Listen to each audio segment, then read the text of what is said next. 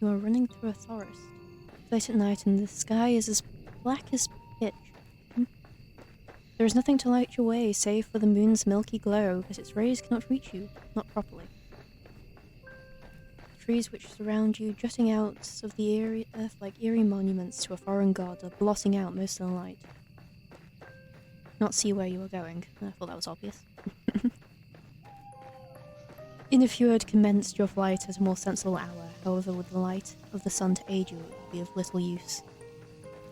You do not know where you are going. You have no map, no route, no plan.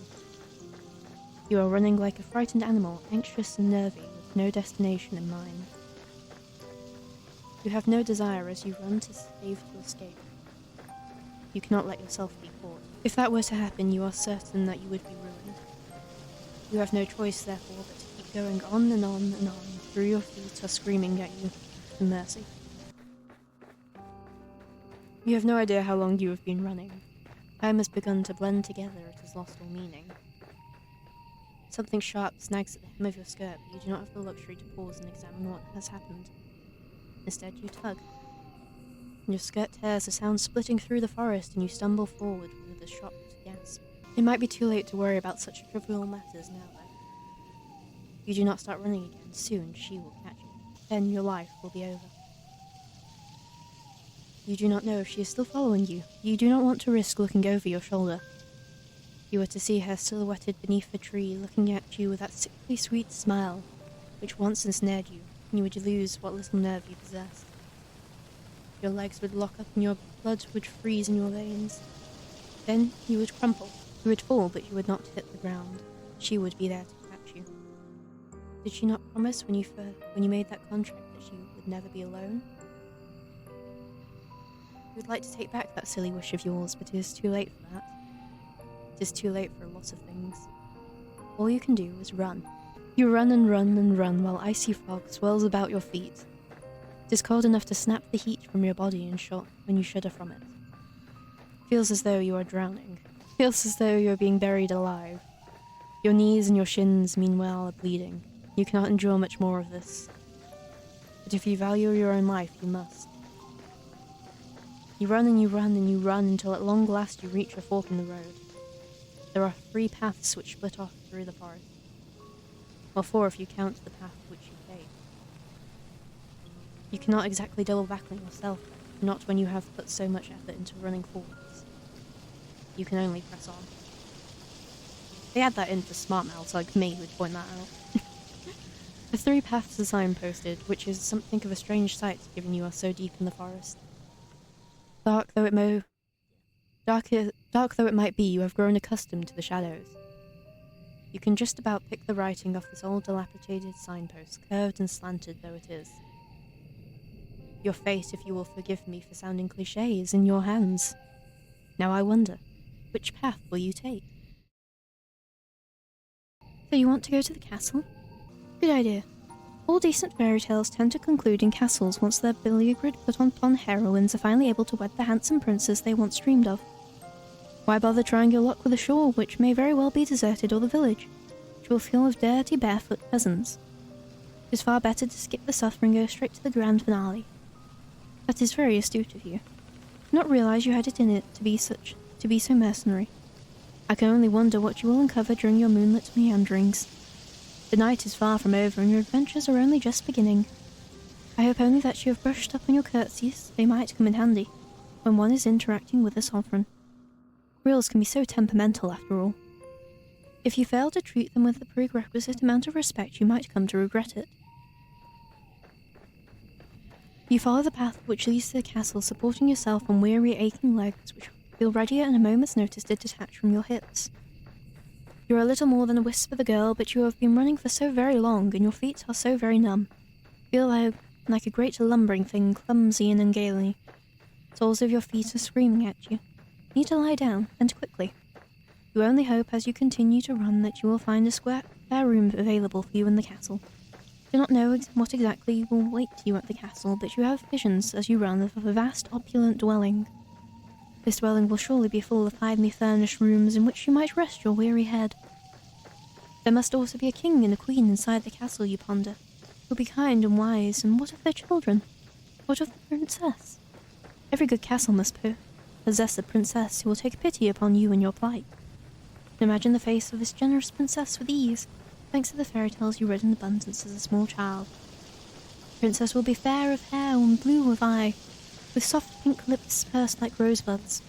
Her limbs will be slender, her hands dainty and unsullied from physical labor, and the sensibilities will be sweeter than marzipan. She'll be kind to you and compassionate, just like an older sister. Do not know what older sisters are like, though, or younger sisters for that matter. You are only guessing. You are not a complete fool, however, despite your tendency to daydream, and you do have a few reservations. Monarchs do not, as you know from voracious reading, have the best track record when it comes to caring for their peasantry. Was there not a very famous queen who once said, with cavalier wave of her hand, that the hungry peasants in her kingdom should content themselves with cake if bread was not an option? I think that might be a bit of a misquote, but the point still stands. Though royals are supposed to grant their subjects succour in their time of need, that does not always happen. In fact, it very rarely happens. Kings and queens and princesses and princes are just people at the end of the day, and they are subject to the same caprices that all humans are. They can also be careless and selfish and inconsiderate.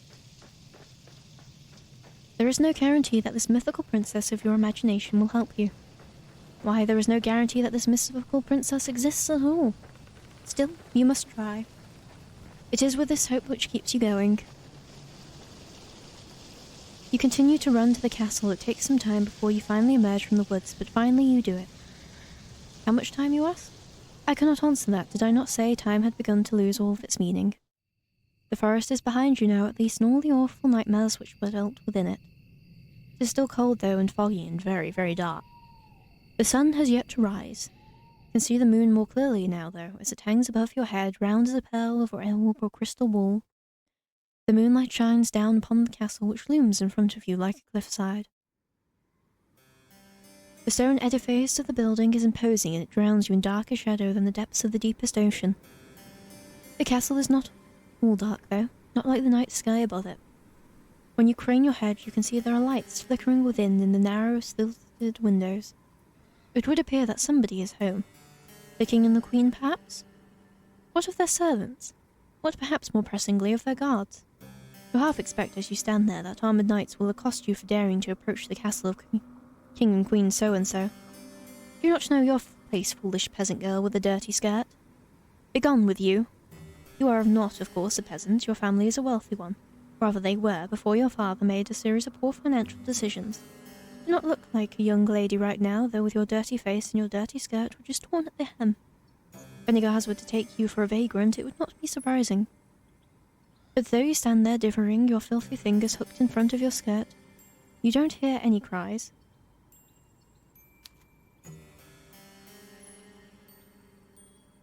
Nobody sounds the alarm. Lights might be on inside the castle, but there's nobody outside the perimeter standing sentry.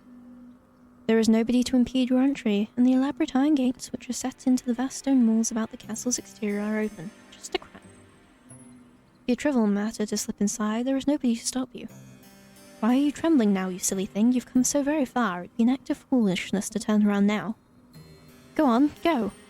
You inhale, perhaps in an attempt to screw up your courage, which has at long last begun to fail you. Then you step forwards, slide between the wrought iron gates, and stealthy as secretive as a thief, then cross the path which leads to the tall, imposing structure. The doomed doorway which leads to the castle itself, hewn from stone, is closed, but at the push of your palm it swings inwards. The door creaks alarmingly as it opens, the sound loud enough to split the silence like a thunderclap. You inhale at this and glance around, your eyes darting hither and thither. If there are any guards posted around the castle's grounds, they should have all been alerted by that sound. Will they come for you at long last? What will happen should they catch you? Will they throw you in the dungeons? It does not sound like a pleasant way to spend a night. At least you would have a roof over your head, though, and you would not have to keep walking. Feet really do ache. You stand there for an indeterminable amount of time, your heart pounding a panicked irregular rhythm in the base of your throat. No matter how much time elapses, no guards come. You are thankful for your good luck, though it does make you wonder. Where is everybody? Why is it almost as if all the people in the world have disappeared? Could you be the very last human left alive? You frown and press your palm against the back of the door. Push less cautiously this time, heedless of the loud sound which splits the silence. There's no point in worrying about the guards, not when they might very well be non-existent. Your entry to the castle secured, you then take a step forwards. Door swinging shut behind you and the resultant slam makes you jump. Did not expect it. Your heart knocks against your ribs and, with wild eyes, you glance about. You are standing in a vast entrance hall made of stone which splits off into any number of passages. At the very end of the hall, meanwhile, there is a large elaborate staircase, one which seems to extend to the end heavens themselves. It is dark inside the hall, but there are numerous torches set in stone sconces in the stone wall, which are aflame. They offer some relief from the shadow. You can hear the faint sound of the wind outdoors as it moans against the castle's impervious walls, but you cannot hear any footsteps, not hear any voices, not more importantly hear any people. Maybe the castle is empty. If that is the case, though, then who lit these torches? It is a curious conundrum. You must throw up what remains of your courage, then cry out, addressing the empty hall in a timorous voice which fails to properly fill up the space. Hello, you say, your eyes wide. Is anybody there? Your voice echoes through the vast empty hall, but is met yet again with silence. You cannot say you are too surprised, but it is somewhat disappointing. Not one to be deterred, you try again, your voice growing loud with each subsequent attempt. No matter how loud your voice, however, it fails to reach any ears. If anybody is here, they do not seem to be particularly sociable. That, or perhaps they simply cannot hear you. Could they be in another room? Yep, that must be it. You will never find that pretty fairy tale princess of your imagination if you stand idle, you know. It is time to get to work, put those legs of yours to good use. Not knowing what else to do, is there anything else you can do? You begin to explore. You examine the rooms first on the ground floor of the castle, which are similar scale to the impressive entrance hall, large and richly furnished but utterly unoccupied. It is sometimes a vainless meandering, encountering nobody save for the ghost of aeons past memorialized on portraits upon the wall. You muster the courage to ascend to the second floor. This floor too you examine, wandering through a seemingly endless series of hallways until at long last you find a door which is ajar. From between the crack in the door and the jamb, you can see a flickering light. Irregular, yes, but it is light nonetheless. Could it be from a fireplace? That would suggest then that this room is occupied, unlike all the others. Perhaps the kindly princess you dreamed of will be awaiting you in this room. It is with trembling hand that you press your hand against the door. You push it. You step inside the bedchamber, which unveils itself to you. Slyly, you stand in the threshold of the chamber. Much of your courage extinguish and gasp. The bedroom itself is gorgeous. It is a chamber so luxuriant not even the shadows can obscure the fine craft of the furniture within it, nor the rich patterns on the wall. The girl inhabiting the chamber, however, who truly takes your breath away. Sitting upon the velveteen sheets of the towering four-poster is a girl in sumptuous red gown who seems to be of an age like to you. You do not have a clear view of the girl's face. Her head is bowed, her gaze directed downwards at her lap. You can tell from her hair, however, that her slender calves which protrude from beneath the hem of her dress that she is very pretty. The girl's hair is golden, just like freshly cut wheat, but it is the red of her dress which truly captures your attention. She is so striking you cannot look away from her. The girl is not alone in her chambers either. She has a companion, though this companion is not half as so endearing as she. Her lap, perched upon her velvet skirt, is a doll. The doll's hair, like that of her mistress, is golden, though much of it is hidden beneath the bonnet. The girl is adjusting the china teacup held in the doll's tiny hand, while the rim of the cup glints in the light which exudes from the fireplace. If the girl is of a similar age to you, it seems strange that she would content herself by playing with dolls. She's not too old for it. This girl would be more at home, you decided, at a ball, wearing an extravagant gown, speaking with wealthy noblemen, perhaps even princes. She should not be sitting in what you presume is her bedchamber, adjusting a teacup in the doll's hand. But you are not afforded so much time to stare then, marveling at the girl because she turns. She raises her head. Then her eyes meet yours. You thought the girl pretty when you first observed her, sitting on the edge of the plush velveteen bed, examining her door. Now she is looking at you, however, her face illuminated by the flames in the grate. You can see that you were mistaken. She is not just pretty, she is beautiful. So much so it is breathtaking. She looks as though she stepped out of the pages of a picture book.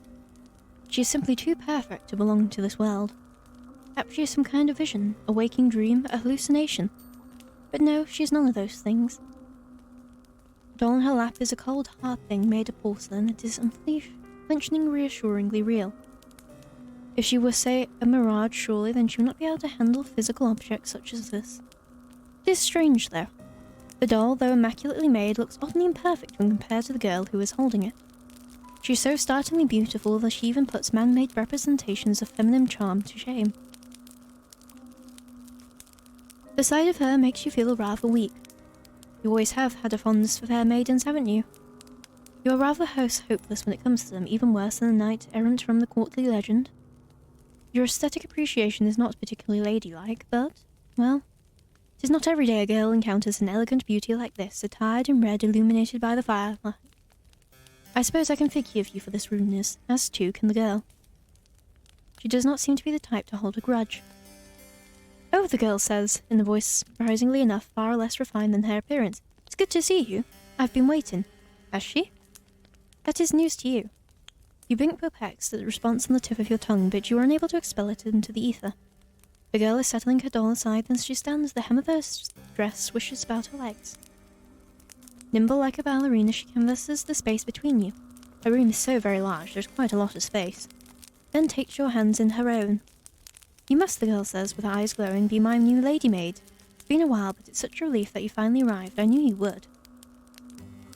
You'd never leave me alone, not when you knew how long I was waiting. Oh, I'm so happy. The girl's good mood is contagious, so much so you find yourself being swept away in it. You are tempted to accept any identity she may press upon you. You have never been a maid before, but you might not mind being this girl's maid. She does not seem like a poor mistress to serve, not if she is always this kind. Do not mask the confusion, however, which flickers across your face. You are not a good enough actress, and in any case, this is all happening too quickly. Why, you barely know this girl. Why is she being so very familiar? It is with a blank bovine eyes that you examine the girl. But your befuddlement is pronounced enough that even the girl, despite her good mood, notices it. She frowns. Then she says, her finger sliding away from your own. Or am I mistaken? Are you not my new lady's maid after all? The disappointment in the girl's face is abundant, so much so your heart flinches. You do not know, eh? She is still a stranger, but you are struck all of a sudden with an intense desire to appease her. You do not want to let her down. Though the thought is devastating. You were not aware, you told her, that she had applied to be her maid, but if that is what she wills, you would not be opposed to it. You pray that she forgives you, though, for discombobulation. You come from a distant country, and you have travelled many miles. You know not where you are, and you do not know who she is. What? You don't know who I am? It is regrettable, you tell her, but no, you do not know her. Though that is no fault of her own. Why, you have spent such a long time running, you hardly even know yourself. Ah, so you're a fugitive then, from another country, I see. I won't pry into your past then, if you'd rather forget about it. I don't mind sharing my past with you, though. Everybody in this country knows who I am, after all, or at least they should. Now this is quite the impressive boast. If it were to come from the lips of another, you would find it unpleasantly arrogant. You do not think, however, that this girl is trying to show off. You get the feeling instead that she is merely telling the truth. If you don't have the pleasure of knowing me, then allow me to do the honours. My father and my mother were the king and queen of this realm, and I am its princess. I've lived in this castle all my life, so I don't know much about the outside world, but I know that other countries do exist out there. I presume it is one of those foreign countries that you come from. It is very good to meet you. I've always wanted to talk to someone from overseas. It feels like quite an opportunity. The girl giggles at this, and you smile in response. You tell her, unthinkingly, that it is your pleasure really to meet her, or at least you mean to. You only get halfway through this remark when the full gravity of the girl has told you sinks in. You come to a stop. Then you stare. Did she just say she was a princess? Yes, that's right. I'm a princess, and one day I'll be a queen, after I've done a little bit of growing up. My ministers don't think I'm ready to run the country just yet, but I've been doing my best at my lessons. One day I'm sure I'll be the best queen there ever was. So she really is a princess. That makes sense, you suppose, given she lives in a castle, but it comes as a surprise regardless. You hadn't known before you entered this chamber that you were trespassing on a lady of such great renown. Why, if she willed it, she could have had you executed for your carelessness. An ugly red flush creeps up your face, a flush which is far more lurid than the princess's dress since you look at your feet. Bashfully you stammer out in your address that you are very sorry for intruding upon her, and you hope that she can forgive you. Oh, it's all right. Think nothing of it. I don't mind, really. We all make mistakes, and anyway, you weren't to know. You said you weren't from around here. You nod your head in silent affirmation. It isn't a complete lie. You really are not from this country. You're not from this world at all. How wonderful! I'll look forward to picking your brain later. All of my servants come from the nearby village. Their tales are all the same, and so are their superstitions. I could do with a breath of fresh air. My last lady's maid told me I was too impetuous, but I don't think there's anything wrong with wanting a bit of adventure. Not that I've been ever afforded much of that. I've been shut up in here for so long I hardly ever get the chance to talk to other girls my age. My last lady's maid was older than me, and so was the one before her and the one before her. Some of the princess's fair mood seems to dissipate as she speaks, her expression turning by degrees into something rather more pensive. I haven't seen my old lady's maids in a while, or any of the other servants for that matter. They've all disappeared. Now this is quite curious. How could a household full of servants simply disappear? That I don't know. This castle was so full of servants once, my lady's maid and my undermaids and my scullery maids and my housekeeper and my cooks and my large routine of retainers. They're all gone now, though. I think my ministers must have sent them away. I don't know why they would have done that, though. They didn't explain it to me. But then again, they never explain anything to me. They still treat me like a little girl. It's so tiring. She said that her ministers sent her servants away. What of her parents, the king and queen? Would they not be the ultimate authorities in this castle's hierarchy? They would, yes, if they were still alive, but they're not. They died a long time ago. I was raised for most of my life by my servants. Oh, you answer, and then you flush. You hadn't known. It's all right, you don't need to apologize. I'm just happy that I have you now. I was getting sick and tired of only having my dolls to speak to, and they aren't the best conversational partners. You can imagine so, yes. You doubt any doll, even one made by a talented artisan with an intelligent face indistinguishable from humans, would be very good at answering back. Oh no, they aren't. They're hopeless at it, really. They're all stony-lipped. You've no idea how much of a relief it is to see you. This castle is so big, and without my servants, it feels so very empty. It gets so lonely here. Now that is an interesting term of phrase. It catches inside your head like a burr. Have you heard it before? Do not have much time to ponder this, however, because the princess is speaking anew in that curiously conversational manner of hers which does not seem particularly princessy. Maybe she learnt how to speak from her servants. That would explain her consonants are so unrefined. Oh, but listen to me yamming on again. It's a bad habit. I really must put a stop to it. You're probably tired, dear one, from your travels. Would you like me to show you to your room? Yes, the princess announces before you can say anything. In reply, do you think I'll do just that? I might show you around a bit around the castle, though. It's like a maze, and I wouldn't want you getting lost. You'll be staying here for quite some time, after all. The princess then hastens to take you on a tour of her home. Fortunately, she does not show you all the rooms in her abode, and neither does she offer you overly long descriptions as to the few rooms that she shows you are used for. She does, however, pause by the kitchens, where she offers you some victuals. Once the growling in your belly has been satisfied, the princess then resumes her journey. She leads you down a dark, twisting hallway made up of serious, equally dark, twisting steps until she arrives at long last before a door. The princess pushes the door aside summarily, thus permitting your entrance to a small, humble bedchamber. The chamber in itself is not as opulent as the grand bedroom in which the princess resides, which is resplendent of four-poster in its richly patterned walls. The room's ceiling is not as high, and the singular bed shoved against the wall is thin and narrow. The walls are as unassuming beige, and the floor beneath you soles is of warped wood. There is a malodorous scent which hangs in the room, one of disuse and general decay. You get the feeling that nobody has slept in this room for quite some time. That might explain why it feels so very cold in here. Though, if the princess's tour of her castle has taught you anything, it is that it is very cold in every room of her abode. Now here we are, the final stop in our tour. This will be your room, dear one. I hope it's to your liking.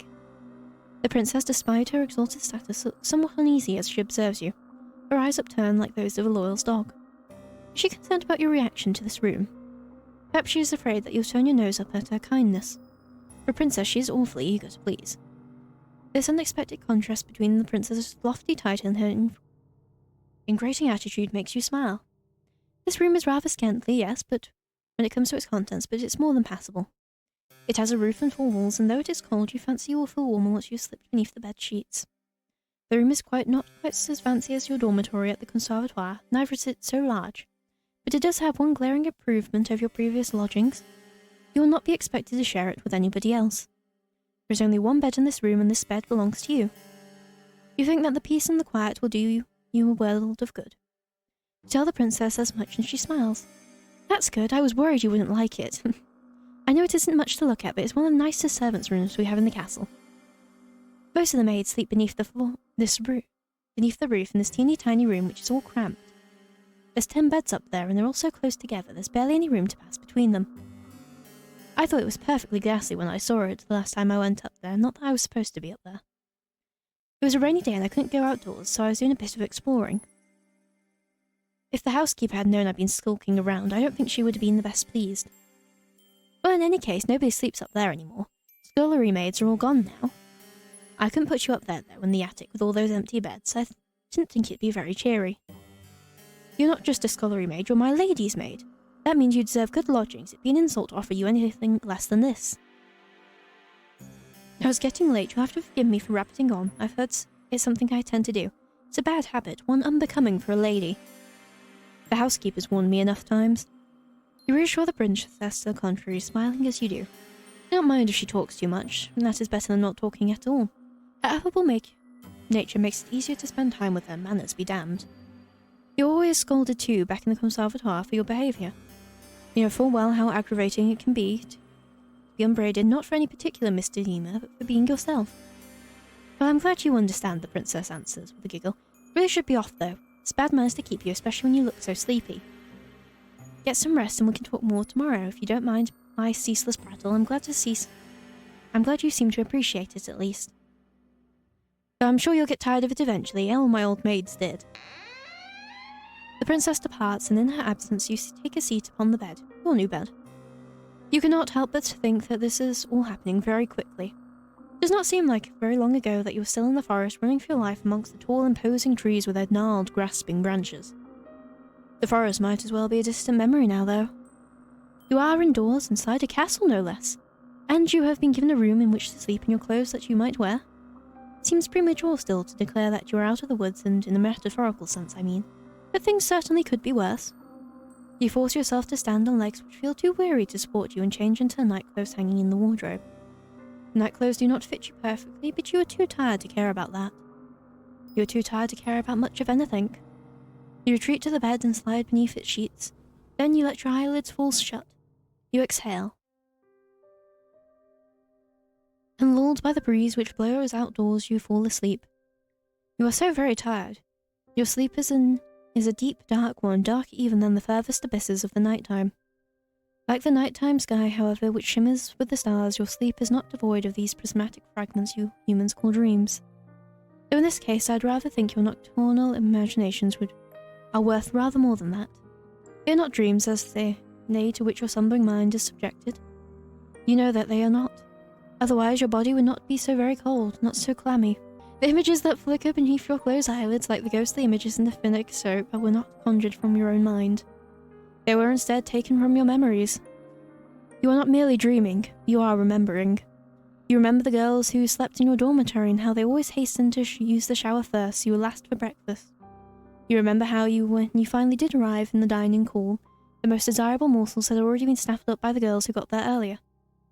You struggled to find a seat, and once you did, you got your hands on some food because nobody ever wanted to sit with you. The girls all acted like you were a leper, save for when they wanted favours. They never asked for these favours, mind, for why would they? To them, your father's prestige did not matter. They were all wealthy ladies too, and many of them wealthier than you. When everybody has the airs and graces of a princess, how is anybody supposed to stand out? You stood out the least in your class, perhaps because you were the one of the smallest, the frailest, the sickliest, who always came down with colds in the winter. Your poor health did not stop the other girls from treating you as a servant, though, when they remembered that you existed, of course. It was your lot in life as you dwelt within the stone walls of the conservatoire to carry school bags across the field like a pack mule. Then come the evening girls in your dormitory had you sewing on missing buttons and ironing out the creases and wrinkles in their uniforms. There was not a job that needed performing, you would always be asked. But these girls did not ask you. That would have been too civilized. They ordered you instead, and as they ordered you, they laughed at you. They laughed at you, and they laughed, and they laughed. And the laughter hurt, but it did hurt considerably less than the kicks did, and the slaps and the pinches. Once during an embroidery lesson, one of your classmates had an accident with her sewing scissors.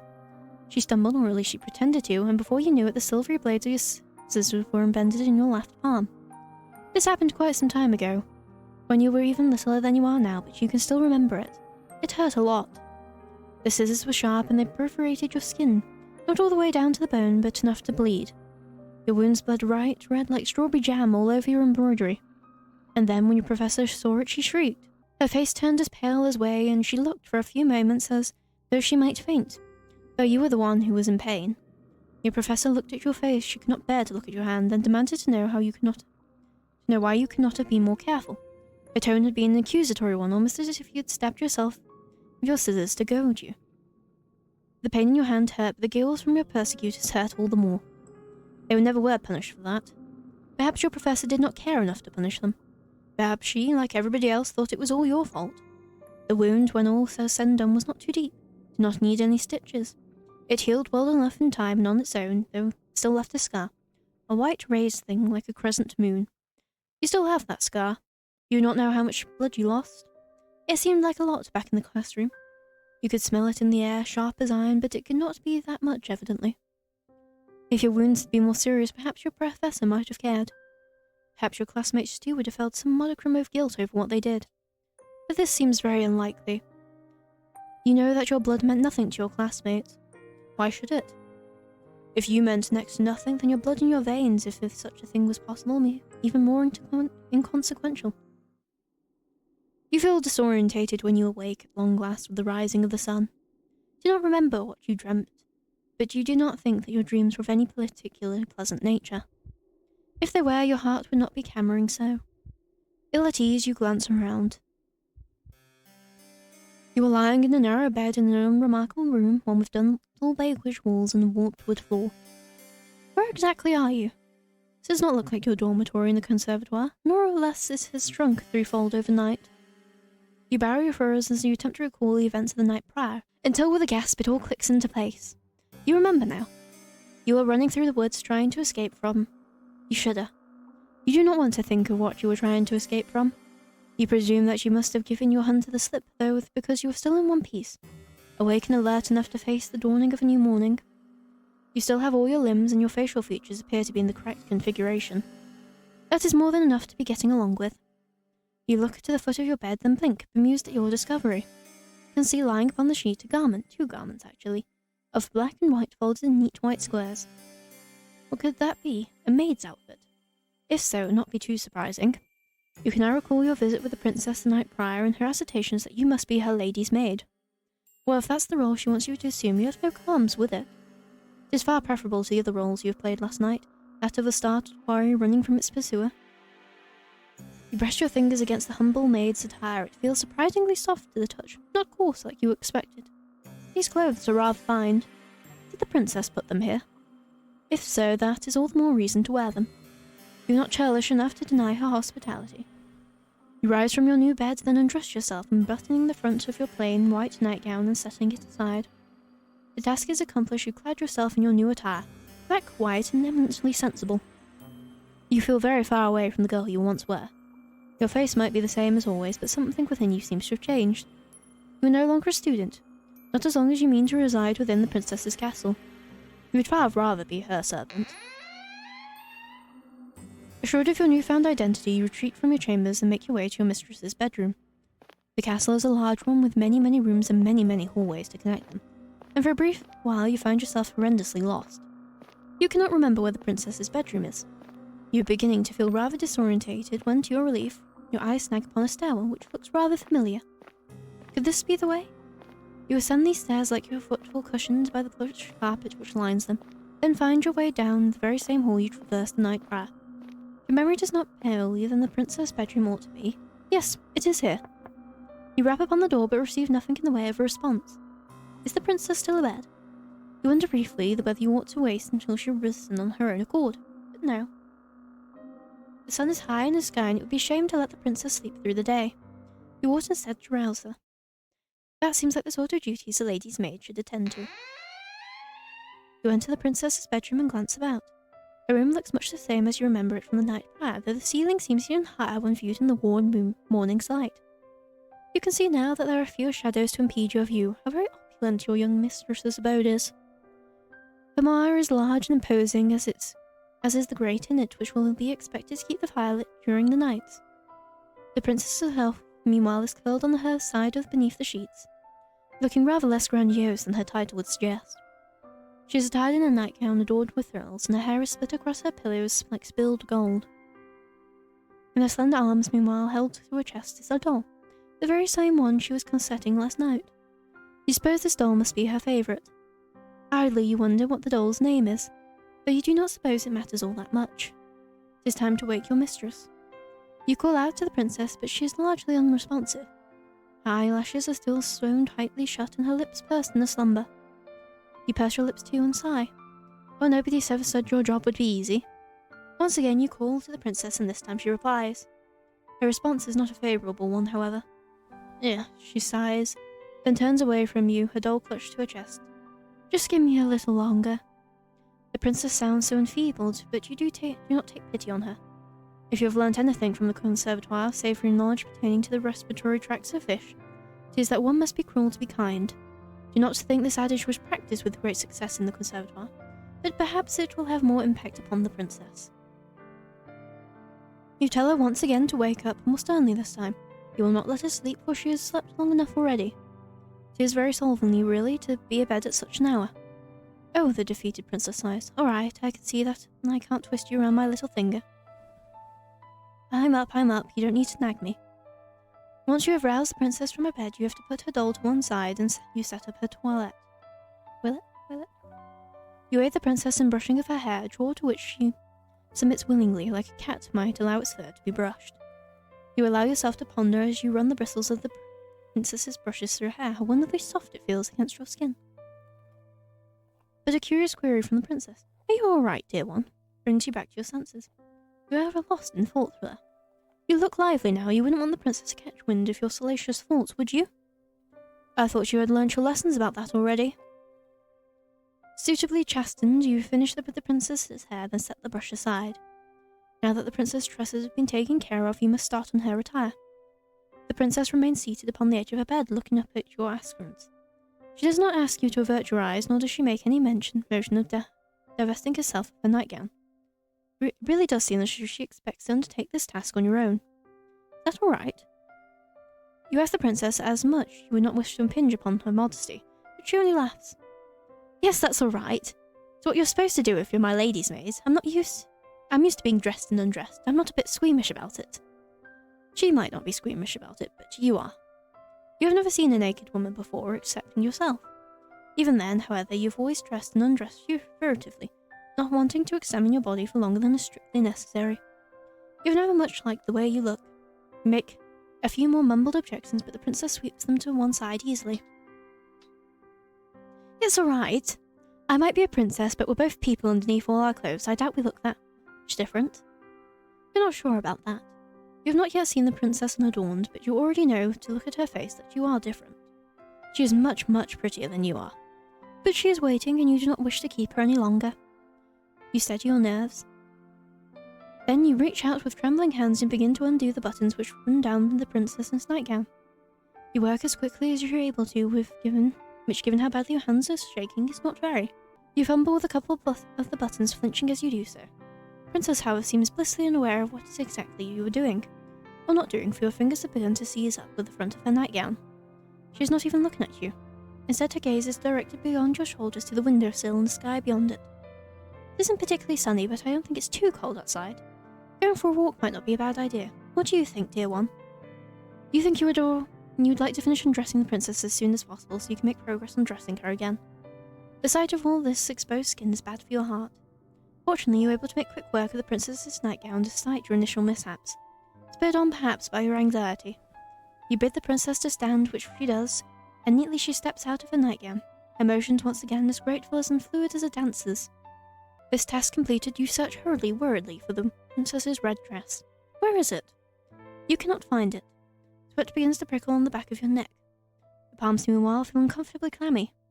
Moments pass awkwardly and easily as you search the princess standing there, all as naked as the day she was born. Why did you not find her dress before you stripped her of her night one?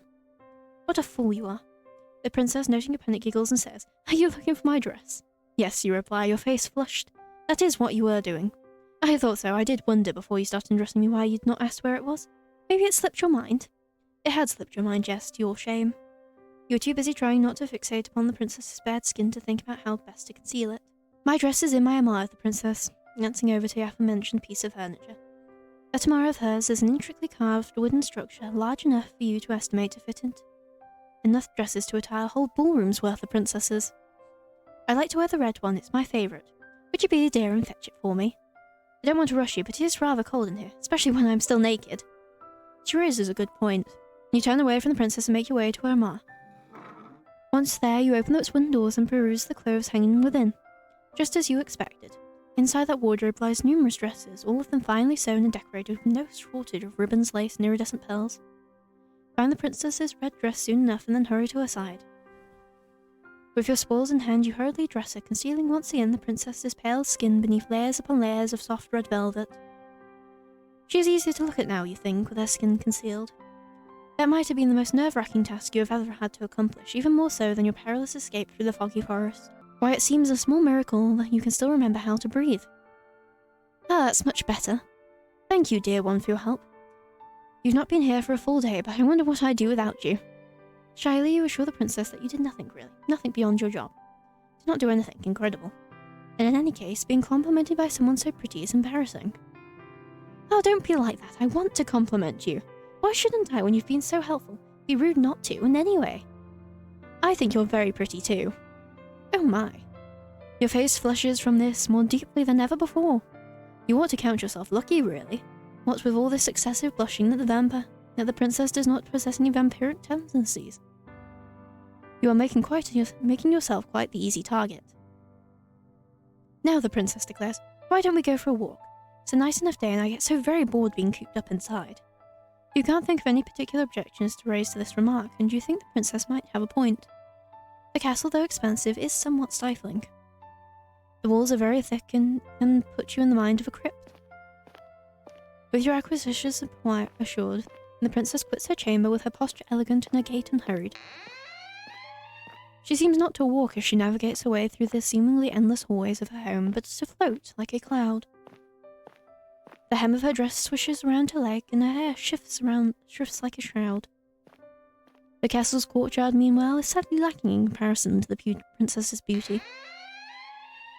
The courtyard is fenced in by the castle's walls, which look, in the stark midday light, all an imposing, faceless soldier standing sentinel.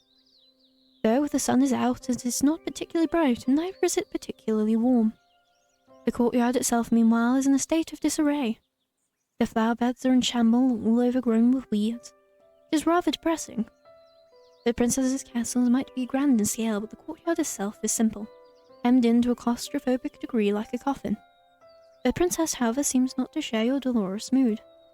She instead looks elated by her newfound surroundings, her smile unwavering.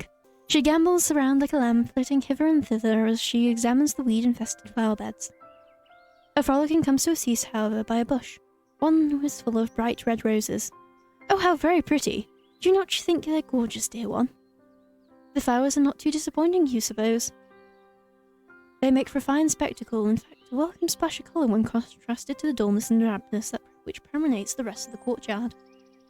Though the other flowers in the beds are wilted, withered things, it is not so for these roses. They are rich, bright red, just like blood, their heads so full they seem to almost droop beneath the weight of their own engorged petals. They are pretty in a sense, but there is something unsettling about them too. Something that is almost obscene. How did these roses become so very red?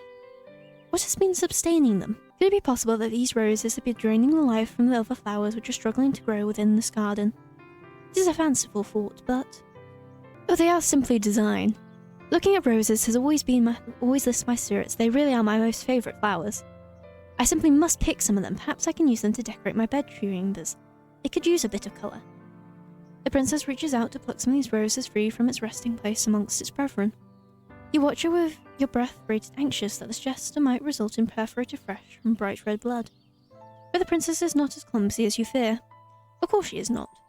Who did you think she was? You?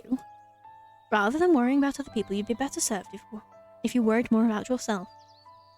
The princess holds up the newly pilfered roses to her nose and inhales. Eyelids falling shut as the flower's sweet scent washes over her. A few moments of silence pass. Then the princess begins to toy with the petals which adorn the flower's crown. Now, let me see. I wonder what fate has in store for me. She loves me. The princess plucks the petals from the flower's overburdened head. She loves me not. The princess continues with this childish incantation, all the while stripping her rose slowly and methodically of its petals. These petals flutter about the princess like bloody snow.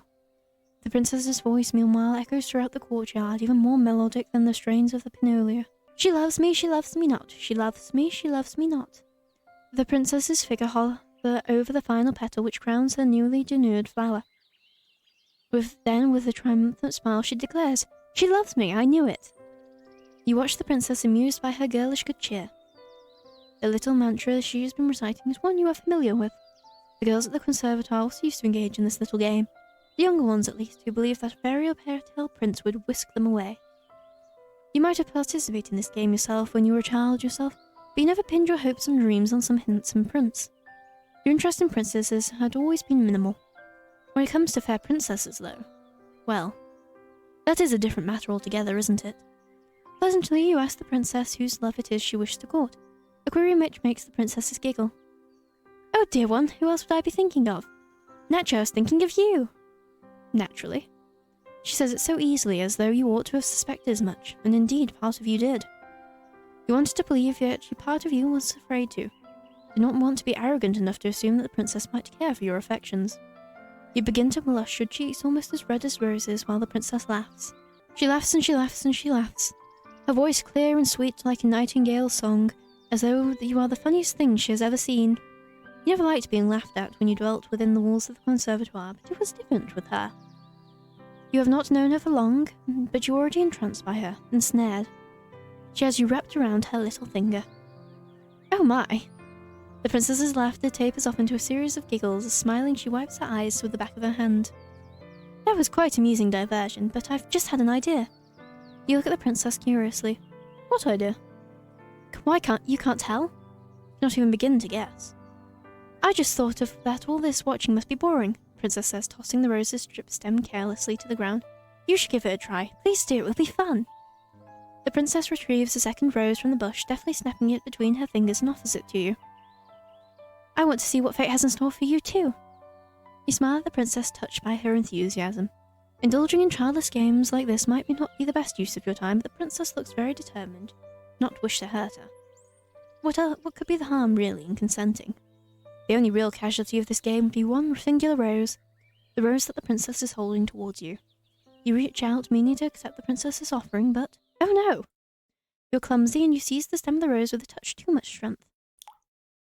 The head of the rose might be pretty, but there is more to the rose than its bright red flowers. Roses have thorns too, a fact that you are now painfully reminded of. Pain flares through your fingertips and you gasp.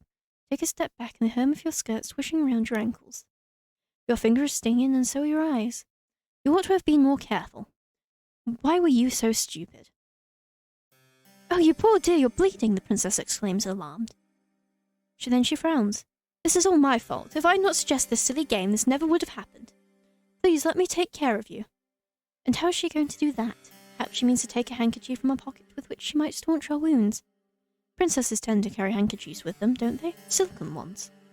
How else would they give brave knights tokens of their gratitude once the aforementioned knights have successfully slain dragons? Princesses can hardly dispense kisses as favours, it's simply not done. This is what you always thought, but... Please hold still, this might sting a little bit. The princess is anything but ordinary. Rather than take a handkerchief out of her pocket, she instead closes her white slender fingers around your hand. Carefully, as though she is handling a precious object, she raises your hands. Her eyes are fixed all while on the beads of startlingly crimson blood which are oozing luridly from your wound.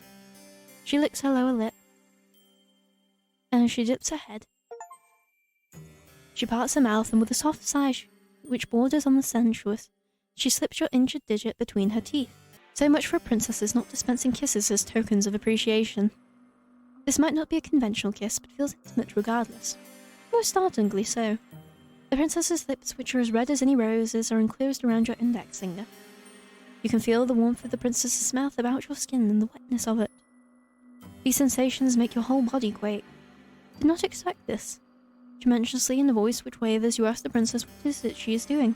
Oh, the princess glances up at you, her mouth still enclosed around your finger. Didn't I tell you I'm trying to stop the bleeding? Yes, you gathered as much, but... Is there any problem? I'm not making you uncomfortable, am I? It is not, you say, that she is making you comfortable per se. This is rather awkward. Did not expect it, that is all. And did she not worry about that this is unhygienic? Unhygienic? The princess blinks. She is the very picture of innocence, which is funny, really, given your fingers are still nettled against her tongue. I don't know what you mean by that exactly, but I've heard this is the best way to take care of cuts. My nursemaid used to do this for me when I was a child. It's what you're supposed to do. And you ask, her voice catching in her throat, did her nursemaid keep staunching her wounds with her mouth when she grew older? Well, no, but my nursemaid was dismissed when I was 8 years old. That's the normal way of things. I had my lady's maids look after me then. How very interesting. And did they ever clean her wounds like this? No, the princess said, smiling mischievously. Because I'm not clumsy enough to cut myself, silly. Now that was quite the sharp retort. You did not expect it. Your face turns even redder if such a thing is possible, though this might perhaps be to your benefit. With some luck, all of your blood will flow to your face rather than your fingers, and your bleeding will stop. Has it stopped? The injury was not a deep one. There should be no need for the princess to keep on suckling, but she still is.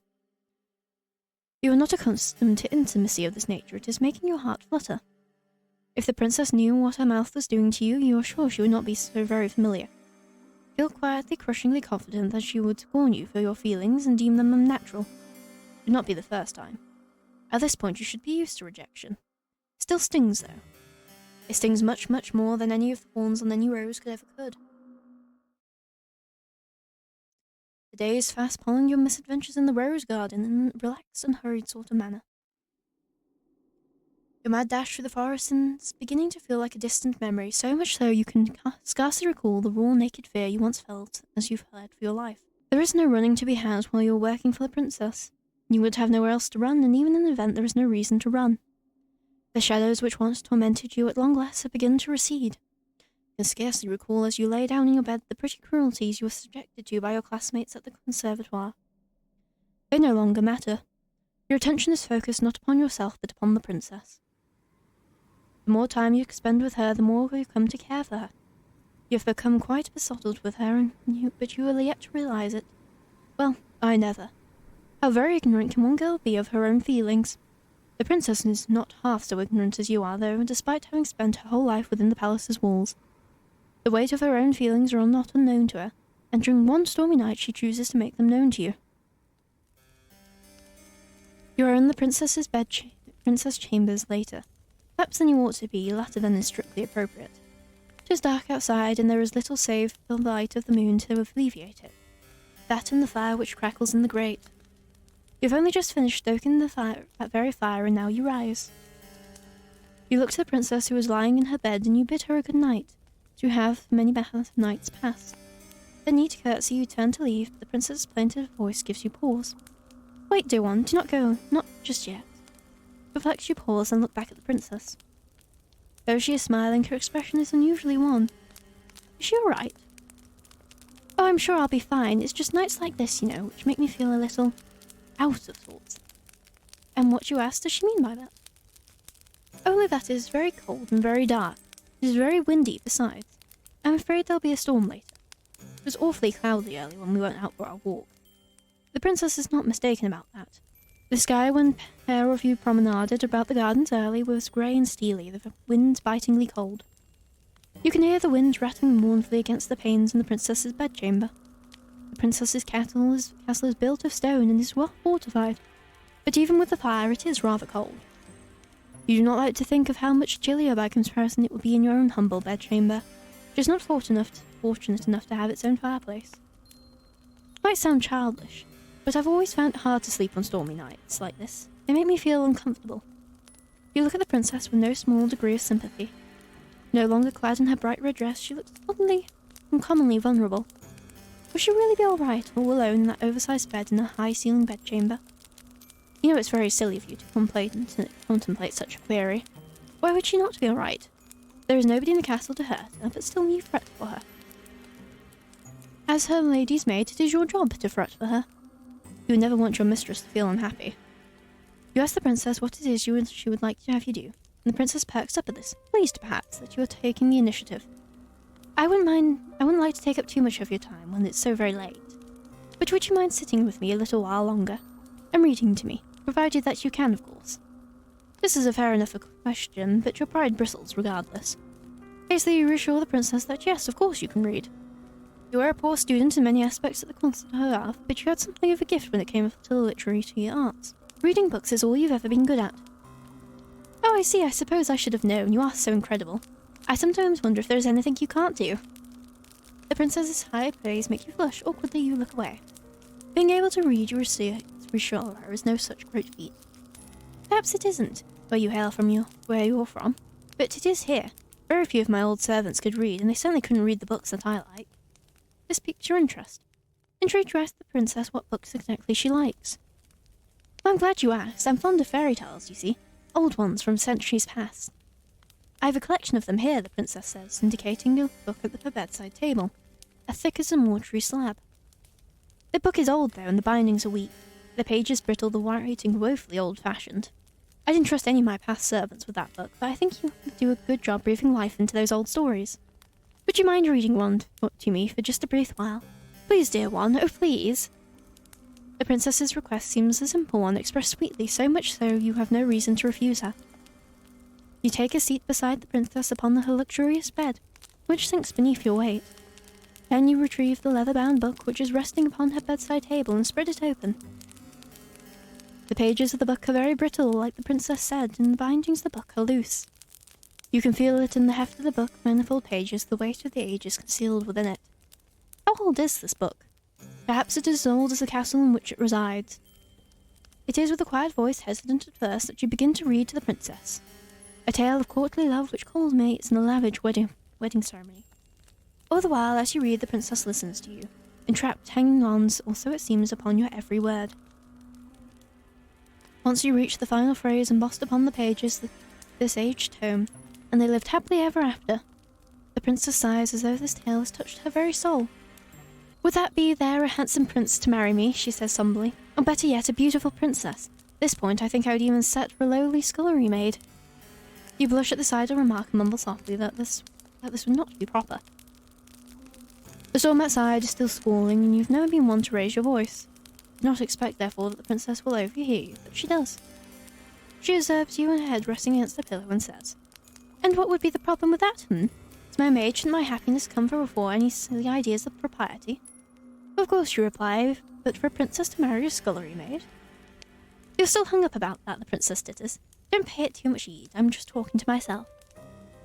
As if anything like that would ever happen when there is no priest around who would officiate it.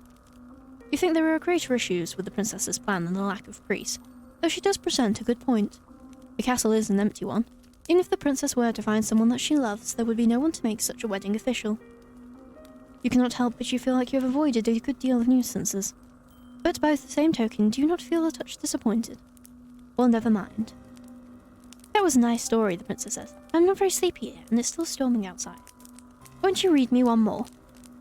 You would not mind, you replied. It is getting late. You really ought to return to your own bedchambers.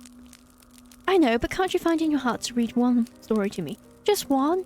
You can choose the short one. I won't complain. You have some doubts about that, but as before, you cannot resist the princess's demands. It is not, you think, because she is a princess, though that is, of course, part of it, but because she is, well, radiant.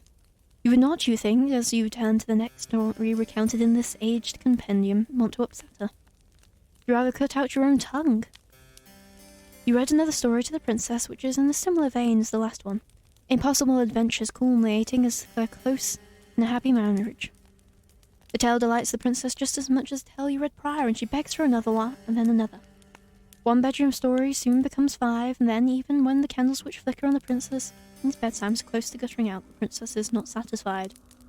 Like a grasping, greedy child, she has never heard of moderation. When she wants something, she seeks to glut herself with it. Her only request is that of more. If she was less comely, perhaps her inability to hear to the word of no would seem as a character defect. The princess is very comely, however, and so, when she makes her next request, you almost agree offhand without considering the ramifications. I think I could go to sleep now, but the storm is still raging. I feel lonely on my own in this big empty bed, so... I know. The princess's eyes light up at the night sky and the thunderstorm. Why don't you sleep with me? You stare at the princess, your eyes wide as goose eggs. Slowly you think. Then just as slowly you bid her to repeat herself. Didn't you hear me? The princess squeals. Maybe you've been so busy cleaning up after me you've neglected to clean out your own ears. I said, no, dear one, would you like to sleep with me? If that is the question she truly means to ask, then it's easy enough to answer. Of course you would like to sleep with her. It would be an honour. But would it really be alright for you to accept such an invitation? It might be a gross breach of protocol, surely, for a lowly domestic such as yourself to share a bed with a princess. You sit upon the princess's bedside, fretting while she observes you with wide, beseeching eyes. She is waiting. Well, what's the matter, dear one? Why do you tarry so? Could it be? The princess's lower lip begins to tremble. Don't you want to lie with me after all? The sorrow present in the princess's voice and in her face makes you feel awfully guilty. Hurriedly you console her. You tell her in no uncertain tone that she truly wishes to partake in your company, then you have no qualms with it. Why would you? Well then, don't just stand there dilly-dallying, silly. Come and join me, come. And that is what you do after returning briefly to your own chamber to change into your nightgown. Once dressed, you waste no time in returning to a virtuous princess's side. She is already lying in her glorious four-posted bed, awaiting your return as though your knight-errant gone away to slay some wicked dragon. The princess squeals when she sees you. In your haste to change, you have made a hash of your buttons, and she bids you to come closer. Let me fix that for you, silly. Oh no, you say you couldn't possibly let you do that, but I am a servant after all. Should not be your job to dress her. Maybe so, the princess says, but I don't mind a bit of role reversal, it makes things more fun. Try a few more refuges and spit in play. The princess summarily disregards all of them. Quite at the princess's mercy, she might be even more stubborn than you are. You capitulate into her demands. You let the princess unbutton the front of her nightdress, then rebutton them so the fabric of your plain gown is drawn shut. Satisfied with her handiwork, she has very elegant hands. The princess draws back and pats the mattress beside her. Now come in, it must be horribly cold out there. These sheets are so warm. Coyly the princess smiles. And so am I. Warm yourself as you slide into the bed beside the princess. Your face is as red as the crown the princess often wears, as red as the thorn roses in the castle's grounds. All the while your heart is fluttering. Does the princess know what an effect she is having on you? Surely she must. How could anyone be so blind? There, the princess exclaims once your body is lying beside hers. That is so much better. Do you feel cozy now, dear one? You swallow, and with a shaky voice you reassure her. Yes, you are very cozy, and quite cozy indeed. Very good, the storm might be raging outdoors, but it can't get us here. I know when I'm with you, I'll be safe. It's strange, but... The princess reaches out and takes your hands in hers, twining your fingers together like a chain. When I'm with you, I feel so very light. As though nothing in the world can hurt me. You make me feel safe, so I want to make you feel safe too. I'll take very, very good care of you, I promise. You return her smile with one of your own, touched by her thoughtfulness. Though something about her promise does make you wonder. Should it not be your job to look after her as a domestic? In a way, the princess replies after a pause. But you've been taking very good care of me already. Now I need to return the favour. As a princess, I'm supposed to look after my vassals. It's all part of the job description. You're unaware that being a princess came with a job description. You thought the profession came with far fewer written responsibilities and far fewer forms to sign than, say, becoming a doctor or an astrophysicist or a mathematics professor. Tell the princess this sleepily and she laughs. You do say some funny things, dear one. I think you must be tired. Rest your head, you've been working so hard, I think you deserve it. Yes, you think only half conscious, you think you deserve it too. You have been working hard for a long time, been running for even longer, but now at long last you feel like you can let your fears go. Your eyelids begin to droop and your body will be urged by sudden all-consuming fatigue. And in a quiet, understated sort of way, your consciousness is conveyed to Morpheus's kingdom. Your sleep is a deep one despite the storm which rages outdoors. The wind is howling like a couple of wild cats both locked in a vicious and bloodthirsty bout to the death, but you do not hear it. Swallowed by the warm blankets about you and soothed by the princess's presence, you are immune from all the ills of the world. When you are with the princess, you feel safe, secure, and, yes, you even feel loved. It is a pity, then, that these feelings do not last for very long. You know that something is wrong, catastrophically so, the moment you open your eyes. Your thoughts are hopelessly jumbled, but you are certain that you fell asleep in a nice warm bed, no less, beneath soft, comfortable sheets. You are not lying in the right bed now. You're not lying in the bed right now, though. You are not, in fact, lying at all. You are standing instead against a cold, hard wall made of stone. The curve of your back is pressed against the wall so intimately you can feel its icy chill seeping through the fabric of your nightgown. Your feet, which are bare, are similarly pressed against cold, unfeeling stone. They feel so frigid you cannot help but tremble. You are trembling so much you can feel your teeth chattering together. They sound like castanets. The sound is almost jaunty as it echoes through yourself, for that is indeed where you are. The princess's bedchamber wherein you fell asleep is a thing now of the past. You are standing instead, you realize, with a sharp start in the cell of some great underground dungeon. You swallow, and when you do, you can taste something bitter on your tongue. Your stomach is beginning to churn with anxiety. You feel like you are going to be sick, feeling that wells up inside you to a staggering degree. When you catch notice of the stench, you are not, you realize, the only one in the dungeon. There are others here, others attired in similar black and white outfits of servants, which look much like the dress that you once wore. The others who are with you, however, in this expansive cell manacled to the wall, are in no fit state to speak to you, nor to tell you of their plight. They are all unfeeling, unseeing, unbreathing. They are all dead. You cannot approach these servants to check their pulse, for you are restrained, but even if you could, there would be no point. There is no way any human could survive the wounds which have been inflicted upon these sad, slumped bodies. Over there you see a woman slumped in front of her once white apron stained with blackish blood. There is a gaping wound in her stomach, one through which her entrails have been half escaped in some sort of burgundy goop which might once have been a pale pink. There is another woman slumped beside the first, of smaller stature. She is skinnier. Maybe she is not a woman after all, but an adolescent like yourself. She might even be younger.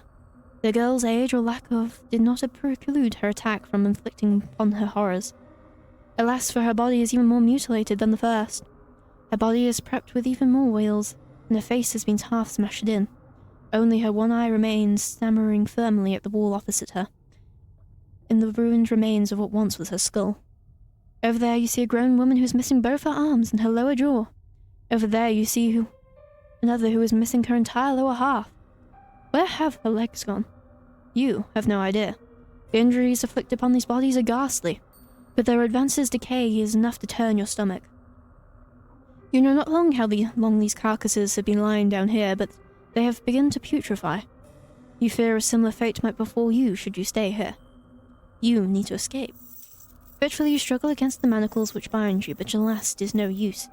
You cannot free yourself from these walls. Your restraints are much too strong, and you are much too weak.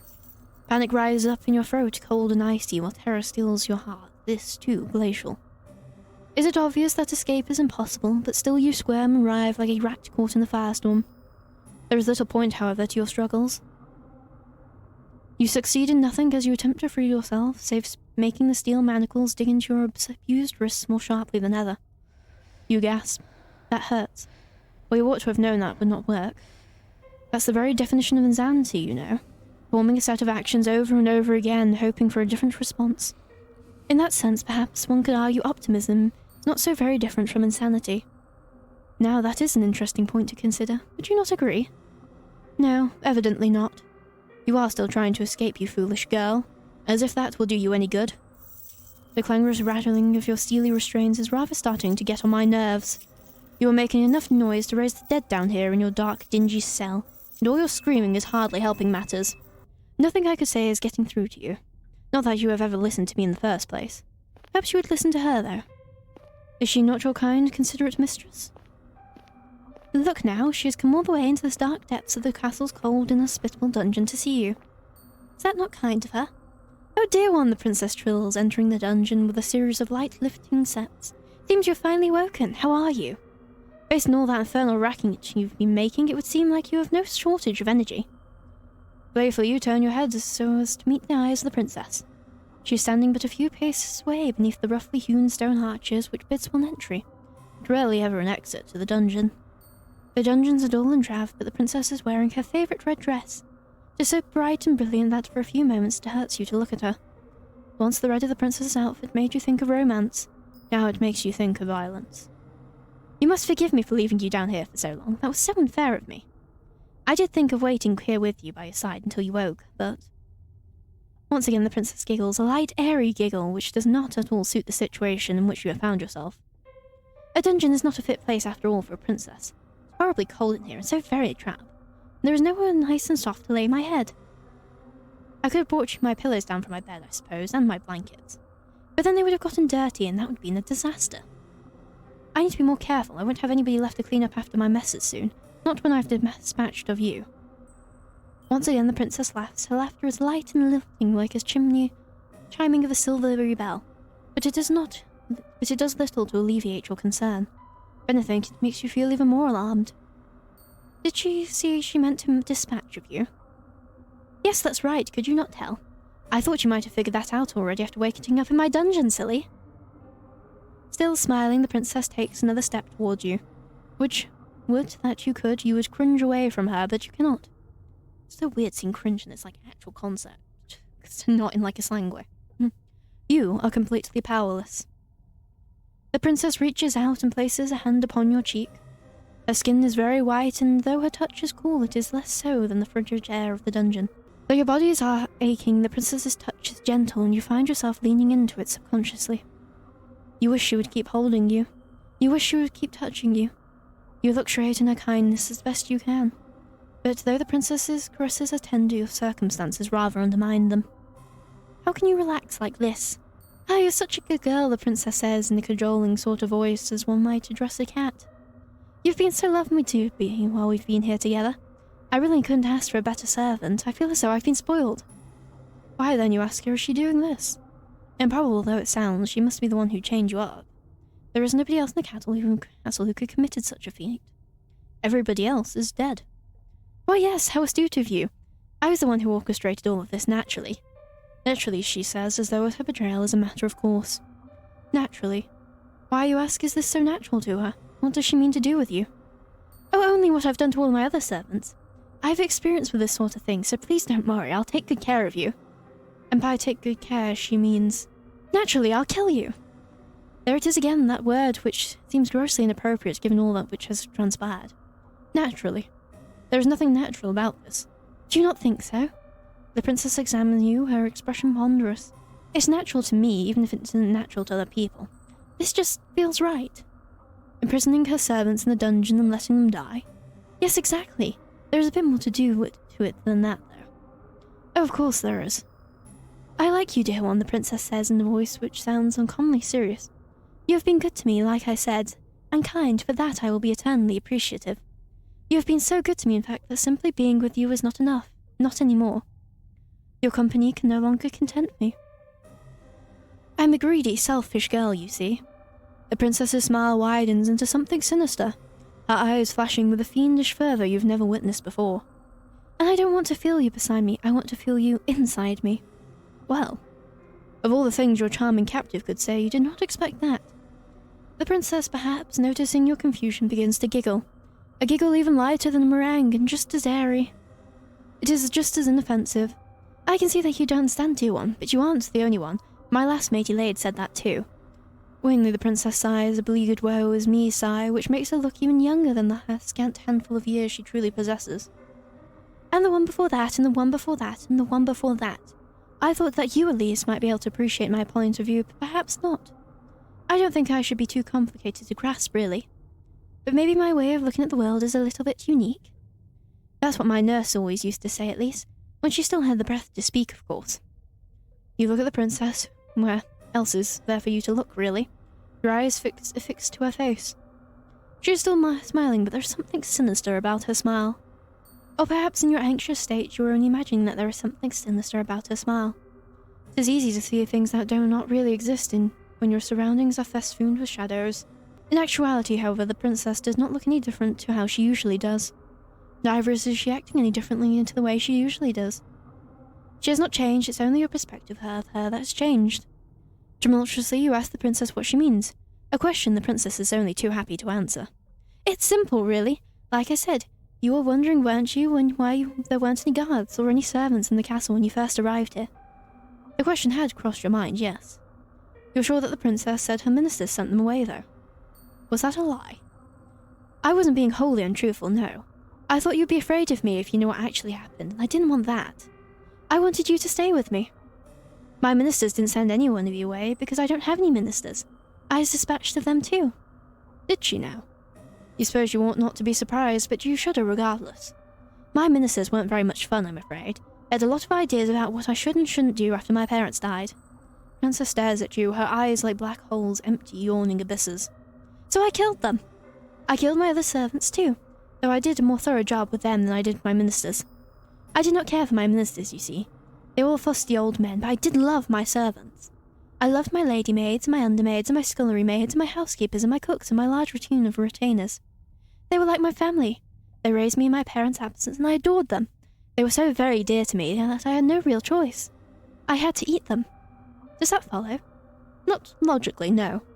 Why, you asked the princess, your voice trembling, would you eat the people that you love? Seems a poor way to repay them for their kindness. Why wouldn't you eat the people you love? I don't think there could be any greater way of showcasing your gratitude unless you have any better ideas. You weren't expecting the princess to turn the tables on you quite like this, and dumbfounded you stared at her. You know precious little about love yourself, so it is hard for you to form a convincing rebuttal, but you often muster up a few token arguments. Still, the princess that eating people isn't very nice, and neither is it strictly legal.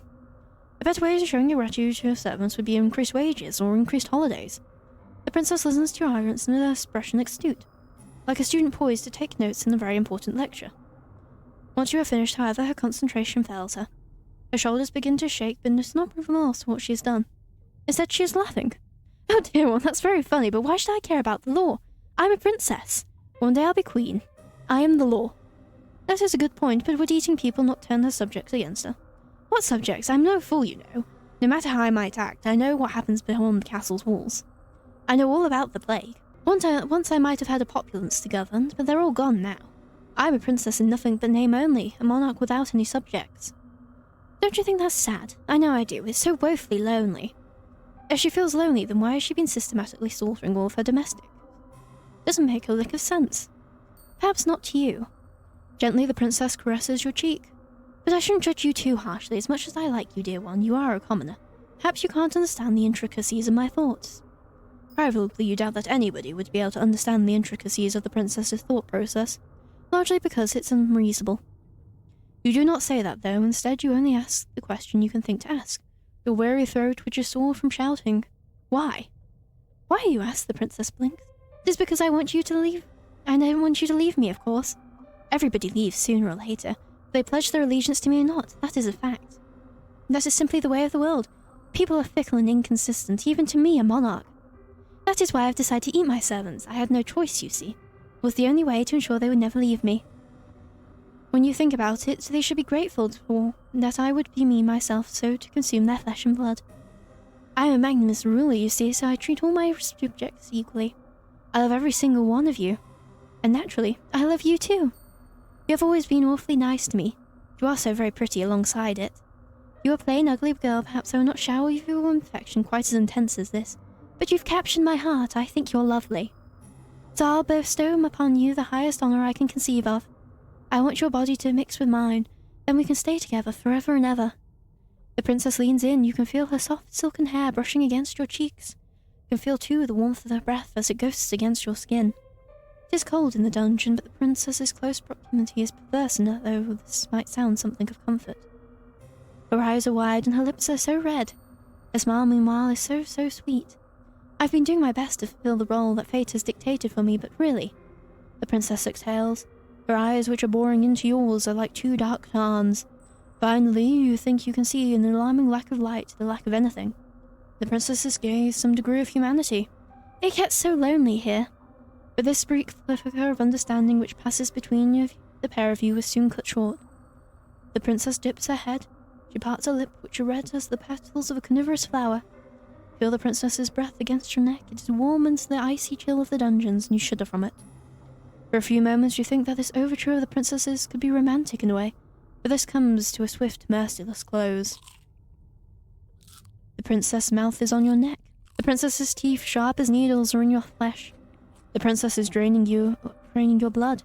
She is supping on it in great greedy goblets like a hungry animal, one who cannot truly comprehend the harm it is causing. Even as the princess sups from you, her arms twined around your waist, you find you cannot hate her. She is far too unworldly. You are sure as your consciousness begins to fade that the princess was being sincere when she first spoke of her past servants. This is simply the way the princess expresses her great love of hers, a love which is so very abundant it borders on the monstrous. It is a love you never thought that you would ever experience. This love is the princess's eclipse anything you had ever known before. It eclipses sanity, eclipses reason, eclipses all notions you might once have held had of right and wrong. The princess, as you know full well, does not care about such concepts. You've always possessed a stubborn core nestled beneath your weak-willed exterior, but the princess is even stubborner than you are. In the face of her love, you have met your match. The princess draws back desperately, you gasp for air, but she does not give you any quarter. Her red lips redder still with your blood, then she splits apart her jaw. Her teeth, which are impossibly inhumanely sharp, glint wickedly like knives. Then she tears out your throat. In front of your nightgown was once white once. Now it is red. There is so much blood you can smell it when you inhale, sharper than metal. It is so potent that you can taste it on your tongue. Try to inhale, but the task proves to be beyond you. What with the twin profundities, you have ruptured your skin. Your attempted breaths, when they escape your lips, sound like sad, sorry wheezes. Your whole body, meanwhile, feels as though it is on fire. You make for quite the sorry sight indeed. But you'll forgive me if my sympathy is limited. You did bring this upon yourself, you know. You reap what you sow, and in your case you made a series of bad decisions which led to your ultimate demise. Now what do you want to do? Will you accept this face of yours and rest in peace, or will you try to fight against it? That is a good answer, I must admit I like it. It is impressive how defiant you can be even in a situation as discomforting as this. Now, try not to cry, keep your chin up. This is but a minor setback in your story. Like all fair maidens, you are deserving of your own happy ending. You need only the strength to try and seek it out. Why don't we give this another go? Just try not to ensnare the hearts of any more monarchs, particularly those with unusual appetites. You are destined for a far higher purpose than being the entree, and there are far vastly more enjoyable ways to be eaten in this world. Your fate is once again in your hands. Now I wonder, which path will you take? What? Really? You're fine with being eaten alive in a dark and dingy dungeon and then being left to rot? Does not sound like a very satisfying ending to this particular narrative. But if that is what you want, then so be it. I do not mind indulging you. That is what I have always done after all, from the moment we first met. I have dedicated myself tirelessly to answering your wishes, and this is no different. Do not be so foolish to think, though, that you can escape me, even if your life's blood is mingled with that of the princess's. I am not going to relinquish my hold upon you that easily. Did pledge, how, after all, to remain by your side, come what will, fire or flood? I will never leave you. You will never be lonely again. Yes, I thought you might say that. Though you once summoned forth the courage to persevere despite the odds, your strength has begun to fail you. You are tired now, and this is more than you can endure. Being eaten alive, not just once, but twice, is more than any ordinary human could ever hope to endure. And you, though headstrong, are nothing more than a little girl. Why, you are so very slender, you might as well be a fair flower. I can see how wary you've become. But worry not. I will still be here for you, even though you might be bleeding out in a dark, dingy dungeon. I shall never leave you. We did make a contract after all. The world might have forsaken you, but I never will. I will never leave you. You will never be lonely again. So you want to go to the village? Good idea. Let us see what further trials await you there. This night is far from over, as much as you might have wished it was, and there is still much more to discover. I wonder what will happen next. You follow the path which leads to the village, supporting yourself on weary, aching limbs which feel ready at a moment's notice to snap at the knees and beneath the burden of your weight. The soles of your feet are screaming at you. You need to lie down and quickly. Your only hope as you continue to run is that you find yourself a suitable residence in which to rest at the village. You do not know what will await you at the village, but you have visions as you run of quaint, scenic settlement, all thatched cottages with sloping roofs. Surely there will be a kindly peasant who will be willing to put up a young runaway for a few nights. You can imagine too the face of this kindly peasant from the fairy tales you read in abundance as a small child. She'll be broad shoulders and ruddy faced, with dull brown hair crammed beneath a cap. Her arms will be sturdy for many years of washing clothes and milking cows, but she'll be kind to you and compassionate, just like a mother. You do not know what mothers are like. You hardly ever spoke to yours. You are only guessing. You are not a complete fool, however. Despite your tendency to daydream, you do have a few reservations. Peasants do not, as you know from your ferocious reading, have much money, nor do they have much food. It might be hard to convince a resident of the village, even the kindly washerwoman of your fantasies, to take in a complete stranger. Still, you must try. That is all you can do, really. So you run to the village and take some time before you finally emerge from the woods, but finally you manage it. How much time, you ask? I cannot answer. Did I not say that time had begun to lose all its meaning? The forest is behind you now, at least, and all its awful nightmares which dwelt within it. 'Tis still cold, though, and still foggy. 'Tis still dark, too. The sun has yet to rise. You can see the moon more clearly now, though, as it hangs above your head, round as any pearl or orb or crystal ball. The moonlight shines down upon the village nestled among the hills like a diorama. Hope anew bubbles within you. You have finally made it. Surely naught but your salvation awaits you. You follow the winding dirt path to the village, looking this way and that. Your hope that such a previous fragile thing soon begins to fade. The village up close does not look half as welcoming as you imagined. There are cottages, yes, but they are in a state of disrepair. There are holes in the roofs and holes in the windows. What is it about all the houses around here being shit? Most of the doors are tightly shut, but others are gaping open, the kitchens beyond them even darker than the night sky which surrounds you. There are no lights on in any of the windows, and neither can you see any people. Insomniacs like you at the time. You cannot hear anything, however, beyond the sound of your own footsteps and the lone, mournful sighing of the wind. The village is quite quiet, eerily so. It is immediately obvious, even to a naive girl such as yourself, that something terrible must have befallen this village. You know before you try your luck at winning the houses that nobody will answer you. There will be no kindly red-armed washerwoman to welcome you here, no matter how much you wish for it. But that does not stop you from wishing regardless. Your knuckles rapped smartly against the wooden doors, your efforts to improve, however, to be in vain. There is nobody here to hear your untruths. How very sad. You try another door and then another, but the result is the same regardless of how many doors you rap upon. Nobody answers you. How could they? There is nobody here. Once again you have found yourself all alone. At least you have found some dwelling in which you can rest your weary head. Will you utilize one of the cottages for your purpose? Nobody's here, you might as well. But no, an abandoned cottage is not what you are looking for. You would rather have companionship, would you not? Bravely you swallow your tears and wipe away your eyes with the back of your arm. In a well-practiced motion, then inhale. Square your shoulders, and you keep on going. Surely this village cannot be completely deserted. There must be one person here at the very least who can help you. That is what you are thinking as you resume your search. You flit from cottage to cottage with precious little to show of your determination until you make yet another discovery. This village with its squat thatched cottages bathed in the moon's glow has a church. I do not like that music, James. Well, of course it has a church. The villagers who once dwelt here were not godless heathens.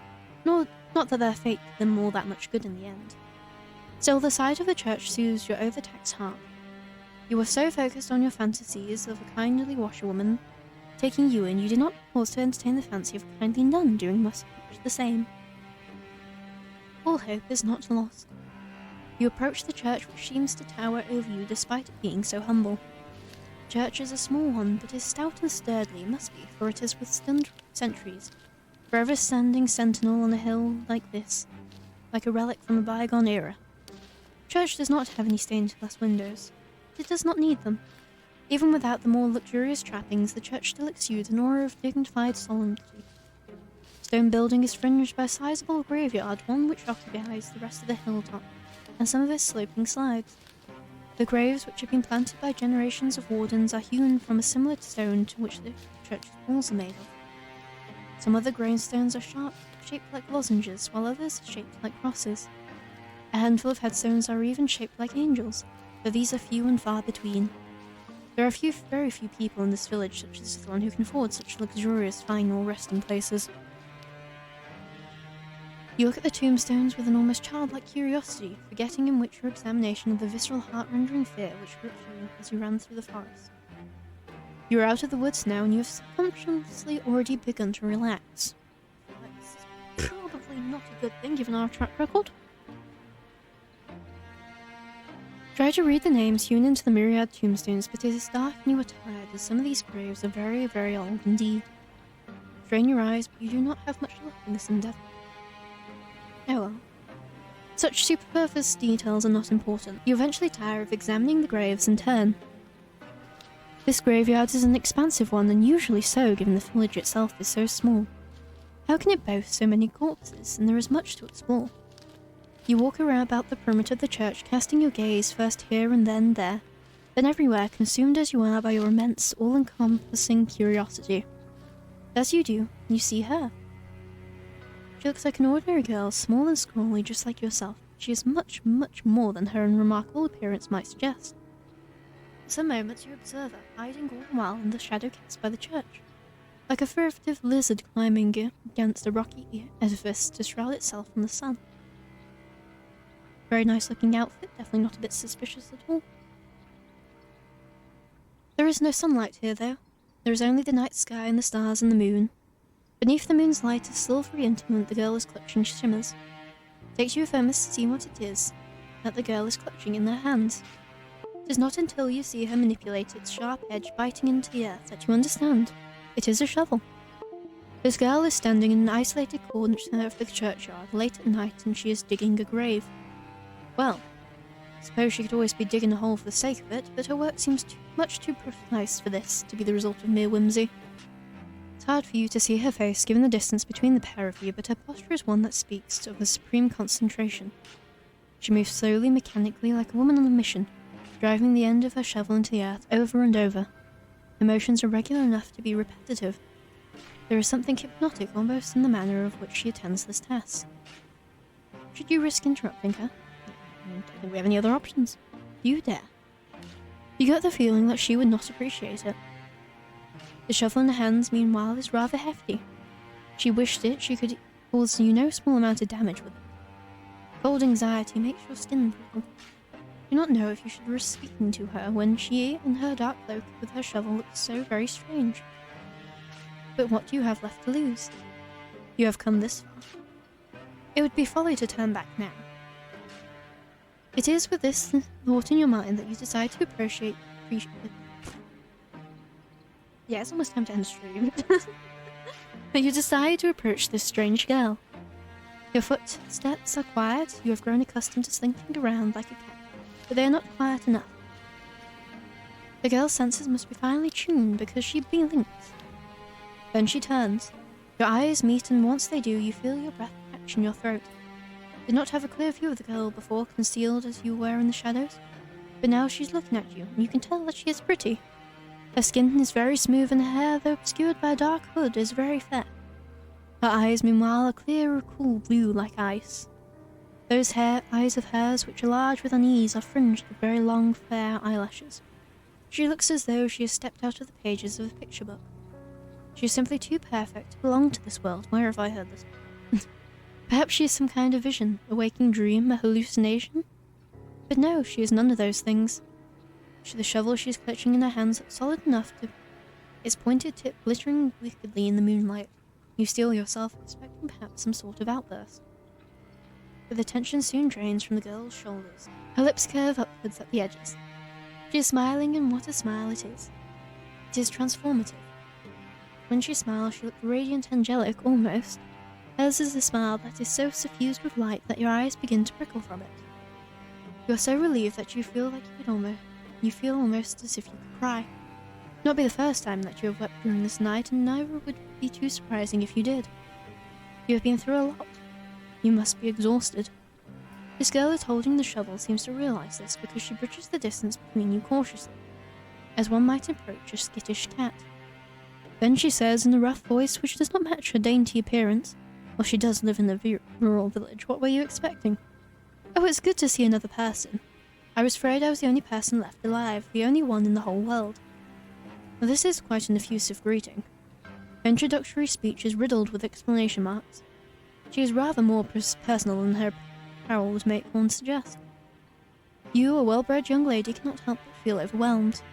It is your turn now to be on your guard. Anxiously observe the girl with her shovel and you ask her what she means. What happened? Oh, did you not know? There is an awful lot you do not know, so much in fact it would fill a whole encyclopedia. No, a whole library. You shake your head, ashamed at your ignorance, and the girl frowns. You mustn't be from around these parts. I guess I should have known. This village is a small one, and everybody knows everybody else. The girl's expression falls. At least they used to. Back when there were still people to know. This ain't the case now. Oh, not after the plague. There was a plague?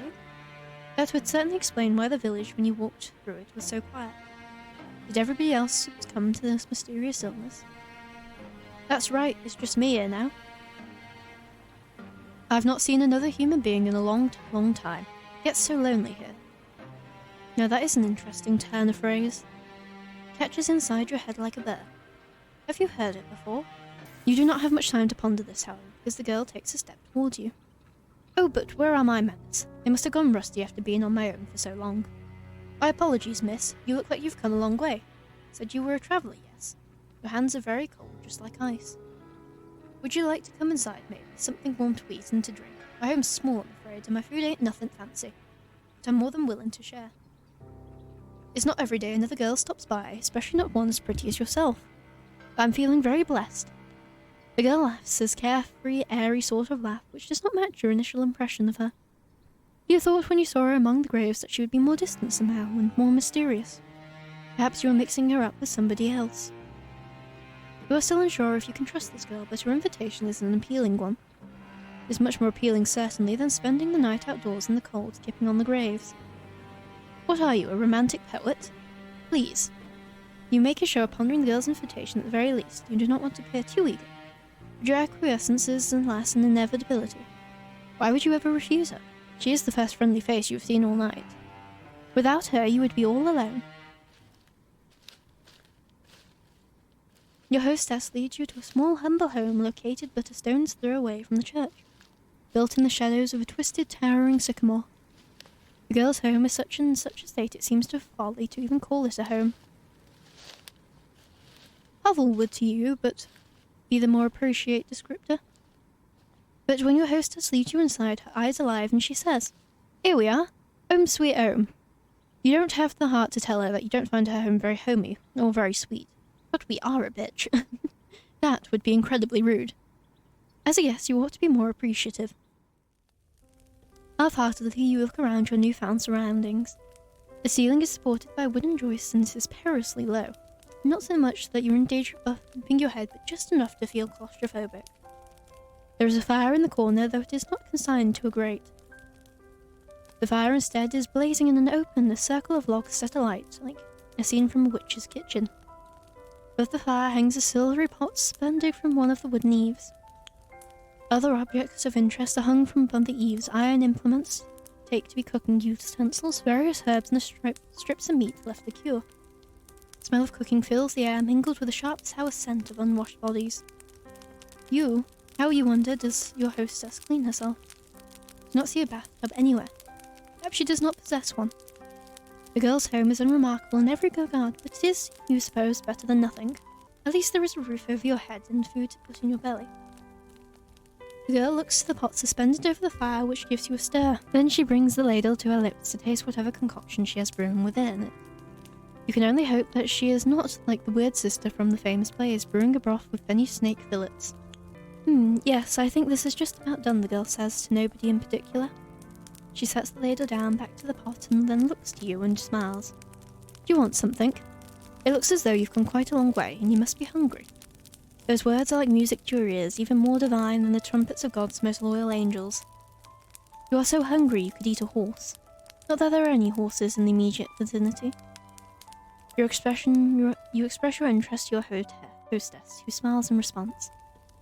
I thought you'd like the sound of that. Just give me a few moments.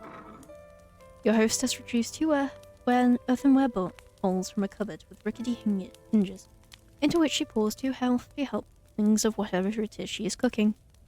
This she serves with bread, which is so hefty it could be used as a murder weapon. It's not much, I'm afraid. It's only soup and bread. Should take the edge off your appetite, though. You thank your hostess for her hospitality, your stomach rumbling all the while. The soup does not look like anything you would typically consume, but the soup's poor presentation does not dissuade you. It is true enough that people eat first with their eyes, but when one is hungry enough, one becomes obliging to eat almost anything. Why else do you think that people who are stranded upon desolate islands will resort to cannibalism? Humans are creatures of necessity. You like to wrap yourself up in pretensions, but in actuality you're not much better than animals. You are so hungry your stomach is achingly empty, that you certainly descend upon your food like an animal. Teeth glint like your sinus spleen, and soon you have consumed all of your hostess has offered you. Your hostess watches you while you eat, and she giggles once you have finished. Did you enjoy that? Oh. You catch your hostess gaze suddenly abashed. You're so hungry you fail to account for her judgment. Now you have some food in your belly though, and you have been suitably warmed, your old self-consciousness is returning. Did you not make a fool out of yourself? Do not want her to take it against you. Fortunately for you, have though, and your fragile your ego. Your hostess is not the judgmental sort. She is not like the girls you grew up with. Well, I'm glad you enjoyed it. It's nice to see my food being appreciated so heartily. I know I'm not the best, but I've been practicing for a long while. I used to cook for my father all the time, you see. This remark catches your attention. Quizzically, you look at your hostess, your abashment over your animalistic eating habits suspended. What happened to her father? It seems a grim thing to contemplate after having eaten, but... Didn't your hostess mention seeing something about a plague? Yes, your hostess says, her voice soft now. And serious, that's right. There was a plague. And what of the villagers? What of her father? They're all gone now. Gone? Yes, you see. Your hostess rearranges herself upon the chair, one slender leg folded over the other. Then she begins her tale in earnest. My family has a history. We've lived here for centuries by the church, so we can tend to the graveyard. Ah, so that abode is centuries old then. It would certainly explain the dirt. My father used to prepare bodies for burial back when he was alive. He built the coffins, he dug the graves, and he lowered the coffins into the dirt. I know it might sound like an awful job, but someone's got to do it, and there's no sense averting our eyes to death. Not when it happens to the best of us. It's a noble profession, one that's been handed down in our family for generations. My father's father was a gravedigger, and so was my father's father's father, and my father's father's father's father. Digging graves is in our blood. It's who we are. My, that was surprisingly pretty speech coming from a girl who lives in the countryside. A girl who is without much in the ways of an education. It's apparent, just to listen to her and the way she slurs her syllables together, that she never had any education lessons, not like you. There is a determination, however, to her and the pride in the genealogy which gives you her respectable aura. Not help but be impressed. So you ask your hostess, does that make her one in the long line of gravediggers?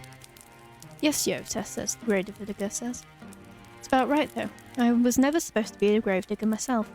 It's not a woman's profession, that's what everybody says. Father didn't mind that, though. He taught me everything he knew and then some. Might be a woman, but I've plenty of upper body strength. I can dig a grave just as well as my father could, without breaking a sweat. To the despair of my mother up in heaven, I'm sure. I'm sure if she was still alive, she'd be rather I focus on more feminine pursuits, like basket weaving or sewing, to better attract her to suit her. Not that it would do much good now. There's nobody around who caught me, not for miles and miles. What happened to my mother? She died when I was very young during childbirth. I was only 5 years old. Oh, well. You can relate to her at least upon this point. Your parents are not dead, at least as far as you are aware, but you have not seen them in an awfully long time. They sent you away as soon as you were old enough, and they never once bothered to check up on you. For many years there have been no letters nor any visits. You offer the gravedigger your condolences. Do not know if they will be any help, but you feel like you cannot say nothing. That would seem heartless. The gravedigger, however, does not seem too upset by this turn of events because she smiles, albeit somberly. It's alright, it was ages ago. Don't remember her too well, and I've never really had the luxury of sitting around and feeling sorry for myself. I had too much work to do. Around the house, you ask? That too. I was the oldest child, so it was my job, till my mother died, to manage all the sweeping and the cooking, and looking after all my siblings too. You blink intrigued, then glance around your hostess's humble lodgings. Do not see any siblings in the immediate vicinity. Where could they be? The gravedigger must have noticed your roving eyes. You're not exactly subtle. She shakes her head. I had siblings, 2 younger brothers. They're both gone now. Oh. Should have known. You apologize to the gravedigger for your lack of tact, but she does not seem upset by this faux pas. Don't apologize, not your fault. Our brothers weren't long for this world anyway. The younger seed died when he was still a babe, and the older seed died before he'd reached double digits. I was upset about it at the time, of course, but I've come to terms with it. Life's a fleeting thing in this wicked old world. There's something you learn in this grave. Digging graves, I mean. I've dug graves for the elderly and the infirm, but I've also dug graves for young babes still in their swaddling cloths. That's the nature of death that comes for all of us in the end, no matter how old we are, no matter how much money we have, no matter how good or bad we've been. It's the great equalizer. Or so I've heard. A chill creeps down your spine as you listen to your hostess's speech. She is not wrong, but the inherent morality of all humankind is not something you wish to contemplate. It's too disturbing. The longest times my family was a small one.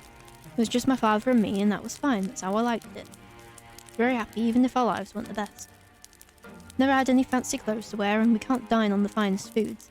Grand scheme of things, we ain't anything that special, but I've always felt otherwise. Thought that I was blessed.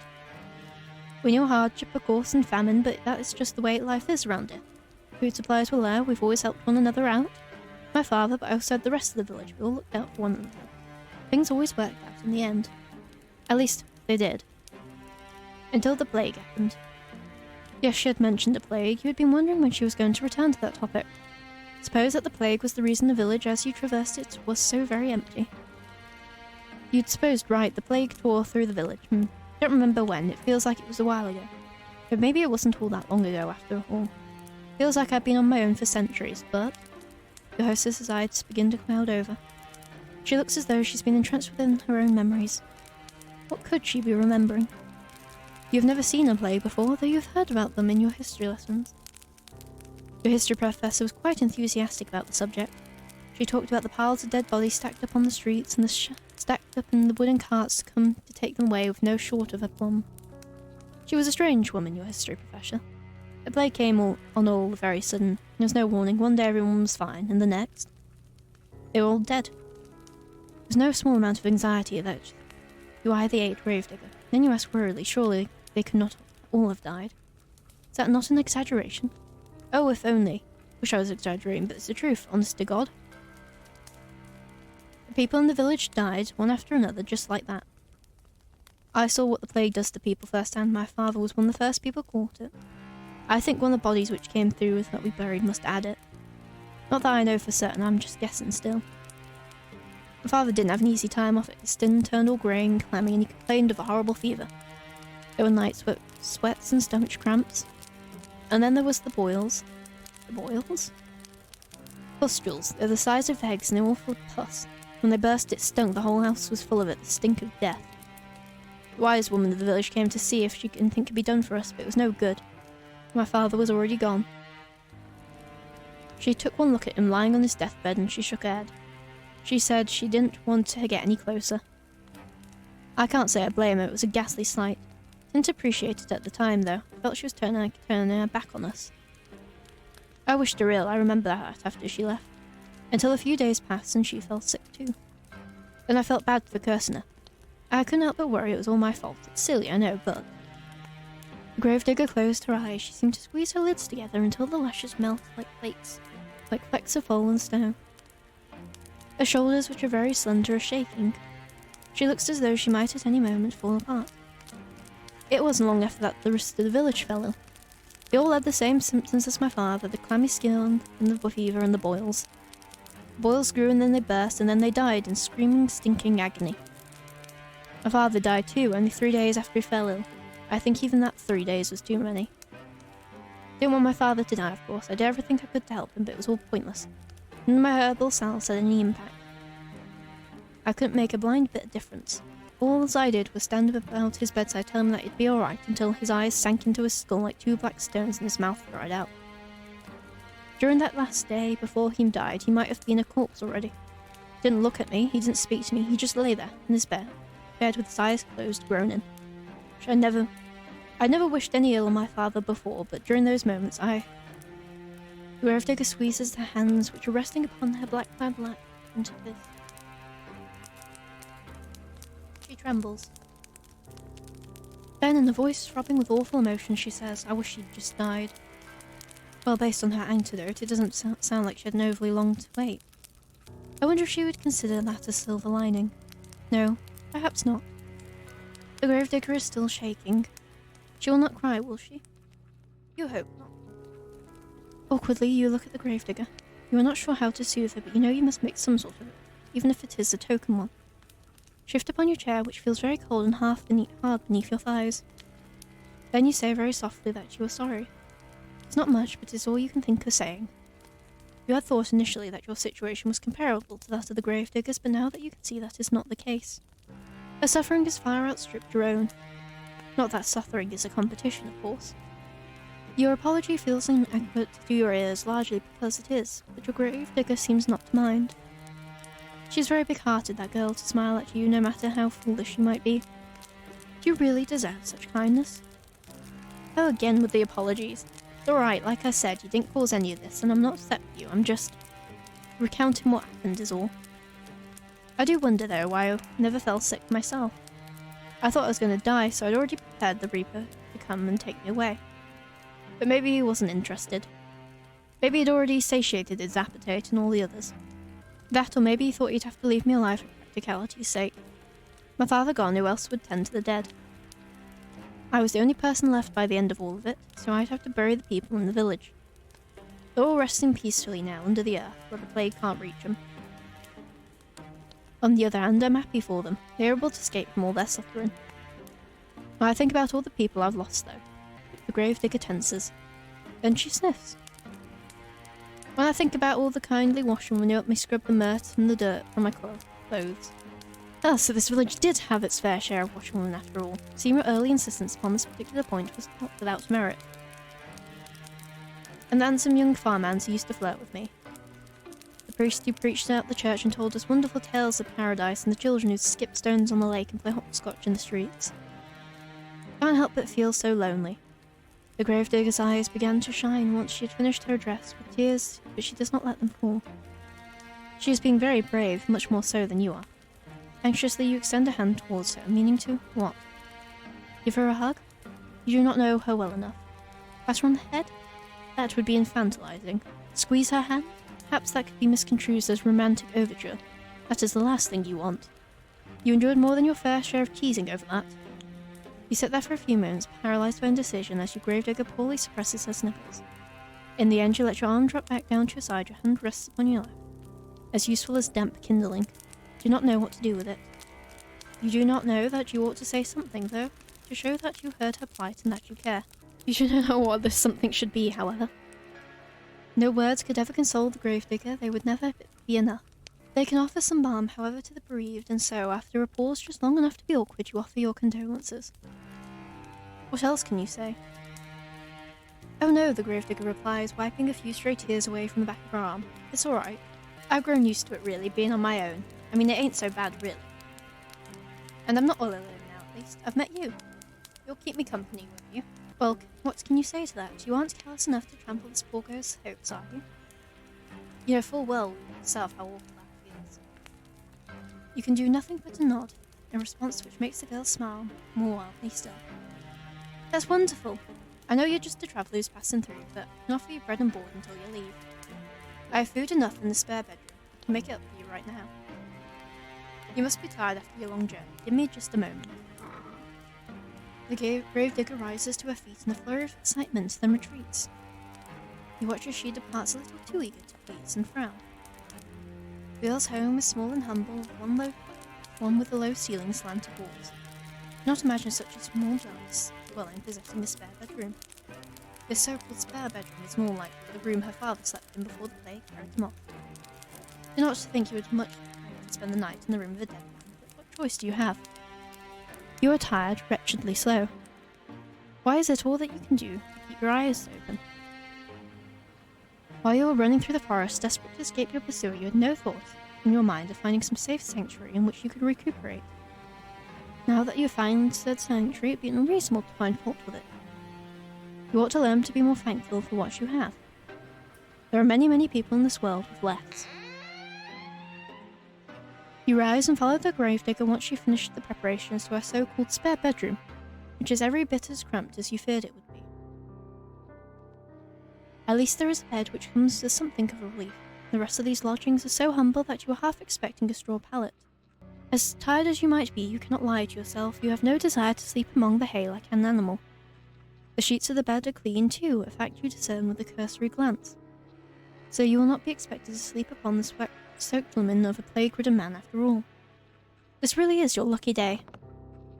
I got you this too, the gravedigger says, somewhat shyly as she hands you a folded gown. To sleep in. I thought it might come in handy. Your own clothes are a little shabby. She can say that again. Your skirt is covered in mud, and her hem is torn and ragged.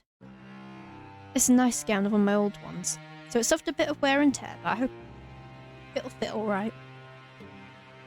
It's clean if nothing else. You accept the nightgown from your benefactress with words of thanks. You want to sound appropriately appreciative, but you cannot mask your fatigue. Weariness overcomes you when you yawn, a fact the gravedigger does not fail to notice. Oh, begging your pardon, I don't want to keep you up. Be making myself scarce if you need anything, though. Don't hesitate to ask, I'll be happy to help.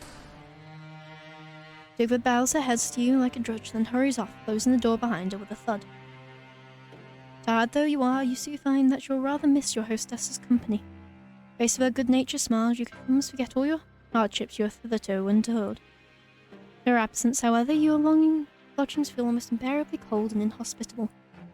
Express a shudder, then unclothe yourself. You work as quickly as you are able to, but your fingers are cold and you fumble with the buttons of your blouse. It takes you more time than you would like to complete this endeavour, but you soon have your shirt and skirt dispensed with. You are too tired to fold them neatly, so you do not bother to fold them at all. Instead, you cast them carelessly upon the floor as the sign to the sulky child, then put on your new nightgown. Your hostess's early warnings were apt enough. It is quite worn, but it fits well enough. It's more comfortable at least than your old uniform. You have endured worse. Newly dressed and ready for bed, you loosen your hair from your braids and settle down among the sheets.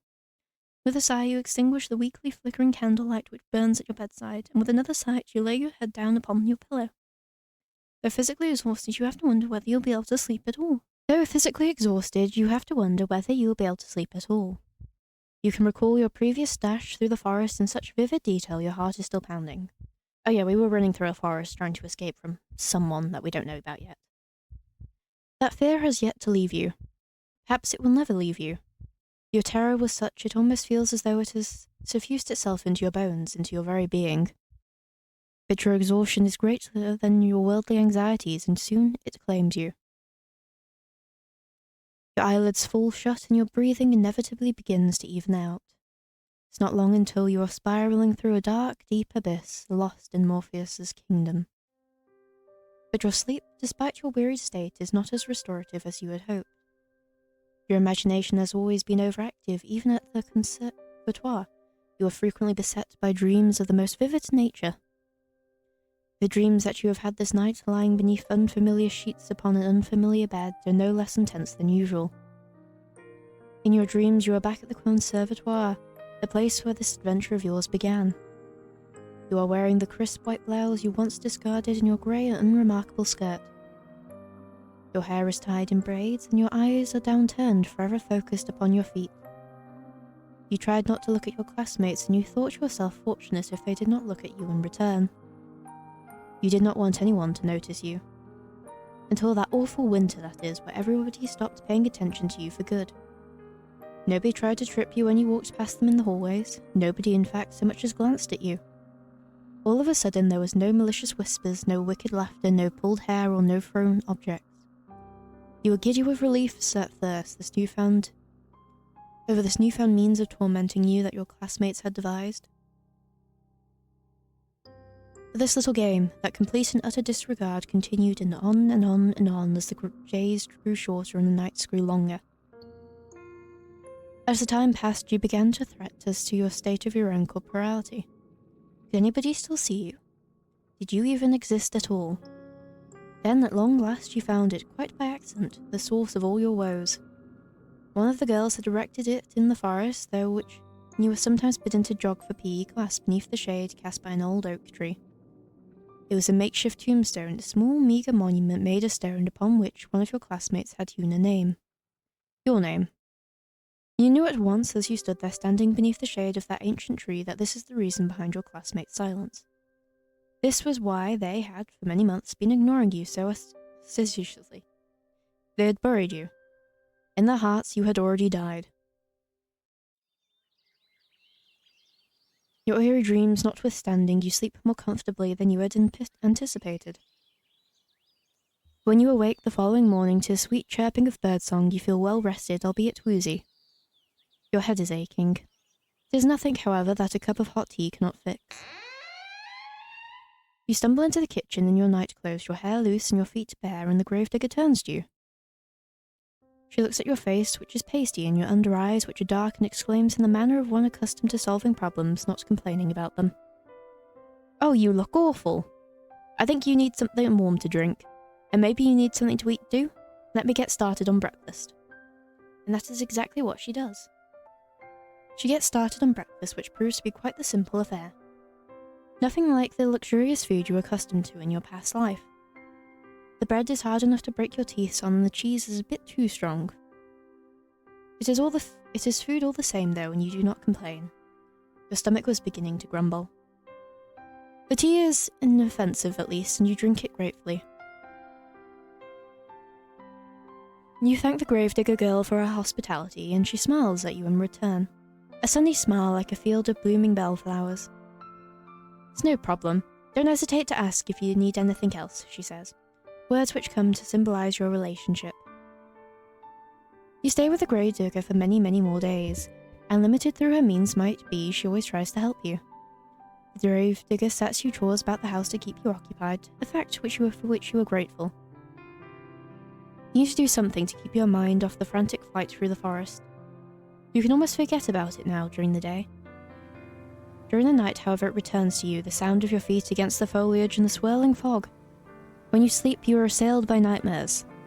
Sometimes you awake after midnight, the sheets twisted around your body, your mouth gaping open in paroxysm of terror.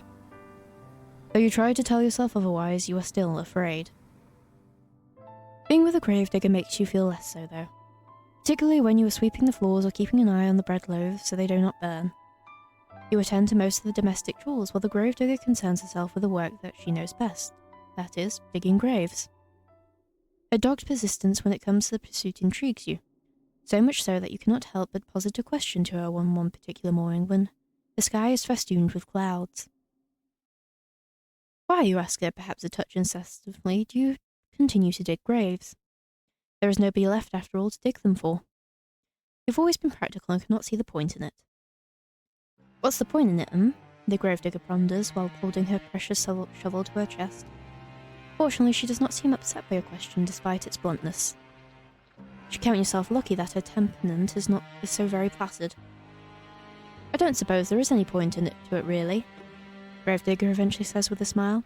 "I know it doesn't have any practical purpose, but, well, digging graves is what my father did. He showed me how to do it, so I should continue his legacy. My father wanted to keep our family tradition going. And I suppose I want to do the same. That's all there is to it, really." That's all, is it? You think you can understand that? Though your companion's actions might appear to be illogical, there's a kernel of reason nestled amongst them. As she does not dig graves out of any sense of purpose, she does it instead out of sentiment. Besides, I have to do something to keep myself busy, don't I? If I spent all my days idling on my own, I think I'd go mad. The gravedigger laughs at this, and you, as though the prospect of her own madness is amusing.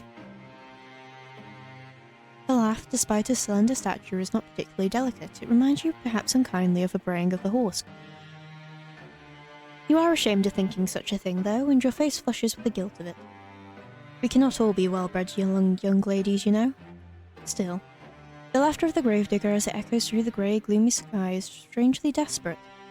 It sounds forced. Her smile, too, is a touch unnatural, the rictus grin of a corpse. You find it, despite your attempts to return her laughter with a polite giggle, that you cannot help but pity her. You retreat indoors briefly after your talk with the gravedigger, then set about some simple chores. The gravedigger trusts you well enough to manage sweeping the floor, a task that does not take particularly long, and preparing of the meals, a task which takes slightly longer. It is not until much later, however, once the sun has already sunk beneath the horizon and the moon is high in the sky, that the gravedigger returns from the outdoors. She is windsapped after many hours spent exposed to the elements, and there is dirt caked beneath her fingernails. The gravedigger removes her cloak, which she hangs by the door, and then looks to the pot suspended over the fire, a fire which she stoked with your own bare hands. Scent of cooking food, that of garlic and onions, fills the air, suffusing the interior of the kitchen in a homey aroma which makes your stomach rumble. Taking stock of this, the gravedigger smiles at you, a toothy smile which, despite her status as a lowly peasant, is surprisingly clean and bright and white. Thank you so much, dear one. There's nothing like returning home after a hard day's work to find dinner already prepared. Now let me give it a test. The gravedigger dips her spoon into the soup and brings it to her lips. She blows upon it. Then she places the spoon into her mouth, the wooden utensil clacking against her teeth. You observe this with a touch of anxiety. Will she like the food which you have prepared for her? You have cooked for her before in the past, and she always is very complimentary of your efforts. Cooking is not your forte, however. You never had to concern yourself with it really, growing up in relative comfort as you did. You think that you enjoy this rural, rustic mode of existence more than you did the privileges of your past life. At least now, with the gravedigger, you have a steadfast friend, a staunch ally. When you are with her, you are not alone, and that is worth its weight in gold. The gravedigger explains after drawing the spoon from her lips. Her bright smile, guileless as one, it's delicious. Your face flushes at this compliment. You are unaccustomed to receiving them, and it makes you feel good. Shyly, you ask the gravedigger if she truly meant that, very much makes the gravedigger smile. Of course I mean it. Become quite good at cooking, really. That is a relief. You were not very good at all of this cooking malarkey in the beginning. Did not know how to handle a knife, nor how to peel a vegetable, and you cut yourself more than once. You bled into the soup on several occasions, but never once did you throw the sullied soup out. The gravedigger lives a humble existence, and she cannot afford to waste her precious ingredients. Your soups during your stay have all been seasoned with the slightest hint of iron. Today's soup, however, is a marked step above all the rest. Did not cut yourself with a knife even once. Maybe your companion's compliments are not empty fluff. Maybe you really are improving. This soup should be ready to serve. I have some bread too. That we can eat it with, but oh, I should brew some tea too, let me. Ah yes, the tea. You knew that you were forgetting something. You were so focused on the soup it must have slipped your mind. Your face flushes yet again at this oversight, and you shyly offer to correct it. The gravedigger, however, waves your request aside. No, it's alright. You made the dinner, so I'll brew the tea. It's only fair, and it won't take all that long. Would you mind serving up the soup while I'm busy? Of course you would not mind. You enjoy making yourself useful. For a lady, you are awfully domestic. You work alongside the gravedigger to finish your nightly meal, and together you serve it. Soup and bread alongside 2 cups of piping hot tea prepared by your hostess's own hand. You sit together at the table, then partake in a simple fare. After saying grace. Soup really is quite good, despite it being made from only the most commonplace of ingredients. There is a bit of a kick to it, and it warms you up from the inside out. The tea, meanwhile, is very soothing, so much so it makes you feel rather sleepy. We'd like to sit with the gravedigger for a while longer and tell stories, as you have sometimes in the past, that or play cards. The nights are long, and there is no better way to pass them than by spending time with her. Games of Old Maid, alas, will have to wait. You are too tired for it. Do not know what has happened, but after consuming your victuals, you feel utterly fatigued. You explain your predicament to the gravedigger between your yawns, and she nods in response. That's all right. You don't need to stay up with me. Not if you ain't up to it. You should head off to bed and rest that pretty head of yours. Not to think you are particularly pretty, but you presume that the gravedigger is just regurgitating a phrase to you. She does not truly mean it. How could she? She is far prettier than you are. You thank the gravedigger for her understanding, and then rise from the table. You retreat to the spare bedroom on trembling legs, then change out of your clothes. You have only just slid into your nightgown when you hear the rapping of knuckles upon your door, light and unobtrusive. The rapping could, of course, belong to but one person. It is the gravedigger coming to check up on you. I'm sorry, the gravedigger says, her voice soft. But you rushed to your room so soon after eating, I couldn't help but worry about you. Do you mind if I took a look at you? I just want to see if you're alright. The gravedigger is trying to keep her voice steady, but you can hear it is wavering regardless. She really does sound concerned, so much so she could very well be on the brink of tears. You do not want her to cry for you. You would feel horribly guilty if you upset her, even inadvertently, given all that she has done for you. You bid the gravedigger entry into your room, therefore, without further delay, an invitation she hastens to take. Door swings inwards with a creak, and there your hostess stands, still attired in black. Her clothes are stark contrast to your pure white, well, off-white, nightgown. The gravedigger looks at you seated in bed with your head freed from your usual braids and exhales. Is that relief, you wonder, playing about her face? But why? What was she expecting to see exactly before entering your bedchamber? Thank you for letting me in, the gravedigger says, toying with her fingers. How do you feel? Not too terrible, you reassure her. There are no particular problems with your health, you just feel tired. You're sure you're not sick? Your face does look a bit pale. There would be nothing out of the norm, you are always pale. True. Now, is there anything I can do for you? Would you like something warm to drink, or maybe a hot brick to place in your bed? It should keep you warm. You appreciate your hostess's thoughtfulness, but you reassure her that this won't be necessary. You'll be fine. I hope so. I thought about my father too before the gravedigger begins. Her voice soon trails off. She has not finished that thought. She doesn't need to. You know now what she is thinking of before she entered your bedroom. Cold, clammy skin, a sweating brow, rank, oozing pustules. You think upon these symptoms, which are eerily similar to those recounted during the Great Plague which once beset your own country, and you shudder. If you don't want anything, then I'll be on my way, the gravedigger says. But before that... This was just fancy on my part, but I was wondering, would you mind if I brushed your hair for a little while? Your hair? That's right. It's such a pretty shade of red, is all I just thought. Well, it's just a fancy, really. You don't have to let me, not if you don't want to, but I thought it might help you relax if you're feeling under the weather. I've heard it's supposed to be soothing. That is what the gravedigger says, but you have a distinct feeling that she is the one looking for solace here. She's not quite so selfless, perhaps, as she would like you to think. But she has been so very good to you, and has done so very much for you, then, that you do not want to begrudge her with a small self-indulgence. You rather think she deserves it. You agree with therefore to her request, and upon doing so, you are certain you have made the right choice. The hostess's face lights up immediately in a manner which makes you blush. Oh, thank you, it'd be my honour. Now let me fetch my brush. The gravedigger retreats from your room in a hurry, but returns soon thereafter, holding in her right hand the promised brush.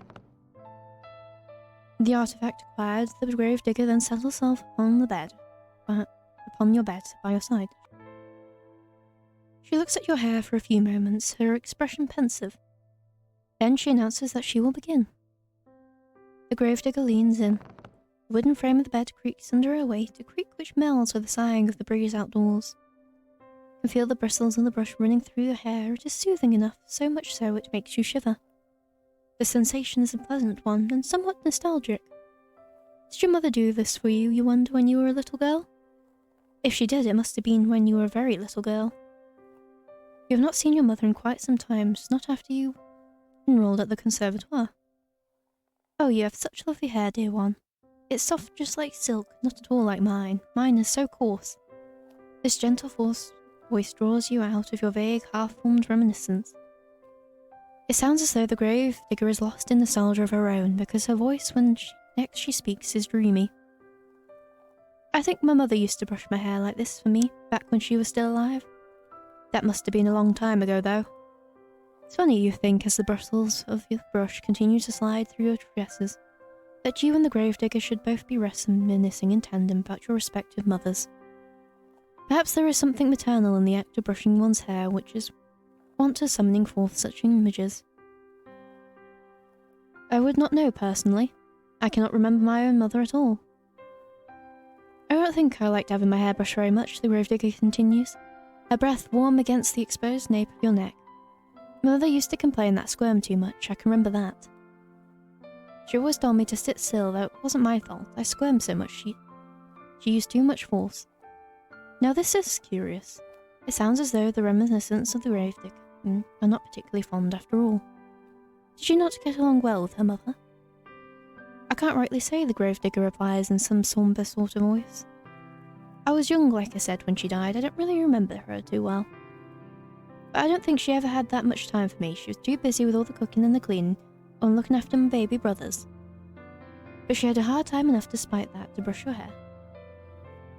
She did what she felt she had to make me look presentable. That it really worked. I wasn't like the other girls in the village, you see. They liked to sit indoors with their mothers, and so I always loved the outdoors. My father said I inherited that from him. Ruefully, the gravedigger smiled, not that you can see it with your back facing her. My mother said I wasn't very, amazingly. She didn't like that I always trapezed outside after my father, watching as he dug graves. She said it wasn't appropriate, like I was some sort of princess wearing a fine dress. The gravedigger snorts. I used to get a bit muddy, yes, and maybe I did get burrs on my clothes and knots in my hair, but it shouldn't have mattered. It's not like I ever had any hopes of marrying a prince, no matter what my mother said. But still, she hoped she had a lot of hopes, my mother. I hopes. I think she might have resented my father, maybe, for working such a menial job. Her profession is an honest one, but it never made much money. I think my mother was hoping for fine jewels and dresses and... I don't know. She always had ideas. Her head was full of fairy tales. It was a shame, I suppose, that her reality didn't match up to what she wanted. I didn't match up to what she wanted. The bitterness in your friend's voice is unmistakable, so much so you want to console her. What would you say to her, though? You never met your companion's mother. You never will either. Her cold, inert body has been lying in the graveyard, buried beneath a tombstone for over a decade. You have no way of ascertaining whether your companion's mother truly cared for her. You do have intelligence enough to understand that poorly thought-out condolences can cause more harm than good.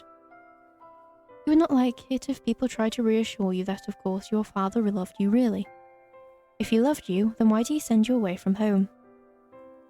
Why did he never send you any letters? You know he was worried about his finances. That seems a poor excuse to pretend that his only daughter didn't exist. As for your own mother, meanwhile, she was nice, at least you think she was, but she was woefully ineffectual. Though she was only an adult, she always cleaved before your father's judgment. You think that she was afraid of him. You do not try to tell the gravedigger, therefore, that her mother loved her, that she must have done, else she would not have given birth to her. Instead, you sit there, letting the brush run through your hair, and you say quietly that you understand. Sometimes you feel like a disappointment to yourself. Well, the gravedigger says after a pause, I'm glad I'm not the only one. I guess it happens to all of us. You guess so. Parents are only people after all. While one hope one's parents would be kind and attentive, they too can fall victim to caprices of their own. Just because one has brought a child into this world does not mean that one will be able to take care of it properly. Not all parents are responsible, just as not all people are responsible. It is a painful subject. Oh well, it's alright if my mother never liked me, or even if she never loved me. I know my father did, and that's all that matters. He was always there for me, no matter what. Your companion voice catches in her throat. She winces. At least, until he wasn't. He died, and I didn't have to do a thing to help him. Your companion's shoulders are beginning to shake.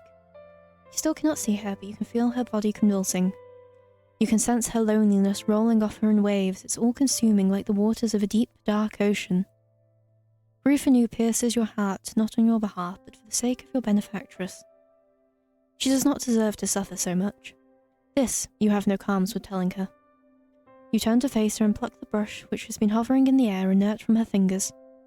Then you let her know that her father's death was not her fault. What could she have done? She could not have cured his illness. I know, but I can't help but think, what if I keep racking my head over and over trying to come up with something? But I can't think of anything, and even if I could, it's too late. He's already dead. He's dead and buried. I buried him, and now I'm all alone. She might have been alone, you tell the gravedigger, but she isn't now. Not anymore. How can she when you are right there? I know that, and I'm grateful, but I don't know if I deserve it. Why would she not deserve your company? You do not understand. Because I couldn't do nothing for nobody. My father always looked out for me when I was a little girl, but when he needed me the most, I failed him. I failed everyone. All the villagers, all my friends, all died. What would I do if the same thing happened to you? I don't think I could bear it. I don't want you getting sick too, not when I care about you so much. I thought I'd gotten used to being all on my own, but now that you're here, it's making me worry all over again. And worry so much I can't sleep from it. I'm scared. Your companion's voice catches in her throat. Then she collapses in on herself. She leans forwards, her arms around you, arms wound around her middle as if to steady herself, and she cries. She cries and she cries and she cries. For a few moments, you look at the gravedigger, unsure of what to do. Her pale face, streaked with silvery tears, seems to flicker in the candlelight. Her shoulders, which seem too self-under to bear the cumulative weight of it all her sorrows she has endured, are shaking. Your fatigue continues to cling to you as insistent as the fog which rolls amongst the tombstones in the graveyard at night. You are not so very tired, however, that you cannot offer your hostess some comfort. You do not know what you can say to console, though you feel too worried to think of some pretty sophisms. But there is something you can think of. You would not typically be so bold, of course, but you are tired enough for once to throw caution to the wind. This, that, and the tears of the gravedigger are awfully arresting. You open your eyes, and before the gravedigger can pass comment, you pull her into your chest. Oh. A soft exclamation escapes the lips of the gravedigger, quieter than the sound of the wintry snow as it brushes the ground. Then, there is nothing. The gravedigger is stiff in your arms for a few moments, like the corpse she and her father used to seal away inside the wooden coffins. She's all wide-eyed and awkward, pointed elbows, tears still coursing down her pale cheeks. You worry briefly as you hold her that perhaps you made a mistake. Were your attempts at consoling her too clumsy? You would not know. You have never been in a situation like this before. You have never consoled any friends before because you've never had any friends to console. It is not so now, however. You are as far away as you can be from your own life as it is possible to be, and the gravedigger does not curse you for your impudence. Neither does she try to squirm away from you. Instead, she sits there, still as a statue, cradled in your arms. Oh, I'm very sorry to show you something so embarrassing. Just, I get so lonely sometimes. Until at long last, with a breathy sob, she lets the full weight of her body fall against yours. You run your hands through your sobbing companion's shoulder blades and her back. Gently you soothe her. Tell her that she does not need to apologize. There is no shame in crying. You hug her for many, many minutes while she sobs against your chest, wetting the front of your nightgown. No further words pass between you that night, but they do not need to. Words are irrelevant in a moment as tender as this, shared between two souls who have come to understand one another through mutual loneliness. You slide beneath your sheets, you still feel exhausted, and the gravedigger joins you without asking for permission. It would be an unnecessary piece of politeness, really, given your acceptance is all but assured. You have already accepted the gravedigger after all, every single inch of her. You have accepted her hospitality. You have accepted her food. Now you are accepting her company. You arrange yourself beneath the sheets, then draw her body to yours. The gravedigger has not yet changed into her nightwear. Her clothes will be horribly rumpled when she wakes from the following morning, her head resting against your chest. But tomorrow has ceased to matter. It no longer exists.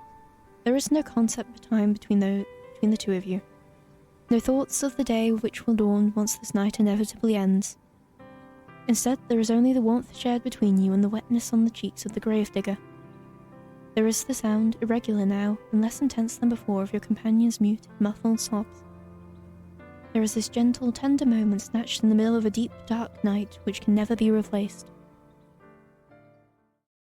Your eyelids feel heavy as though weighted down with stones. They droop inexplicably downwards, pulling you like a drowning maiden into the dark, impenetrable bliss of slumber. You yawn, and then you fall asleep, cozied up beside the gravedigger like two cats in a basket. You sleep and you sleep and you sleep more deeply than you have allowed yourself in quite some time. But when you awake, you find yourself you are no longer in the bed upon which you slept, shrouded by sheets. The gravedigger, too, is nowhere to be seen. Instead, you are quite alone, lying by yourself in the dark. You blink, but your surroundings do not become any clearer. It is the middle of the night. Perhaps you are roused from your slumber by the desire to relieve yourself, or else to slake your thirst. Your sleep has been awfully disordered as of late, and the smallest amount of noise might have been enough to disturb you.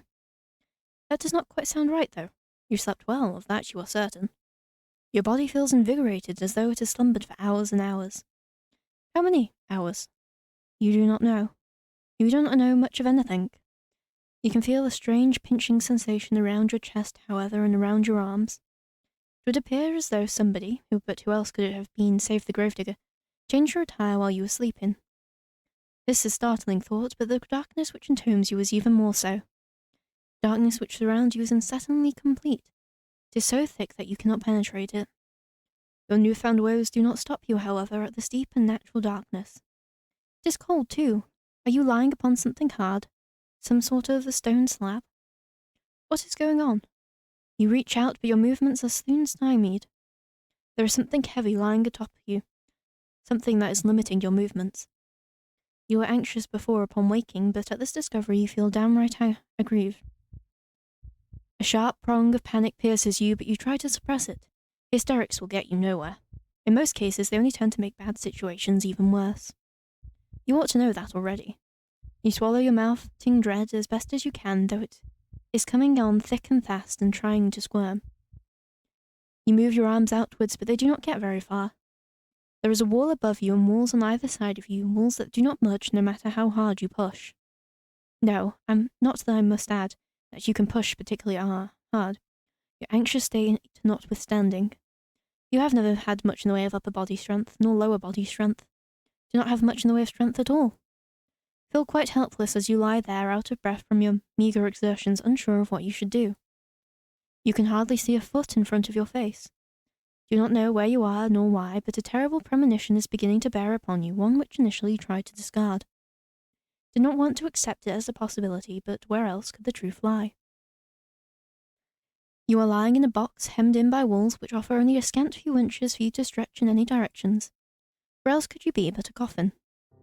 The moment you allow yourself to ponder this awful reality is the moment you hear it, the irregular sound of drumming. It's as though somebody, though you must be very large some is tapping their fingertips upon the lid of your coffin. That, or it is raining. It is not the fingers of a giantess, though, which disturb you, nor is it the falling of rain. It is dirt. The sound continues on and on as though it is drilling its way inside your skull. It is relentless. It is merciless. Like the ticking of a great celestial clock, it cannot be stopped. Your time is almost running out. But you knew that already, didn't you, when you were running through the forest? You ought to have known, silly thing, that you cannot outpace your destiny forever. Sooner or later it would catch up with you. You are stubborn, though, and you do not want to accept this. Not content to simply lie there, you cry out. You cry out not for your parents, whom you hardly knew, nor for your school friends, for you never had any. Instead, you cry out for your new companion, the girl whom with you've been living and with whom you've shared one precious, cherished moment. You cry out for the gravedigger. Surely this is some manner of mistake. Once she realizes that you are in fact entombed in one of the coffins she is currently filling, but who else would be moving the dirt above you? She will cease her operations at once. She will pull you out of the darkness back into the world of living, and then she will hold you close. She will embrace you. She cannot mean to cause you any harm, not when she was so good to you, so kind. Why would she bury you? You cry to her so loudly you fear your vocal cords might tear, all banging against the roof of your compact prison. You cry desperately, helplessly, and to your relief your cries do not fall upon deaf ears. The sound of falling soil stops, albeit briefly. Then, you hear a voice. The voice is very faint, giving it being filtered through your coffin's sturdy lid, but you recognize it. So you're awake then, are you, dear one? The gravedigger says. She sighs. Then she says in a perplexed sort of voice, Now that is a pickle. I was hoping you'd be asleep a couple more hours, so the last time we spoke could have been on better terms. You keep screaming like that, I'm going to feel bad. Your companion's words, though distant, are unmistakable. You are so tense, you are attuned to every single syllable of each of them, makes you gasp. Was this not a mistake, then? Does she truly mean to bury you alive? You posit this question to the gravedigger as best you can, trying to keep the tremors from your voice as you do. Perhaps you think it's in your optimism that if you do not let her know how afraid you are, she will reward you for your bravery and let you go. If this is what you are hoping, though, it is in vain. That's right, you really do catch on quick. So it would appear she really had committed to the task of burying you. What an unfortunate turn of events. Why, though, would she do such a thing? You thought that she was your friend. We are friends, the gravedigger says, her voice still worryingly offhand, worryingly empty. I'm very fond of you. There's nobody dearer to me than you. I've had a really good time with you these last few. How long has it been again? I don't remember. Neither do you. Well, if this is the little detail that slipped both your minds, it can't be all that important. You have other things to worry about now. If you really are friends, you say to the gravedigger, then what does she hope to gain by burying you? You do not understand, but you understand her reply even less. Well, here's the thing, the gravedigger says in a reasonable sort of voice, as though burying somebody alive could ever be thought of as a reasonable action. I've been digging graves for a long time, you see. You cannot see, it is too dark, but you affirm that you do, all the same. Well, I was digging all these graves, but I've never had anyone to put in them. Not for ages, it was rather sad. You think you know where this train of logic, twisted though it is, might be going, so you do not interrupt her. You know no good would come of it. All you can do for the present is lie there and listen. I was thinking I'd never find another person to bury in this godforsaken village, not after the plague messed everything up. I was getting desperate. Until you came along, that is. Now that I have somebody I can bury, I'm not going to let the opportunity pass me by. I'm sorry, but this is part of my job. It's what my father taught me to do. It's all I know how to do. I buried my mother, and I buried my father, and I buried all my friends. Now I'm getting to bury you too. It is sound logic in a sense, as the daughter of a gravedigger digging graves is her job. But something about it rankles you. If only you could put your finger on it. Ah yes. There is a bit of a flaw in her reasoning, is there not? You are not dead after all. You might not be dead now, the gravedigger says in response to your ingenuity, but you will be if given enough time. I mean, everybody else I have ever known's died used to say you wouldn't be next. It seems rather more likely that you will die, and quickly, if she persists with her poorly thought out plan to bury you. Your coffin is not very large, it affords you precious little space. Eventually, if trapped within it for long enough, you will run out of oxygen, and then you will suffocate. That, or you will starve to death. Either way, your demise will be a slow, painful one. You're unsure which death would be worse, though, given how precarious your situation is. You do not wish to expend the necessary energy needed to ponder it. You need to plead with the gravedigger and quickly, while she is still here. You tell her tearfully that you would not leave her. Why would you? You try to sound as convincing as your disordered nerves will allow, but the gravedigger remains unmoved. You say that, she says. But how can I tell you not that you're telling the truth? I thought you said you were a traveller.